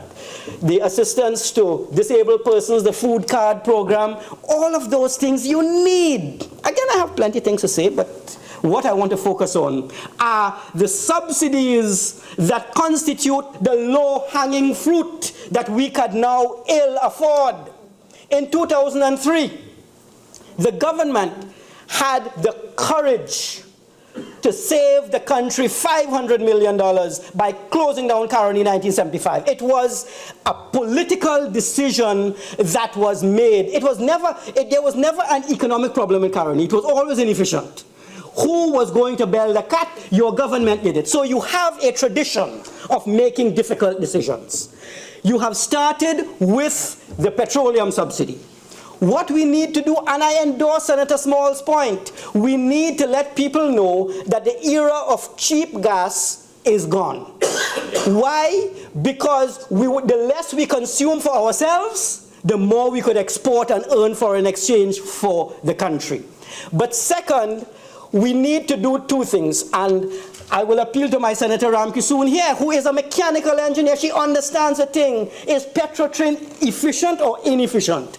Can Petrotrin be made efficient like a middle-line refinery in the United States? I don't want it to be the most efficient refinery, nor do I want it to be the most inefficient. Could we increase efficiency and lower the cost of refining all its products? And once we could improve the efficiency of Petrotrin, the Minister of Energy will have that responsibility. Then once the price of super and other gas is fairly priced, and it's not a price that includes inefficiencies, we should as a population ensure that we are going to pay these prices.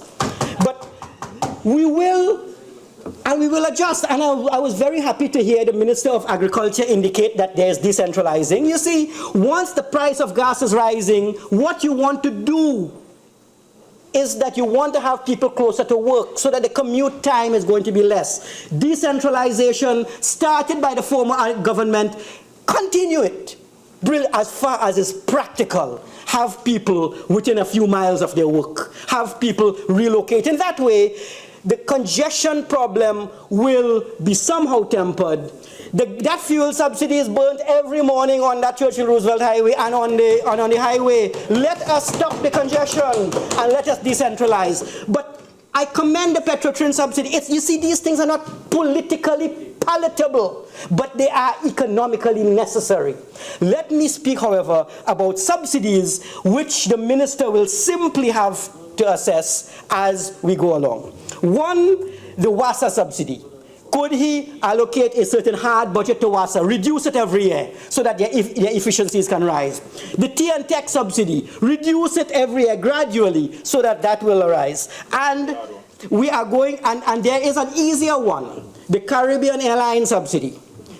How much can we really afford? Because I hear Senator Small indicating that you can't get the flights to Tobago on time, but at the same time we are pumping huge amounts of Caribbean airline. So the people are not benefiting in any tangible way. An airline is relatively inefficient. Minister, it's your call, not mine, but I would say consider that CAL subsidy as something for targeting. Gate.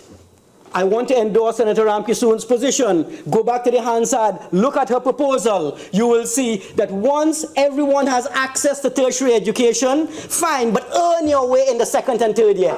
Once you earn your way in the second, keep up your GPA. Too many students go into the university and waste time. They lahe at the university. They're wasting their time and they are wasting your money. Give them a performance bond over a 2-year period. And what that will do is this. You will then be able to honor one of the wishes of former Prime Minister Patrick Manning, when he said his intention was that the best products of the GATE program, the first-class honors, will be financed by the state up to PhD level. It's in one of the budget speeches, 2007, I think. They will be financed in any institution so that this country's stock of trained people who will contribute to the diversification. The people I speak about, Senator Gopi-Skoon, who will create the new science and technology for us, the new business ideas, are the people we should be looking at so that we can use all the facilities in the world over the next few years. Now I need to manage my time. Senator, how much time I have? 15 minutes? 15 minutes. He said 14, but I think it's 15. Madam President, let me now, having hopefully impressed upon those who are making the decisions that I recognize that there is a problem which has started a long time. And let us now focus on some solutions. The first solution, of course, is the fact that during our gas boom years of 2003 to 2008, we did not have any major respect for the Heritage Fund. I haven't heard much about the Heritage Fund in this business, but I want to make it first item on my agenda here. Reason is, my target for that fund was always 15 billion US. Why 15? 15 billion, and a good investment manager investing in bonds and equity would have generated a 5% rate of return. Senator Sriki soon would generate a 5% rate of return for me on a mixture of bonds and equity. Yes, he would do that. And 5% on 15 billion US, Madam President, is 750 million US per year in interest payment. The Minister of Finance was complaining that the former administration left a bill of 5 billion TT for him to pay public servants. You know, if your government had been true to that Heritage Fund, over the years that I reviewed, you would have had the 15 billion. And today, you would have simply come to the Parliament, Honorable Minister, to say, I will use the returns of the fund because of the fall in revenue to honor the obligation. $5 billion. $5 billion for poor people. $5 billion for social welfare program. I would like to put on for the minister to consider that in the coming years, if there is any increase in the price of oil and gas, we are going to have a target of that Heritage Fund with an aim to generate $5 billion. TT, which is 10% of his revenue. So 10% of his revenue will now come from interest earnings. That was what I always had in mind. But no one ever, the only minister, let us be fair, who ever took this fund seriously was Brian Quaiton, who created it in the year 2000. All other ministers on all sides decided it is too difficult politically to be true to this fund. Let us now bite the bullet and let us say, we need it. We need to diversify not only the economy, but the revenue base of government. And please take Senator Small's, his position on equity in natural gas seriously.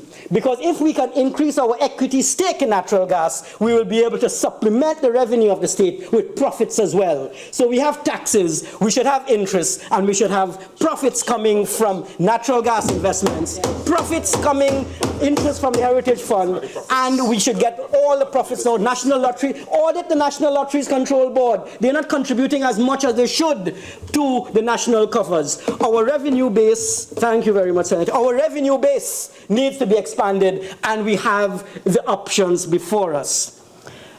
Honorable Minister, you need to restructure your debt monitoring unit in the Ministry of Finance. The only figure I have for the public debt in Trinidad is the one I checked myself in 2002 when your Prime Minister Patrick Manning asked me to audit the public finances. I have confidence because I checked it. And the reason, Madam President, is this. During the TNTech hearing, in which the Honorable Minister of Finance was chairman, TNTech's debt rose from 1.5 billion to 2.5 billion in an hour. When the question arose as to what was this other, and then the general manager says, oh, oops, we forgot to tell you, we had an extra billion in debt. How much is Prt5's debt? How much is TNTech's debt? How much is Wasser's debt? How much is Carl debt? How much is Udicot? You get your debt monitoring unit. I would like to see a document in the next parliament identifying every single item of debt in this country. I understand Prt5's debt is some $14 billion that was downgraded by Moody's. I have no confidence, anyway, don't worry, you have some time. The fact is, Madam President, we need to get our debt stock in order, because if we don't, we are going to find ourselves experiencing a Greek tragedy. The tragedy that happened not to Odysseus and the Cyclops, but what happened to Greece a few months ago, where Greece had so much debt on their books that they couldn't service it at all. So does Puerto Rico. We don't want to get there. Honorable Minister, whenever any minister comes to you to have any agency with respect to new laws, such as any recycling agency or any agency of state that you have, I have seen in this parliament, every law, every bill which comes before me, these agencies can borrow. But nowhere am I seeing a caveat which says, raise your own money, man. Try and raise some money. Agreed. You should raise some money. Environmental Management Agency, from CECs, Securities and Exchange Commission, from levying on the firms they regulate. RIC does it with regulating, so that make sure these agencies that you want us to approve can also raise a certain amount of finances themselves. We cannot load the government with agency after agency which does nothing for the population, but simply pill for the resources which are now becoming scarcer. And when it comes to investments, we have seen in the past the model of using our own revenue. Look for the soft investments out there, the cheap investments. One, the IADB money to finish the highway, EDF, World Bank, Caribbean Development Bank. We have not been making use of all the soft money that is available to us. We need to keep up our public investments. And once we keep up our public investments with soft money, we should be able to develop while we adjust. Madam President, let me come up with two solutions aimed not for the ministers, but for the public servants. The first is, and Senator Baptiste-Primus and I fought many battles together, not in the trade union movement, but in discussing the economy. I am saying that the time will come when we may very well find that 0% increase is the only option for the government. I am saying that. And zero is not a value. So let us say, and it's a good thing, and a minus 1% means that they let public servants go. You don't want that. What I would recommend is this, that if we ever find ourselves in such a difficult position that we can't provide any wage increase, let us arrange with the public sector, because we want our public servants to be happy. Could we link a bonus payment to them with the price of oil and gas? So that if the price of oil rises from 50 to 60, every $10 increase in the price of oil, we give you a 1% increase in your salary as a bonus. It is called an oil-linked or commodity-linked payment. As my fortune as the minister increases, your fortune will increase. Senator, yes. You have 5 more minutes. Thank you very much, Madam President. And in that 5 minutes, let's make 5 minutes count. 5 minutes or more will give you 5 more solutions. So said the Geico, right? So we do have these commodity-linked bonds. We can link public sector wages and salaries to the price of our commodities. And it can always be a bond payment. During the NAR period, they went about this thing the wrong way. They cut people's COLA unilaterally. You can't do that. That's a contract. The government, it took up to 2001 to settle those arrears. So let us look at the public sector wages bill very carefully, and let us see, even in these difficult times, whether we are able to provide some benefits for them. But in addition to that, I want to recommend a variant of Senator Small's 5% tax-free bonds. Every year, public servants obtain gratuity payments. Every year, the retirees will take those monies and they will put it in CLICO where they will lose it, or they'll put it in the bank where they'll get less than 1%.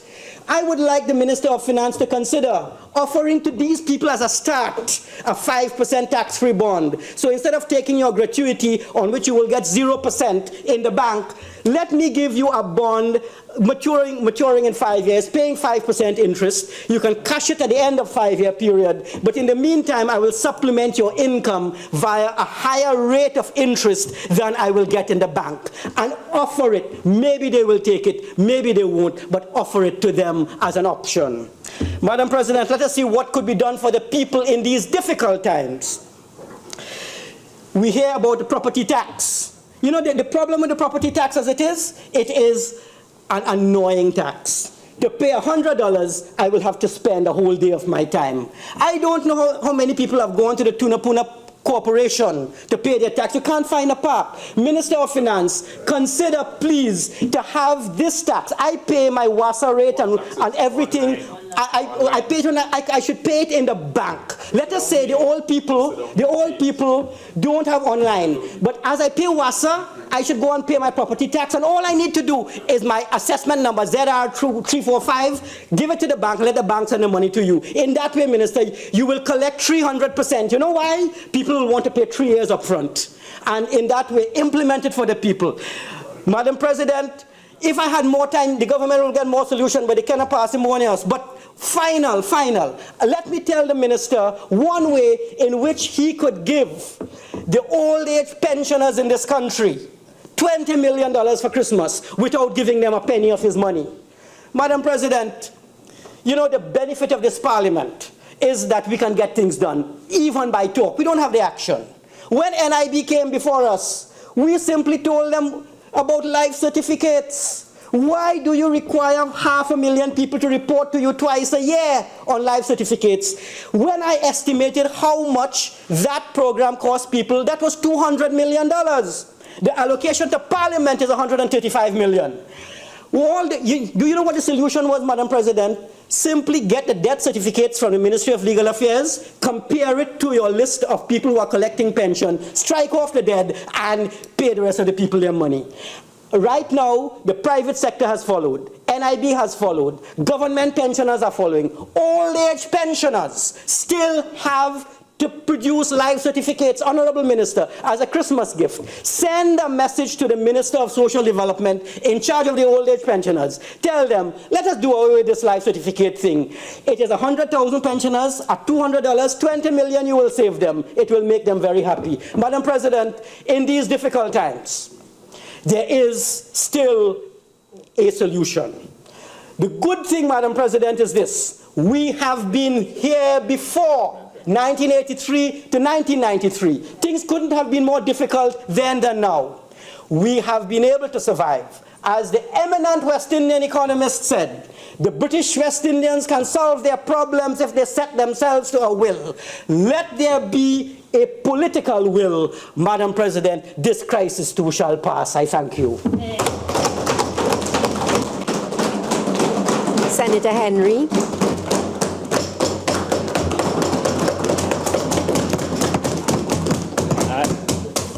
Madam President, as many have done before, I congratulate you on your appointment, and thank you for letting me join this debate at this late stage.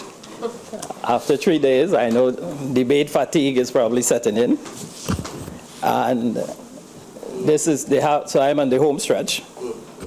But I have a few things to say, and you might find it interesting. So let me get to it.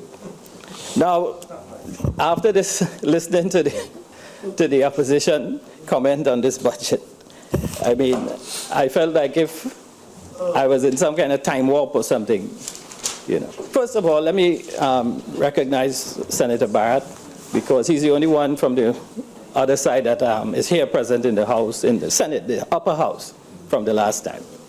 And look at that big smile on his face. He's so comfortable in opposition. It's, you know, he's so, you know.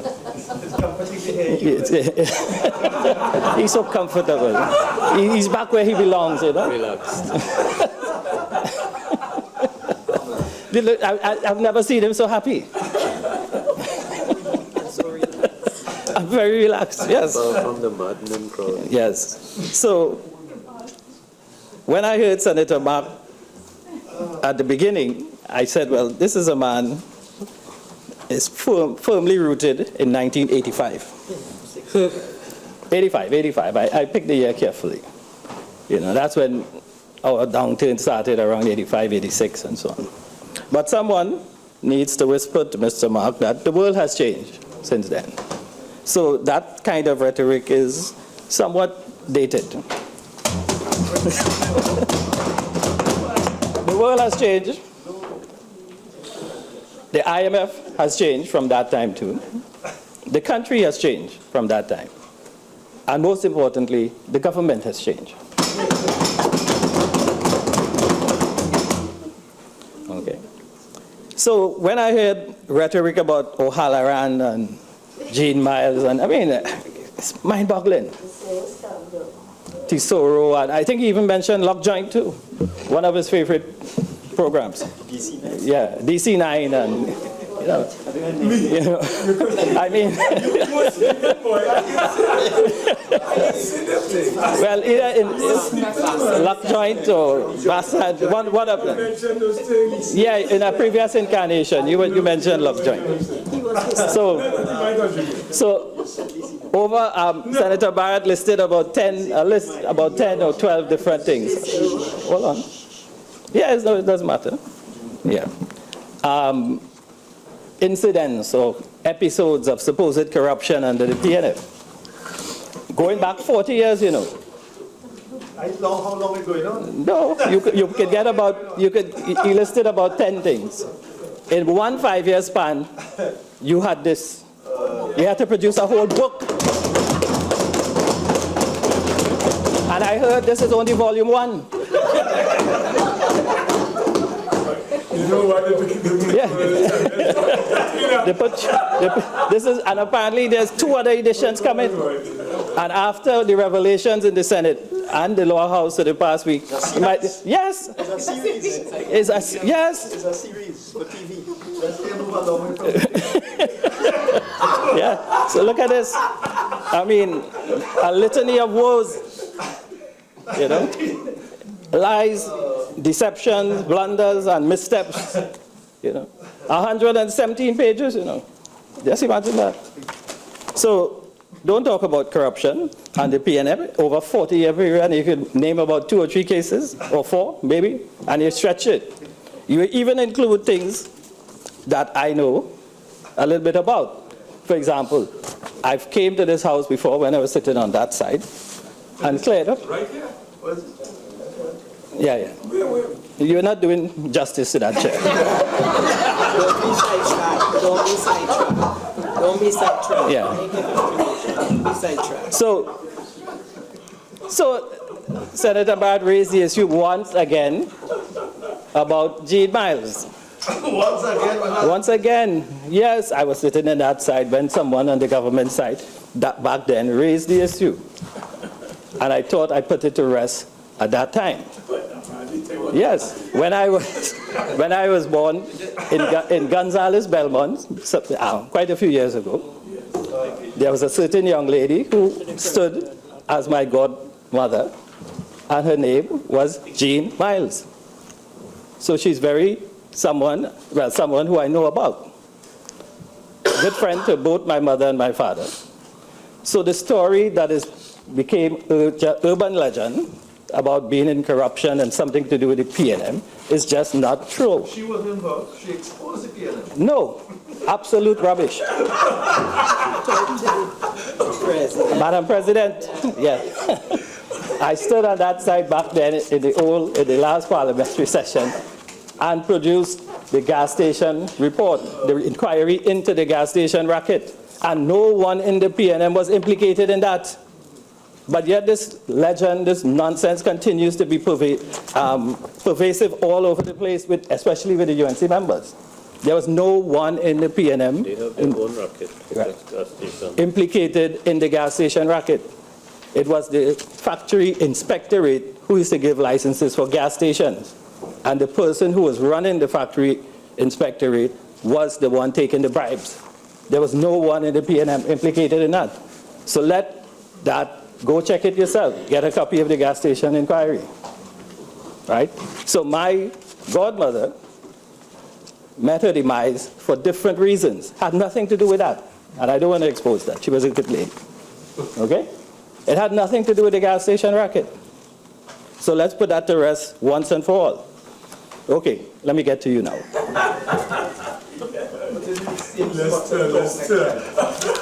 I just warm it up. Yeah. So, Madam President, you know what is the real problem with the opposition? And it's so nice to call you that. The real problem with the opposition, with this budget, is that they were outmaneuvered once again. You see, they ran what you might call a scorched earth policy in the run-up to the election. They tried to spend everything in sight, right, to leave the biggest mess possible for the PNM were we to win the election, which we did. So, in fact, Madam President, I'm hearing that they spend everything in every light item in the ministries, and some ministers were seen looking under mattresses in the ministry. If they see a mattress, they didn't pass it, they went to check there too to see if it has something to spend. So what I'm saying they ran this scorched earth policy, and which we expected them to do, to spend everything. And if they happened to win the election, they could cover it up by some means and pretend that everything was okay under their watch. But we know nothing could be further from the truth. So after 5 years of complete mismanagement and all other sorts of indiscretions catalogued here and more to come, right? They thought everything would fall apart once the new minister took over, that he would have a hard time raising any money. He would have to come here and cut back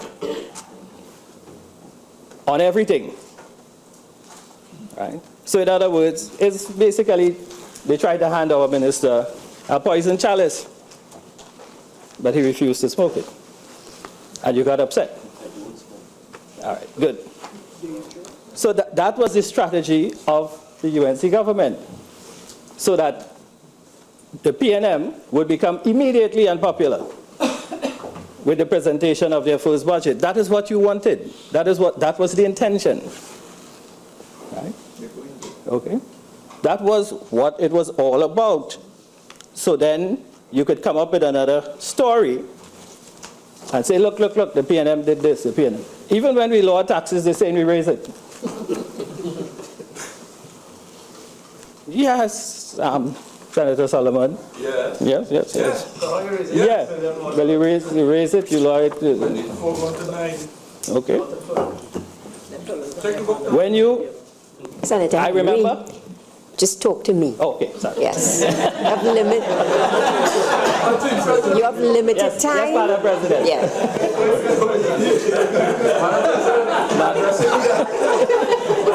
Madam President. Yeah.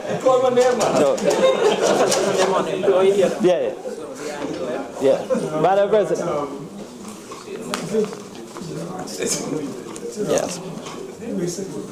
Yeah. So, Madam President, this is what they expected. So they ended up with us in a situation where the PNM came and said, okay, this is what we're going to do.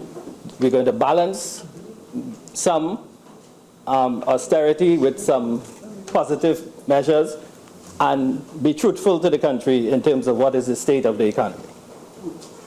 And, you know, honesty and truthfulness might be a little bit in short supply in certain areas. But we bit the bullet. The minister was straightforward with the country, and he said it like it is. All right? So when you look back now and see what they were about, based on all of the information that was released in the lower house and this house, what we have is a grand, big mess left behind by the People's Partnership, UNC, whatever you want to call them. Okay? Now, how did this come about? Remember, when I used to stand on the other side, every single year, in fact, they accuse me of saying the same thing all the time. Yeah, the same speech. Right? 5 years old. And you adopted most of it in your presentation. 5 years old. Right? No. Right? No, because I heard Senator Barrett say something absolutely amazing in his presentation. Revenue. For 5 years, I was on that side, Madam President, and asking them, where are your revenue measures? He copied it wholesale. Serious, I used to tell the Honorable Minister Dukaran, I said, Honorable Minister, where's your revenue measures in the what? There's none. 2010, 2011, 2012. Then he fell in love with foreign affairs and he left. And brought in a new minister, Minister Hawaii, same old story. So what they did was campaign, living in a fantasy world, expanding spending without any kind of restraint, no plan to generate revenue of any kind, even with projects. What new revenue projects did the UNC government engage in 5 years? Ask yourself. No, they did nothing. Everything, and I always used to tell them, something is always coming. When you ask the energy minister under the UNC, well, we have a plan and it's going, like in 6 months' time, you will see something happening. Always coming. They plan to balance the budget in 2016. We told the population through our minister, we will balance the budget 2018 within our term. But their flight of fancy was, oh, well, you know, we'll win the next election and we'll balance it then. You know, dishonesty. Oh, sorry, that may not be parliamentary. Okay, I withdraw that.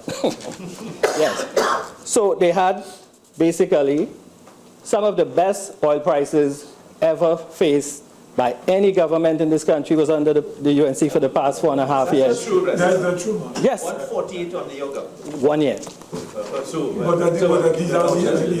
And there was tremendous budget savings and money deposited in the central bank. Right? So what happened was that as oil prices went higher, they spent more. And not only that, they spent more to match the increase in revenue, they went above that. So they insisted on running budget deficits, even though we were having extraordinary cash flows. Right? Price of oil is 45, not 100, like it was most of the time. Okay? It makes sense, don't you? Okay. So last year when I told Senator Henry, while this is all very good natured, let's let you get through your presentation. Could I ask that the other members listen in silence? All right? There's also a standing order about running commentary, but I haven't reached that one yet. Silence. Senator Henry. Oh, yes. Yeah, thank you, Madam. Protection. But of course, this was their way of practicing ostrich economics. You just bury your head in the sand and hope that you get revenue from somewhere. That was the UNC approach. So what you had, when I told them last year that you were relying too heavily on the faith in oil prices being high, I said it right over there, budget contribution 2014, 2015, that what would happen if oil prices dropped suddenly and we faced another type of crisis. And within weeks after saying that, oil prices started to drop. You could go back and check my handset. Okay? I said, what is going to happen when prices start to drop? And from around November, well, it started to drop slightly before that, but the big drops came late last year. So I told them straight up, what is going to happen because you have made no alternative plan to raise revenue elsewhere. Right? So what you had is that what I call how to mismanage an economy 101 in my last budget presentation. Yes, they did everything basically wrong.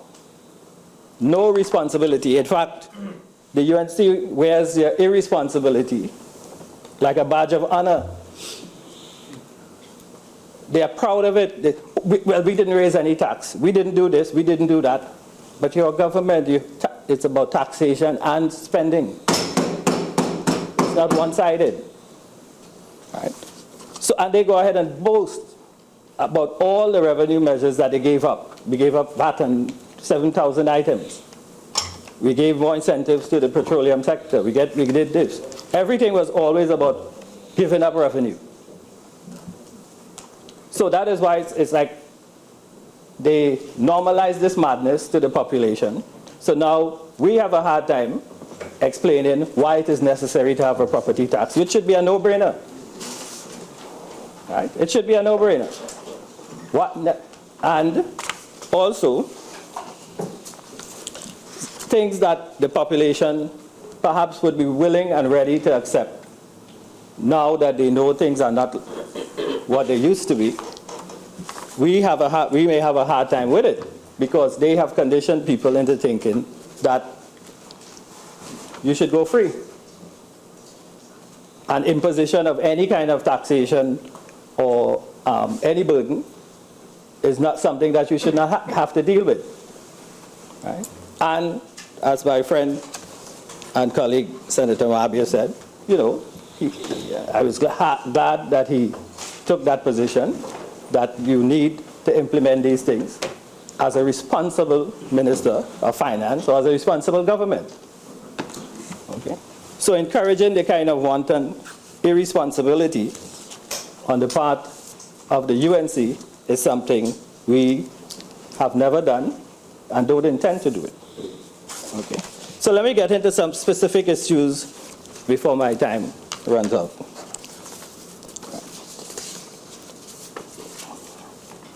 Normally, what you have is, in terms of the most spectacular failure of the UNC government, was your inability to generate any kind of economic growth. As many before me has said, you want to know how come a budget could move from 47, 46, or somewhere there, about $1 billion, 46, to 62, 63 billion. And you could have no economic growth. As my former colleague in the Senate and now Honorable Attorney General used to say, based on my comments to him, even by accident something should have happened. If you spent so many billions, I mean, so it's a testimonial to the mismanagement of the US, of the UNC government that we are in this position today. So you never took no responsibility. You never took any hard decision over 5 years. 5 years, not one difficult decision. Any responsibility. Right? Okay. Now, I'll get into some specific things that were mentioned in terms of some of the contributions from the other side. They talked about good macroeconomic indicators. Right? These indicators were relatively good in 2010, and some of them remain at that level. Right? So, for example, the opposition now is talking about alarming people, and we came here and frightened people about this and that. May I remind them of June 2010? The first resolution that was moved in the Senate was by none other than former Senator Mary King. She put a motion on the Parliament floor, on the Senate floor, to come and say how bad the economic situation in Trinidad and Tobago was. That was the motivation for the motion. What date was that? That was on June 2010. Yes. Right? So she put this motion, and it went through the cycle, and she ended up in the embarrassing position of saying, well, you know, we're really not that bad.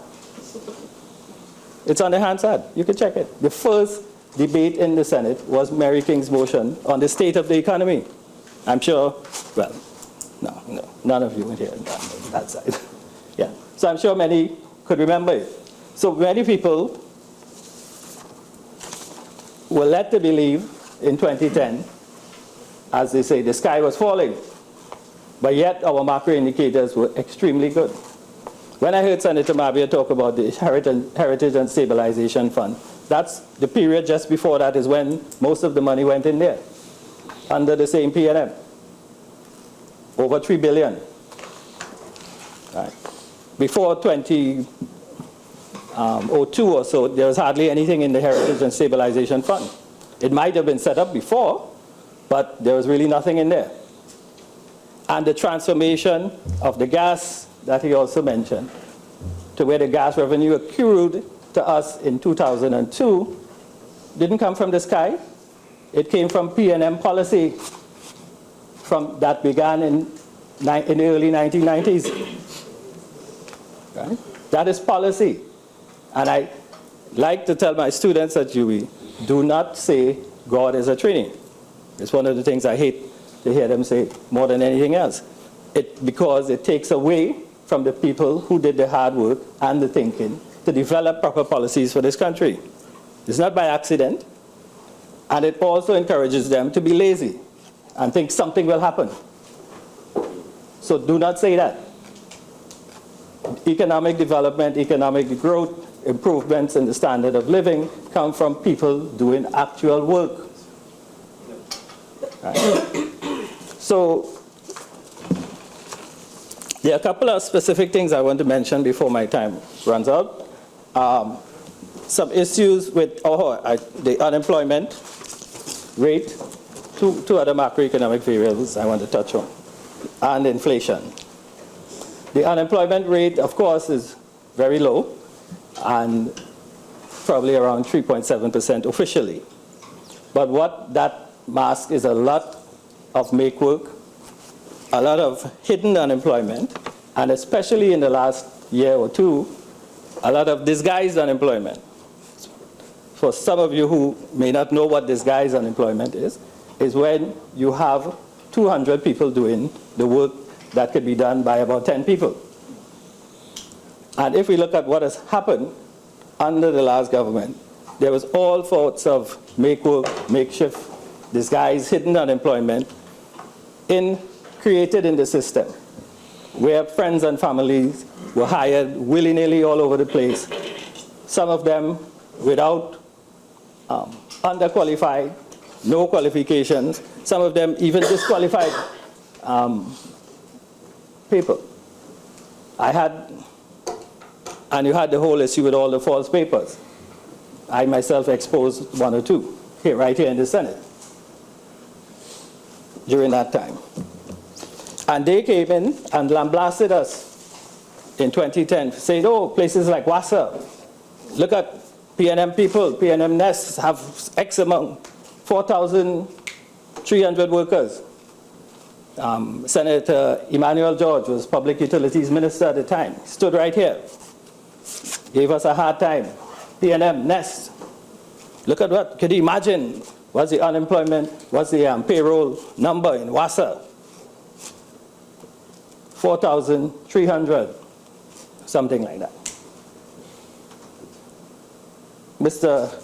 Deputy Vice President, sorry, you know, under their government, they borrowed 50 million, about roughly 300 million, to decrease the number of people employed at Wassa, so supposedly streamlining it, making it more efficient. They gave VSEP to about 1,000 people. So that number was supposed to go down to 3,300.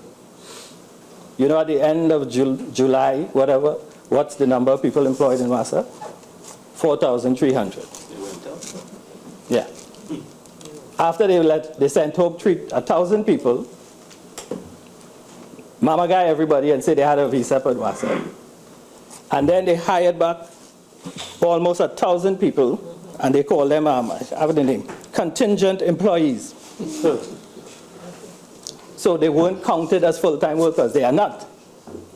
And in the run-up to the election, I think June to September, early September, they hired about 300 people again.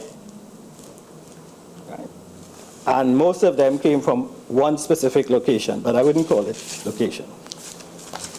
So, Mr. Vice President, when the UNC talked about water for all, I don't think it's H2O they were talking about.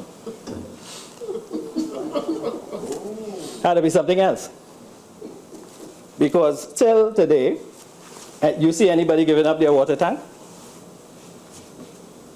No. In fact, you're buying more. And as the dry season approaches, and we have this extended dry season all now, as all of you know, there are some things that could have been put in place to help with the situation.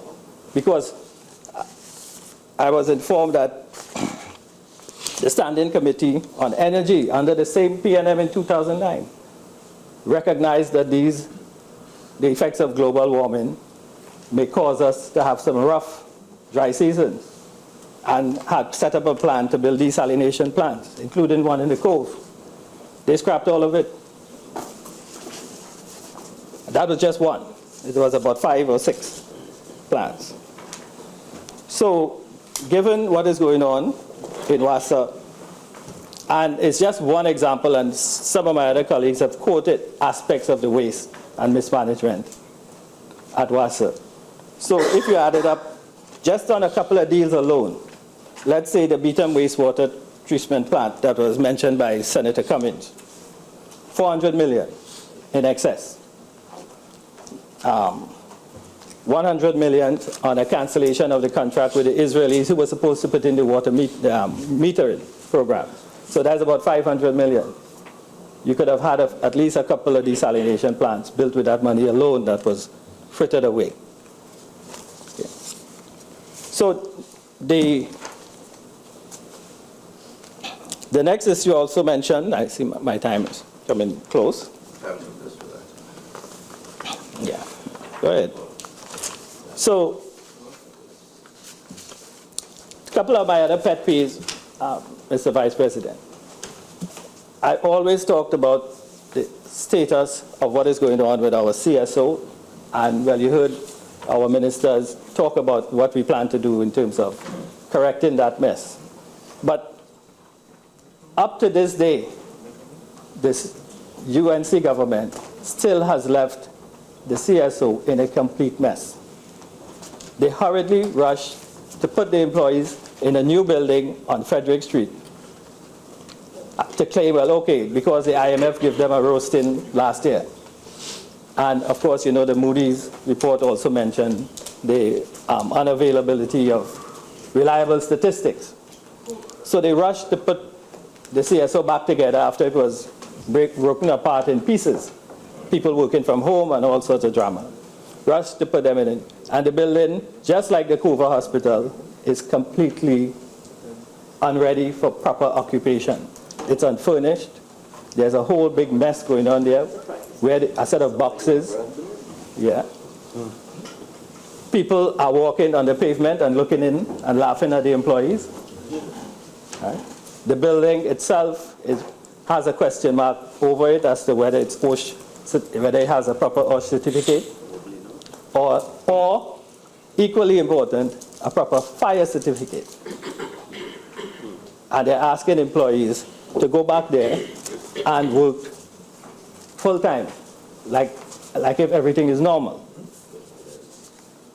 In my last few minutes, I want to touch on the issue of CAL, another area of gross mismanagement under the UNC in the past 5 years. In the beginning, in early 2010, later on in 2010, early 2011, we warned the government about getting involved with that Air Jamaica deal. We told them there was an escape clause that could be taken by April of 2011. Get out of it quickly. We see what has happened. Absolute disaster, costing Trinidad and Tobago taxpayers hundreds of millions of dollars. I could go into more details, but some other time. Second thing, the London route, we had warned them about going back into something that is going to cost the country a lot of unnecessary millions of dollars. Now, it's quite possible, I've heard arguments that the London route could work, but I'm not convinced. But when you go into the details of how they went about doing it, it was just a no-brainer. It just couldn't work. So we end up losing hundreds of millions of dollars on that London route. And since last year, they were in denial again, saying that, oh, no, we're not going to stop the London route. Last week, the Lolo sends out a circular, oh, London route comes to an end. Since August? Yeah. Since August? The Lolo, the CEO. Right? And then we're hearing stories again coming out about wet leasing planes. One in the Newsday about the wet lease 737 from a company in Miami, costing millions and millions of dollars again. And they plan, from what I understand, to wet lease another plane for Christmas. 737 again. Guess where? Out of Miami again. Eastern Airlines or something, the name of the company. Yes, they have a new one. Apparently run by some Canadian. Right? So they're planning to do that again. Put us further in to the whole. Yes. So what I'm saying is, these are just some of the examples of the waste and mismanagement that happened, and that is what put us in a hole that is so big that even after a month in government, we're still hearing more stories coming out about money owed here, money owed there. You know. And they have the audacity to come and talk about corruption in 1962 and all kinds of. I mean, you know, it's a free country, you can say whatever you want. But let's live in the real world and live in the present. And the mess that was created by the UNC will live long in our memories. I remember a deceased colleague of mine at the university walking past him in Barbados about 2 years ago. No, probably 3. And he said, 30 years. I said, Carol Keller, what are you talking about? He said, 30 years. He said, it will take you and your P&M colleagues 30 years to clean up the mess that they made in 3 years. But with some skillful work and the usual commitment of the P&M to the development of this country, we will cut that short.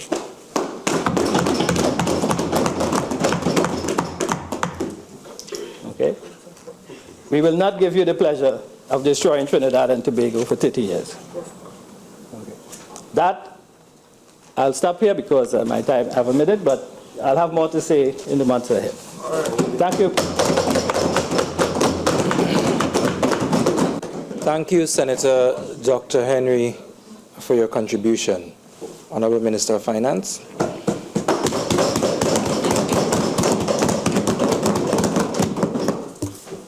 Thank you, Mr. Vice President. Deputy President. What is the correct terminology? Vice President. Thank you very much. Mr. Vice President, I think I'd better start with reading of a newspaper article, and the person who is the subject of this article is an expert. Unlike the article read out by Senator Solomon, there are some fellas who never run a parlor in their life, but somehow they want to make recommendations on macroeconomics.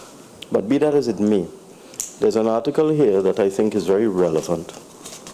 But before I get into that, I wish to congratulate every single speaker on the P&M side. Despite their youth, I was impressed. I've been in this parliament for 24 years, and I was amazed at the ability of these young people on this side to rise to the occasion and to really make very stirring and powerful, meaningful, valuable contributions. I also wish to thank every member of the independent bench for all of their very helpful suggestions and comments. I shall now refer to the opposition bench. And this is where the article is relevant. And the article was published in the Trinidad Guardian on the 11th of October 2015. And it is entitled Election Tabanca. And it goes this way. It's a gathering at the Barataria Mental Health and Wellness Center, Eastern Main Road. And Dr. Varma Diyal Singh, an expert, who is Secretary of the Psychiatric Association, said a general election can leave people struggling with depression or election tabanca. Now, these are not my words, Mr. Vice President. These are the words of a professional psychiatrist. And he goes on to point out that after a crushing defeat at the polls, several members of the former government and thousands of party supporters have to struggle with a range of emotions, running the gamut from a sense of loss disbelief, anger, disappointment, and depression. He goes on to point out that there are several stages, and it starts off with disbelief and denial. And it then goes to anger. Anger sets in after the denial phase. And it's necessary for those who are affected by this problem to recognize the range of emotions that can be involved, such as the fear among those involved in corruption and nepotism. He said, this is Dr. Dayal Singh, said people who had gotten jobs through their contacts may feel fearful of losing, while others who openly back the losing team may be fearful of victimization. These people may suffer from anxiety. Some may want to migrate. Some may want to turn and support the winning side. Some people will say it was a mistake. It was not true. These people be confused, thinking that the election defeat was not real and might be willing to mount legal challenges. Depression then sets in as the final phase. Madam President. The data came from 2010. So, Madam President, I get the impression that the 6 opposition senators didn't get the memo. You lost. And you need to, and honorable senators opposite, you need to get over it. That rhetoric will not cut it anymore. That is precisely why you lost the election. The public just, I remember a famous statement by Barack Obama when he was vilified throughout the 2008 election. This is not the 2012, 2008. They say he's a terrorist. They say he wasn't born in the United States. They wanted to see his birth certificate. They say he was against religion. All sorts of things. And I remember after Barack Obama won that election convincingly, he said, the point they missed is the public didn't buy it. And I think that was a profound statement. All of that rhetoric that I heard from the other side, the public didn't buy it. So get over it. Humility, my friend. Now, Madam President, let me deal with some of the comments that were made that, as I said, I really appreciate the contributions of the independent bench. And let me go with some of the comments that were made. And I'll start with Senator Fiscal, who expressed some concern about the fact that in seeking to close the fiscal gap in 2016, the government is using the proceeds from the sale of assets and dividends from state enterprises and so on, repayment of past lending, one-off extraordinary items. And I think Senator Fiscal specifically mentioned the Phoenix Park IPO, if my memory is correct. And he expressed a concern, and he was of the view that those funds should really not be used for recurrent expenditure, and that, you know, money had been lent or borrowed, as the case may be, and that perhaps these funds could be used to pay down debt, or to be used for capital expenditure and so on. I wish we could do that. We just can't. And the fact of the matter is that there is a $20 billion gap between recurrent revenue and expenditure. We are faced with a $5 billion wage bill, a gift gifted to us by the former administration. These are facts. And, you know, people don't like to deal with facts, and that's why I started off with this thing from the psychiatrist. You have to deal with reality. This is the reality of Trinidad and Tobago today. We have been gifted a $5 billion bill that has made a serious hit on our ability to spend in 2016. But we have no choice. These are collective agreements entered into by a legitimate government. all done properly and so on. So as a responsible government, we respect the continuity of government, and we will be making these payments. They have been catered for in the estimates of expenditure. In fact, if you look at the one for the police, that's the most interesting one. The increase in personal expenditure for the police service is $1 billion, just for the police alone. And that's just one item, one head out of about 55 heads inside of there. So these are facts. So we have to deal with that. We have to get that out of the way. Hopefully in 2017 we won't have these issues. There are collective agreements that are still outstanding, but we are hopeful that as we go into 2017 we won't be carrying a $5 billion load from arrears arising from settlement of wage agreements. We hope that the number will be considerably reduced. The other fact that we are faced with is that because the previous government, the previous PNM government, had built up surpluses over a period of time, the country was able to weather the storm after the global financial crisis of 2008 and the collapse of oil prices, and was able to use its surpluses to run the country. And it is a fact that in May of 2010, there was a positive cash balance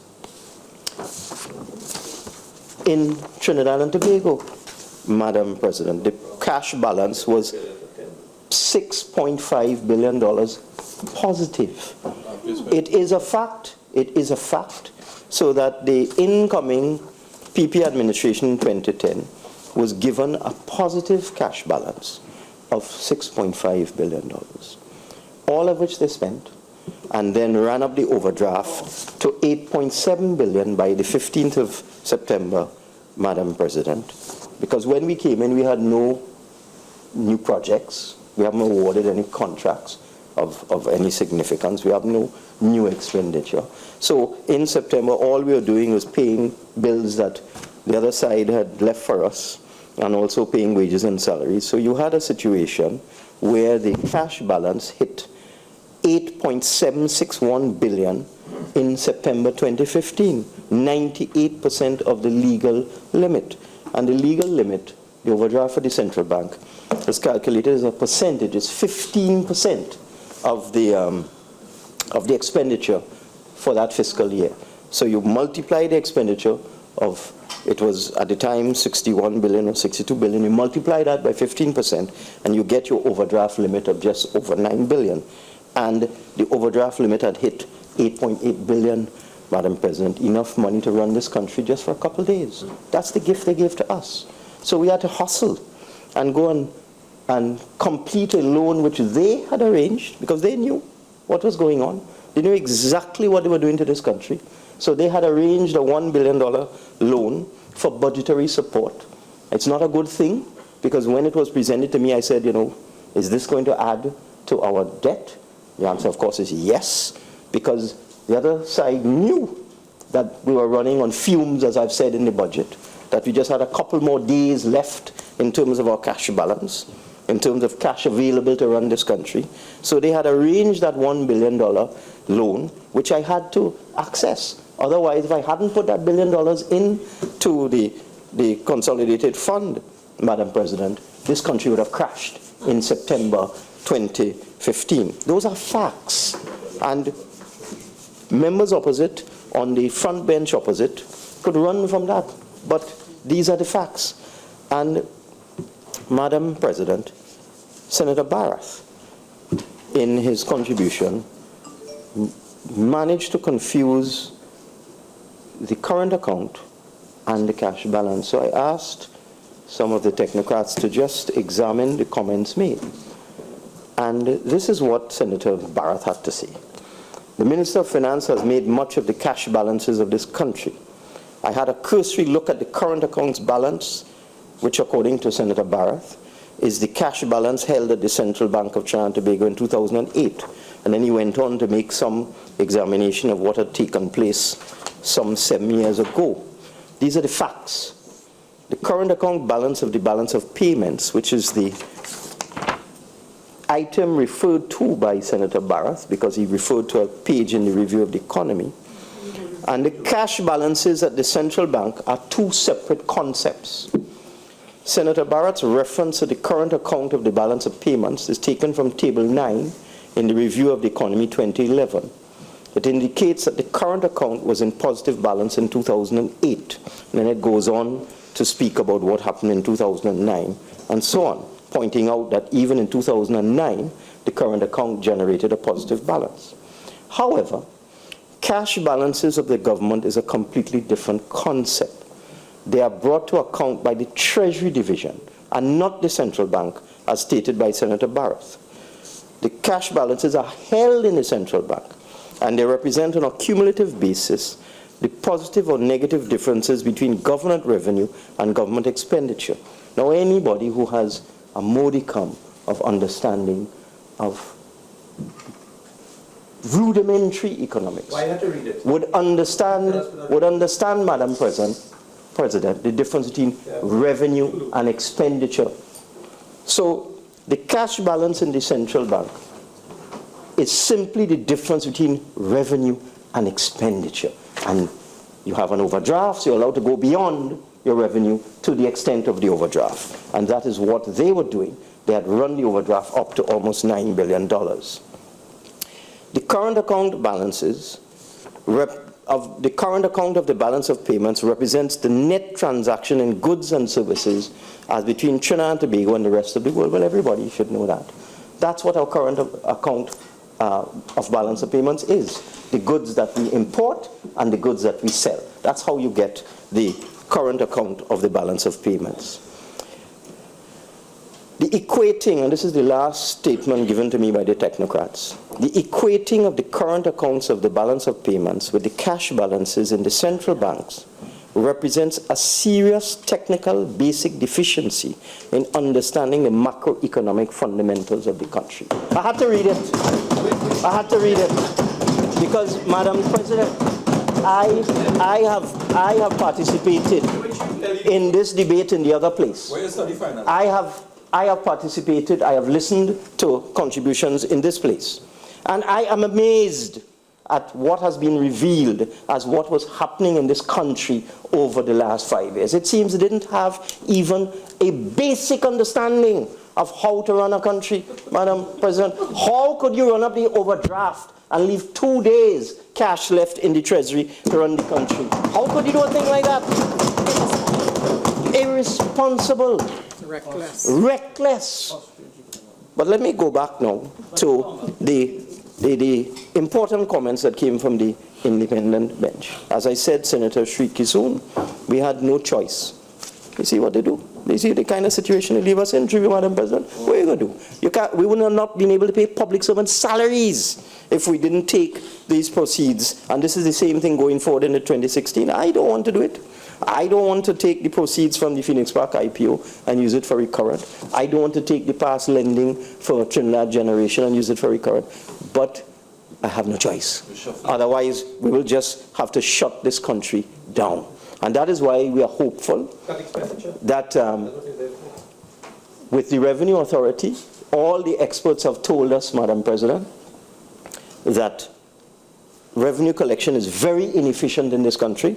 And we are very hopeful, and it is borne out by all of the studies that have been done on this project over the last 15 years. We are very hopeful that as we develop the Revenue Authority and we integrate customs, Board of Inland Revenue, VAT Office, and all of the agencies that collect revenue, and we integrate them in terms of communication and information sharing, and we streamline them for efficiency, Madam President.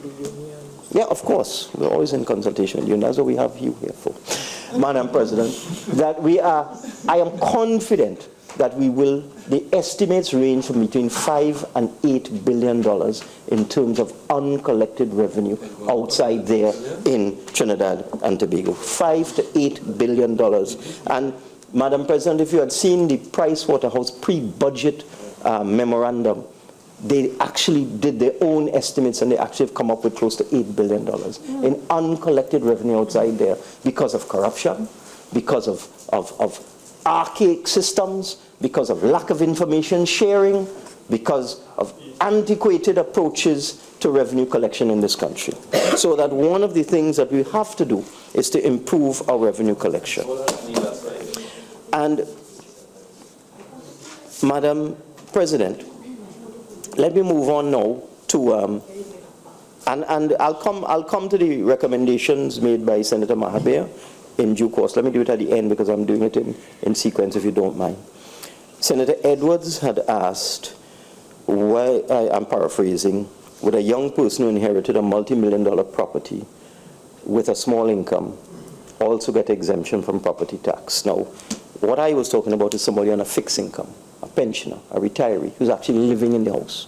So if somebody gets a property as a gift, then the property has income generating potential. They could rent the house, for example, and the rental income from that house would be far more, could be 100 times what the property tax could possibly be. So this benefit is really intended to help those who really need it, people, elderly people, pensioners, no source of income except old age pension and maybe NS if they ever had it and so on, and give them relief. It is not intended to assist somebody who got a gift of a property and suddenly, has acquired a very valuable asset. So, but we will be fleshing out this policy in due course and looking at all the various scenarios in terms of where we could give relief to persons who might be hardest hit by any increase, if that does occur, in land and building taxes and so on. Well, I don't think I have to answer anything that Senator Solomon said. Senator Small. Senator Small. Madam President. Now, this Senator Small made the point that there's no mention of natural gas reserves in the budget. There's a good reason for that. We just got the Ryder Scott report. We're looking at it. We didn't want to make any premature statements on it, but I would think in a week or so, the results of that report, would be available for public consumption. We didn't want to be premature, so that's the reason. With respect to transfer pricing, I did not go into detail because I could have decided to speak for 3 hours. I chose to speak for 2 hours. And there were some things I decided to go into great detail on, and others not. But transfer pricing is a major policy initiative of this government. I have some familiarity with it, and we will, in 2016, be implementing transfer pricing rules in Trinidad and Tobago so that we can start to deal with this problem once and for all. Because, Madam President, as Senator Small is aware, this is how multinationals are able to avoid paying tax, by using transfer pricing, where they charge expenditure that is incurred elsewhere at the head office or in subsidiary companies. So what they do is that when they come to do their tax return, they tell you that the head office is costing them X billion dollars or whatever it is, and they charge as an expense in Trinidad because they charge it to the Trinidad arm of the company, and thereby it reduces their tax liability. But there are at least 100 countries in the world that have implemented transfer pricing regulations to go behind this scheme, I'll have to call it, and to audit the actual cost of these so-called services. And that's basically all it is. It's an audit of these costs that they are charging as expenditure in Trinidad and Tobago. And we will be doing this, and it is not confined to the oil and gas industry. It's all international companies that have a presence in this country. With respect to trying to get more from the value chain in natural gas, there is actually a statement made in the manifesto on page, the budget statement on page 19. It's also in the manifesto. And we do intend to modify, I'll just read, the methodology for natural gas and product pricing, the adoption of transfer pricing principles, and fair and transparent taxation regimes, and we're going to review the natural gas value chain, and when necessary, implement appropriate measures. Now, I've listened to what you have to say about the government getting greater equity stake in LNG, and it is something that is certainly worthy of consideration. We will be looking at that. But what we want to do, not only that, is to try and get maximum revenues, because as you say, they sell cargoes. So by the time a cargo arrives at its final destination, it's been sold 5 times at different prices. But the tax revenue coming back to Trinidad and Tobago would not be on the final price. We're well aware these are contracts that have been put in place years ago, and it is something that we have under the microscope at this point in time, and we will be looking to see what can be done. So I just wanted to give you that assurance there. Pensions for legislators. Well, you know my view on that. So I don't think I know your I know Senator Saul's view, and Senator Small knows my view. So I can assure you I will be as passionate as you will be on getting proper pensions for legislators and implementing the recommendations that persons who are opposition senators, independent senators, government senators without portfolio, even in the other place, people who are backbenchers and so on, that they, well, in all elected members are in the system automatically. The problem was senators who were not ministers. That was the problem, and there's been a recommendation for a very long time that they be allowed to join the pension plan, and I am as passionate as you are on this thing. So have no fear. Have no fear. Madam President? Oh, sure. Yes. I understand, Honorable Minister, that you are passionate, but I'd like this passion to be translated into action. Is it that this matter is going to be part of the government's legislative agenda for the current session of Parliament? One line to change. That's like the Ryder Scott report. No, I can't give you that information at this point in time. Just, no, it's of a lot of use. You don't worry. Don't worry. It's of a lot of use. Have no fear. Okay? Have no fear. Senator Roach, who is no longer with us today, had spoken to me, and he had made a recommendation with respect to the Green Fund, that charitable bodies should be exempt, and I'm certainly going to have a good look at that and see, what is the effect of this change on charitable bodies, the change to the Green Fund.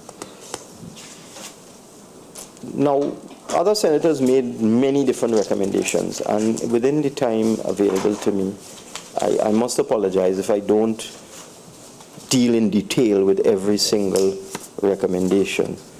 And I would like to go now to Senator Mahabir, who he asked some questions that I was a bit surprised at. What has caused the persistent budget deficits in Trinidad and Tobago over the last several years? Spending more than you? I mean, you're asking answers, Senator Mahabir. That's all that has happened. And when the expenditure went from 46 billion to 63, it went beyond the country's capability to collect revenue. So from the time it crossed the 50, as you correctly say, it went beyond. But the government continued to spend as if, money grew on trees. So that's the answer. With respect to the Heritage Fund, it's a very interesting suggestion. I had contemplated putting a comment on the Heritage Fund in the manifesto, actually, prior to this. And I decided against it because the Heritage and Stabilization Fund is a very emotional and very sensitive subject. And I think I thank Senator Mahabir for bringing it up, because there were recommendations that we should separate the fund into a Heritage Fund, which you wouldn't touch, and a Stabilization Fund that you use when you have shortfalls in revenue. That was a recommendation. You are now saying use the principal in the fund to generate income, and use the income to help you with budget deficits. I think it's something that we as a country need to talk about, because no government has ever touched that fund. And from the time you talk about that, you get about 10 editorials in the newspaper, and people start to get jumpy. But I think it's time we start looking at whether we want to leave this fund as it is, which is untouched, just leave it there and just let it grow, or do we start to separate it into two funds, a heritage and a stabilization fund, or do we start to look at a mechanism where we could use some or all of the income that is earned in a year, so it means you're not touching the principal, to help with budgetary shortfalls. That's a discussion that we need to have as a country, Madam President, and try and get some public consensus on this, as there is a need to do that with the fuel subsidy, there's a need to do that with GATE, and as I said, there were so many suggestions made by the Honorable Independent Senators that I know that Senator Baptiste-Primus had some views on GATE.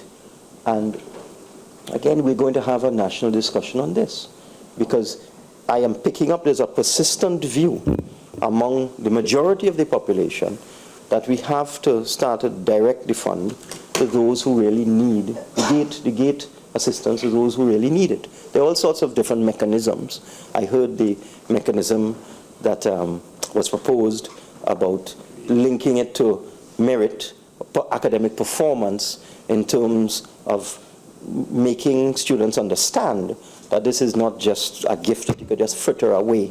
You could just move from program, because that's one of the things that has happened with the GATE program. People move from program to program. They move in and out, drop out, change the subject, change the major, change the minor, and just move around. Just go around, move around, move around. And really that's not what was intended. What we were trying to do was to build a base of highly educated people in this country, develop the skill sets of this country. And really the objective is that the people must graduate, and they must graduate in something meaningful, so that the suggestions of Senator Kisoon, together with, I was in a meeting with the Joint Trade Union Movement, and the tutor rep said to me across the table, and I'm not telling tales out of school, that he was of the view that there's time to introduce a means test in GATE. That's a tutor rep telling me that across the table. So it is time to have discussions on these things. So it's time we need to talk about this and come up with a practical solution to how we fund higher education in this country, whether we should fund the fuel subsidy. And on the fuel subsidy, Madam President, I saw that the taxi drivers between Port of Spain and San Fernando have raised the fare from $15 to $18. And I just looked at that and I worked it out in my head. I said, well, that's a 20% increase. But fuel went up by 15%. Where's that? And then I worked out how much fuel there would be consumed per passenger between Port of Spain and San Fernando. And then what is the impact of the increase in fuel, super gas, per passenger is less than $1. I came up with 70 cents or something like that. So if the impact is 50 to 70 cents, let's say 50 cents, because on the most rudimentary calculation, it's 50 cents per passenger is what the difference is. But you increase the price by $3. What is going on? I wouldn't even use the doubles example, because the contribution of fuel to doubles is about 3%. So the increase in the effect of the increase in fuel on doubles is 5 cents. But so again, we need to talk as a country about this fuel subsidy thing and talk about the impact it may or may not have on the economy, so that when we as a government say we're going to have consultations, we mean it. We are very, very serious to deal with the problems in the oil sector. We are going to call in November. I will be issuing a call for submissions from the oil and gas sector, from upstream, midstream, downstream, the service sector, everybody, too bagay, the petroleum economists like Senator Small, and so everybody, a public call for submissions and a targeted call to the companies involved.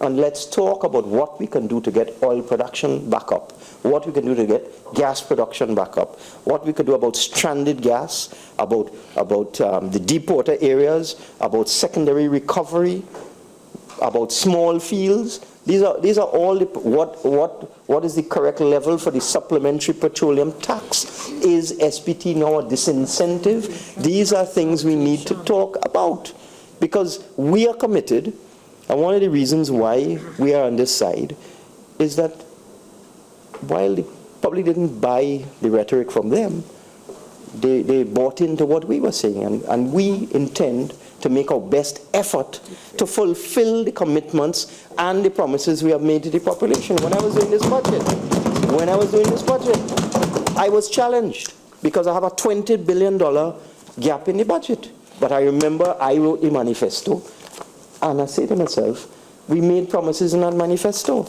And we don't want to be like the other government who said the thing about the pension was a misprint.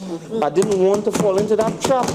So I went through the 14 promises we had made that we said we would do in the first 12 months.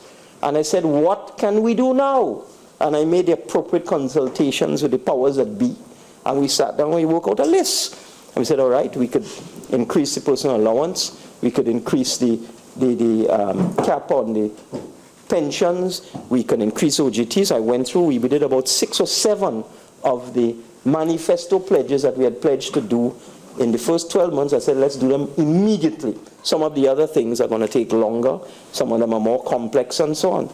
But I felt that it would be unconscionable for this PNM government, having earned the goodwill of the population based on our political campaign, based on our manifesto, and based on the confidence that the public has reposed in us. I felt it would be unconscionable of us to renege on our manifesto promises. So we have already committed to fulfill a number of our manifesto promises within the first 3 months, not within the first 12 months.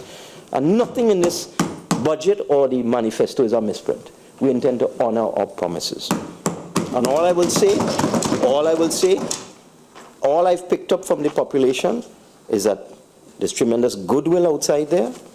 There is a genuine desire to work together as a country to solve the problems that we have. I get all sorts of suggestions, like that suggestion on Heritage Fund. I thank you for that, Senator Mahabir. You've opened the door to have a dialogue on it. I didn't bring it up, but you brought it up. So I thank you for that. Let's talk about it. We need to talk together as a country. The idea of cutting expenditure to $50 billion, they'll have to kill me first, okay? Because the retrenchment that would flow from that, the reduction in goods and services and support to the poor, you'll have to kill me first before we do that. Oh, okay. Will the minister give way? How much time do I have? I don't want the minister to commit suicide. I'm not saying I'm going to give way. Nice, no problem. Right. All I'm saying, Honorable Minister, is this. There is a harsh reality. And unless you raise the revenue, which is uncertain, there will be a necessity.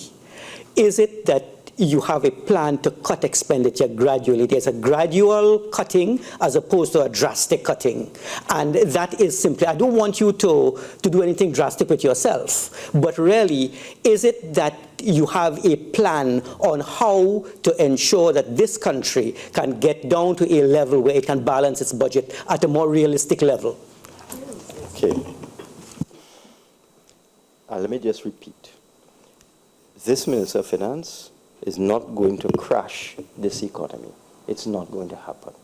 And if we cut our expenditure levels down to $50 billion, we will experience immediate negative growth and all sorts of unintended social consequences.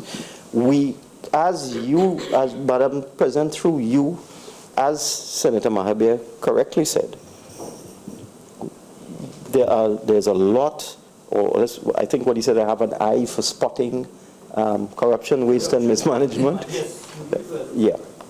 And we have spotted a lot of corruption, waste and mismanagement, and we can save quite a lot of money. But let's say we save $3 billion. We still have an unfunded deficit that would be significant. But the point I am making, this country has a lot going for it. We have a resilient population, Madam President. We've come through worse than this on several occasions before. And the point I was making is that I am certain that we all put our collective heads together we can deal with the revenue problem that we have at this point in time. And the focus of this government, while cutting out waste and mismanagement, which must be done, and also bringing those who have stolen to book. Don't think I didn't hear you, Senator Small, when you said they have to make a jail. We know that, but I think the time has come to stop talking about these things and to start showing positive action with respect to prosecuting the persons who have raped the treasury. We have to do it. So I think it's time to stop talking about how much they thief and start actually bringing them into the courthouse so they could explain what they did and why they did. So I didn't want to go down that road when Senator Small said they had to make a jail. I totally agree. But it's time to actually get them into the jail and stop talking about, all of the things, because I think the population is overloaded with information now on the scandalous going-ons of the last 5 years, and I think it's time for action. But I think what we need to do is to build our revenue base, and I think we can do it if we all work together. We can reform the revenue collection agencies in this country. We can look at innovative ways of generating revenue. We can work on this very difficult task of diversification. It's hard. It's not an easy thing to do. We have a risk-averse private sector in this country. They're risk-averse. They prefer to import and put a markup and sell. That is a tradition in Trinidad and Tobago. Therefore we have to give them the environment that they need so that they become confident enough to invest in the productive sector. So that's a dialogue we have to have with the manufacturing sector and the chambers of commerce and so on. What do they want the government to do to give them the necessary comfort level so they would start to invest significantly in the productive sector? But I think we can do it. I honestly believe that this government can do it. And we do intend to consult widely with everybody. You don't have to be a PNM to be part of our consultation. We're going to talk to everybody. We want to talk to everybody. And we want everybody to get involved. Those who don't want to get involved, I'm afraid you will get left behind. Because this is going to be a collective effort to rescue this country from the situation that it is in. And I'm sure that if we all work together, we can do it together. I beg to move.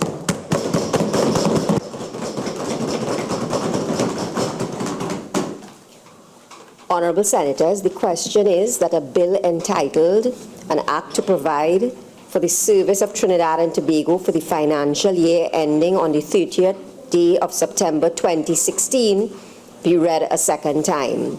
Those in favour say aye. Aye. Those against say no. I think the ayes have it.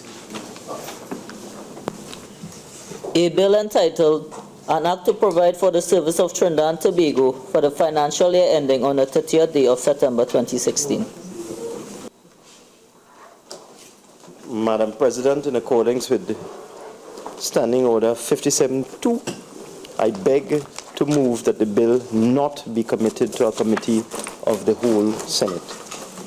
That's it. Honourable Senators, the question is that a bill entitled An Act to Provide for the Service of Trinidad and Tobago for the financial year ending on the 30th day of September 2016 not be committed to a committee of the whole Senate. Those in favour say aye. Aye. Those against say no.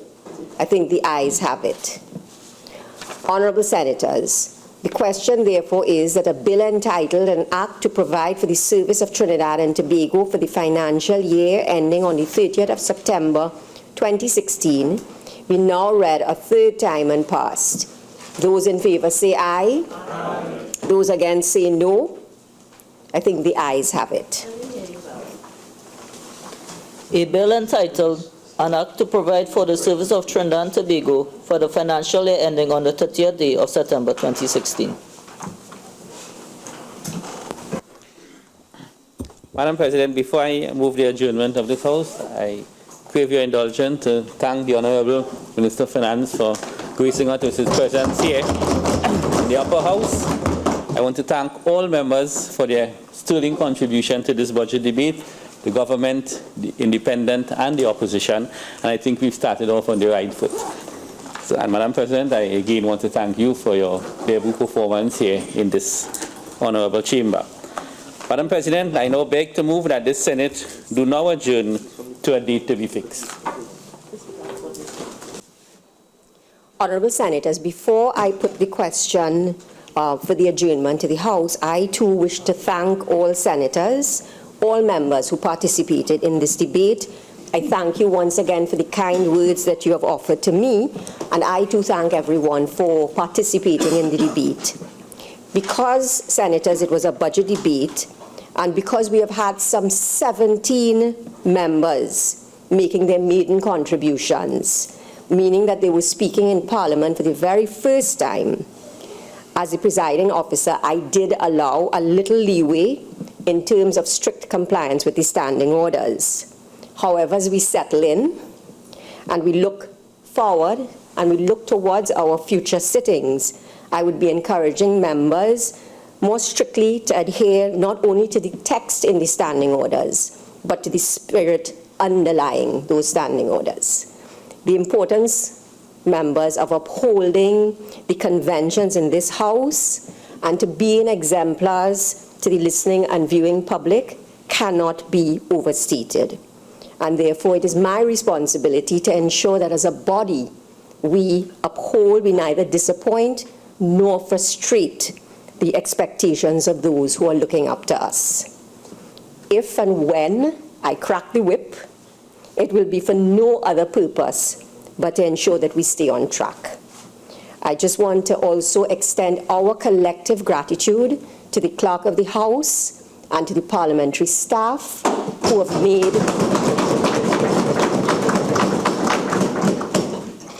made these sittings so successful and who have ensured our comfort in every way. So, honourable senators, the question is that this Senate do now stand adjourned to a date to be fixed. All in favour say aye. Aye. Any against? The ayes have it. This Senate is now adjourned to a date to be fixed.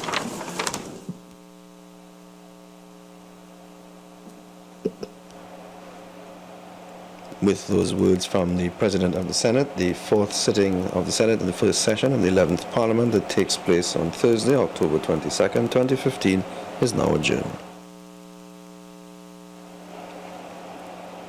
We've come to the end of the budget debate for fiscal 2016. It has taken us approximately some 3 weeks, with debate first in the House of Representatives, followed by the procedures of the Standing Finance Committee, also in the House of Representatives, and 3 days of debate in the Senate. We thank you for staying with us on Parliament Radio 105.5 FM, and we also thank you for following us online over these proceedings. During this time, we've passed some 9,000 followers on our Facebook page, some 10,000 on Twitter, and it's all because of your interest in what takes place in the nation's Parliament. So continue to comment, continue to send us your suggestions on how we can improve our product or broadcast that we send to you. We certainly would like to hear from you via our social media. So from all of us here at the Parliament channel, thank you once again, and do enjoy the rest of your evening.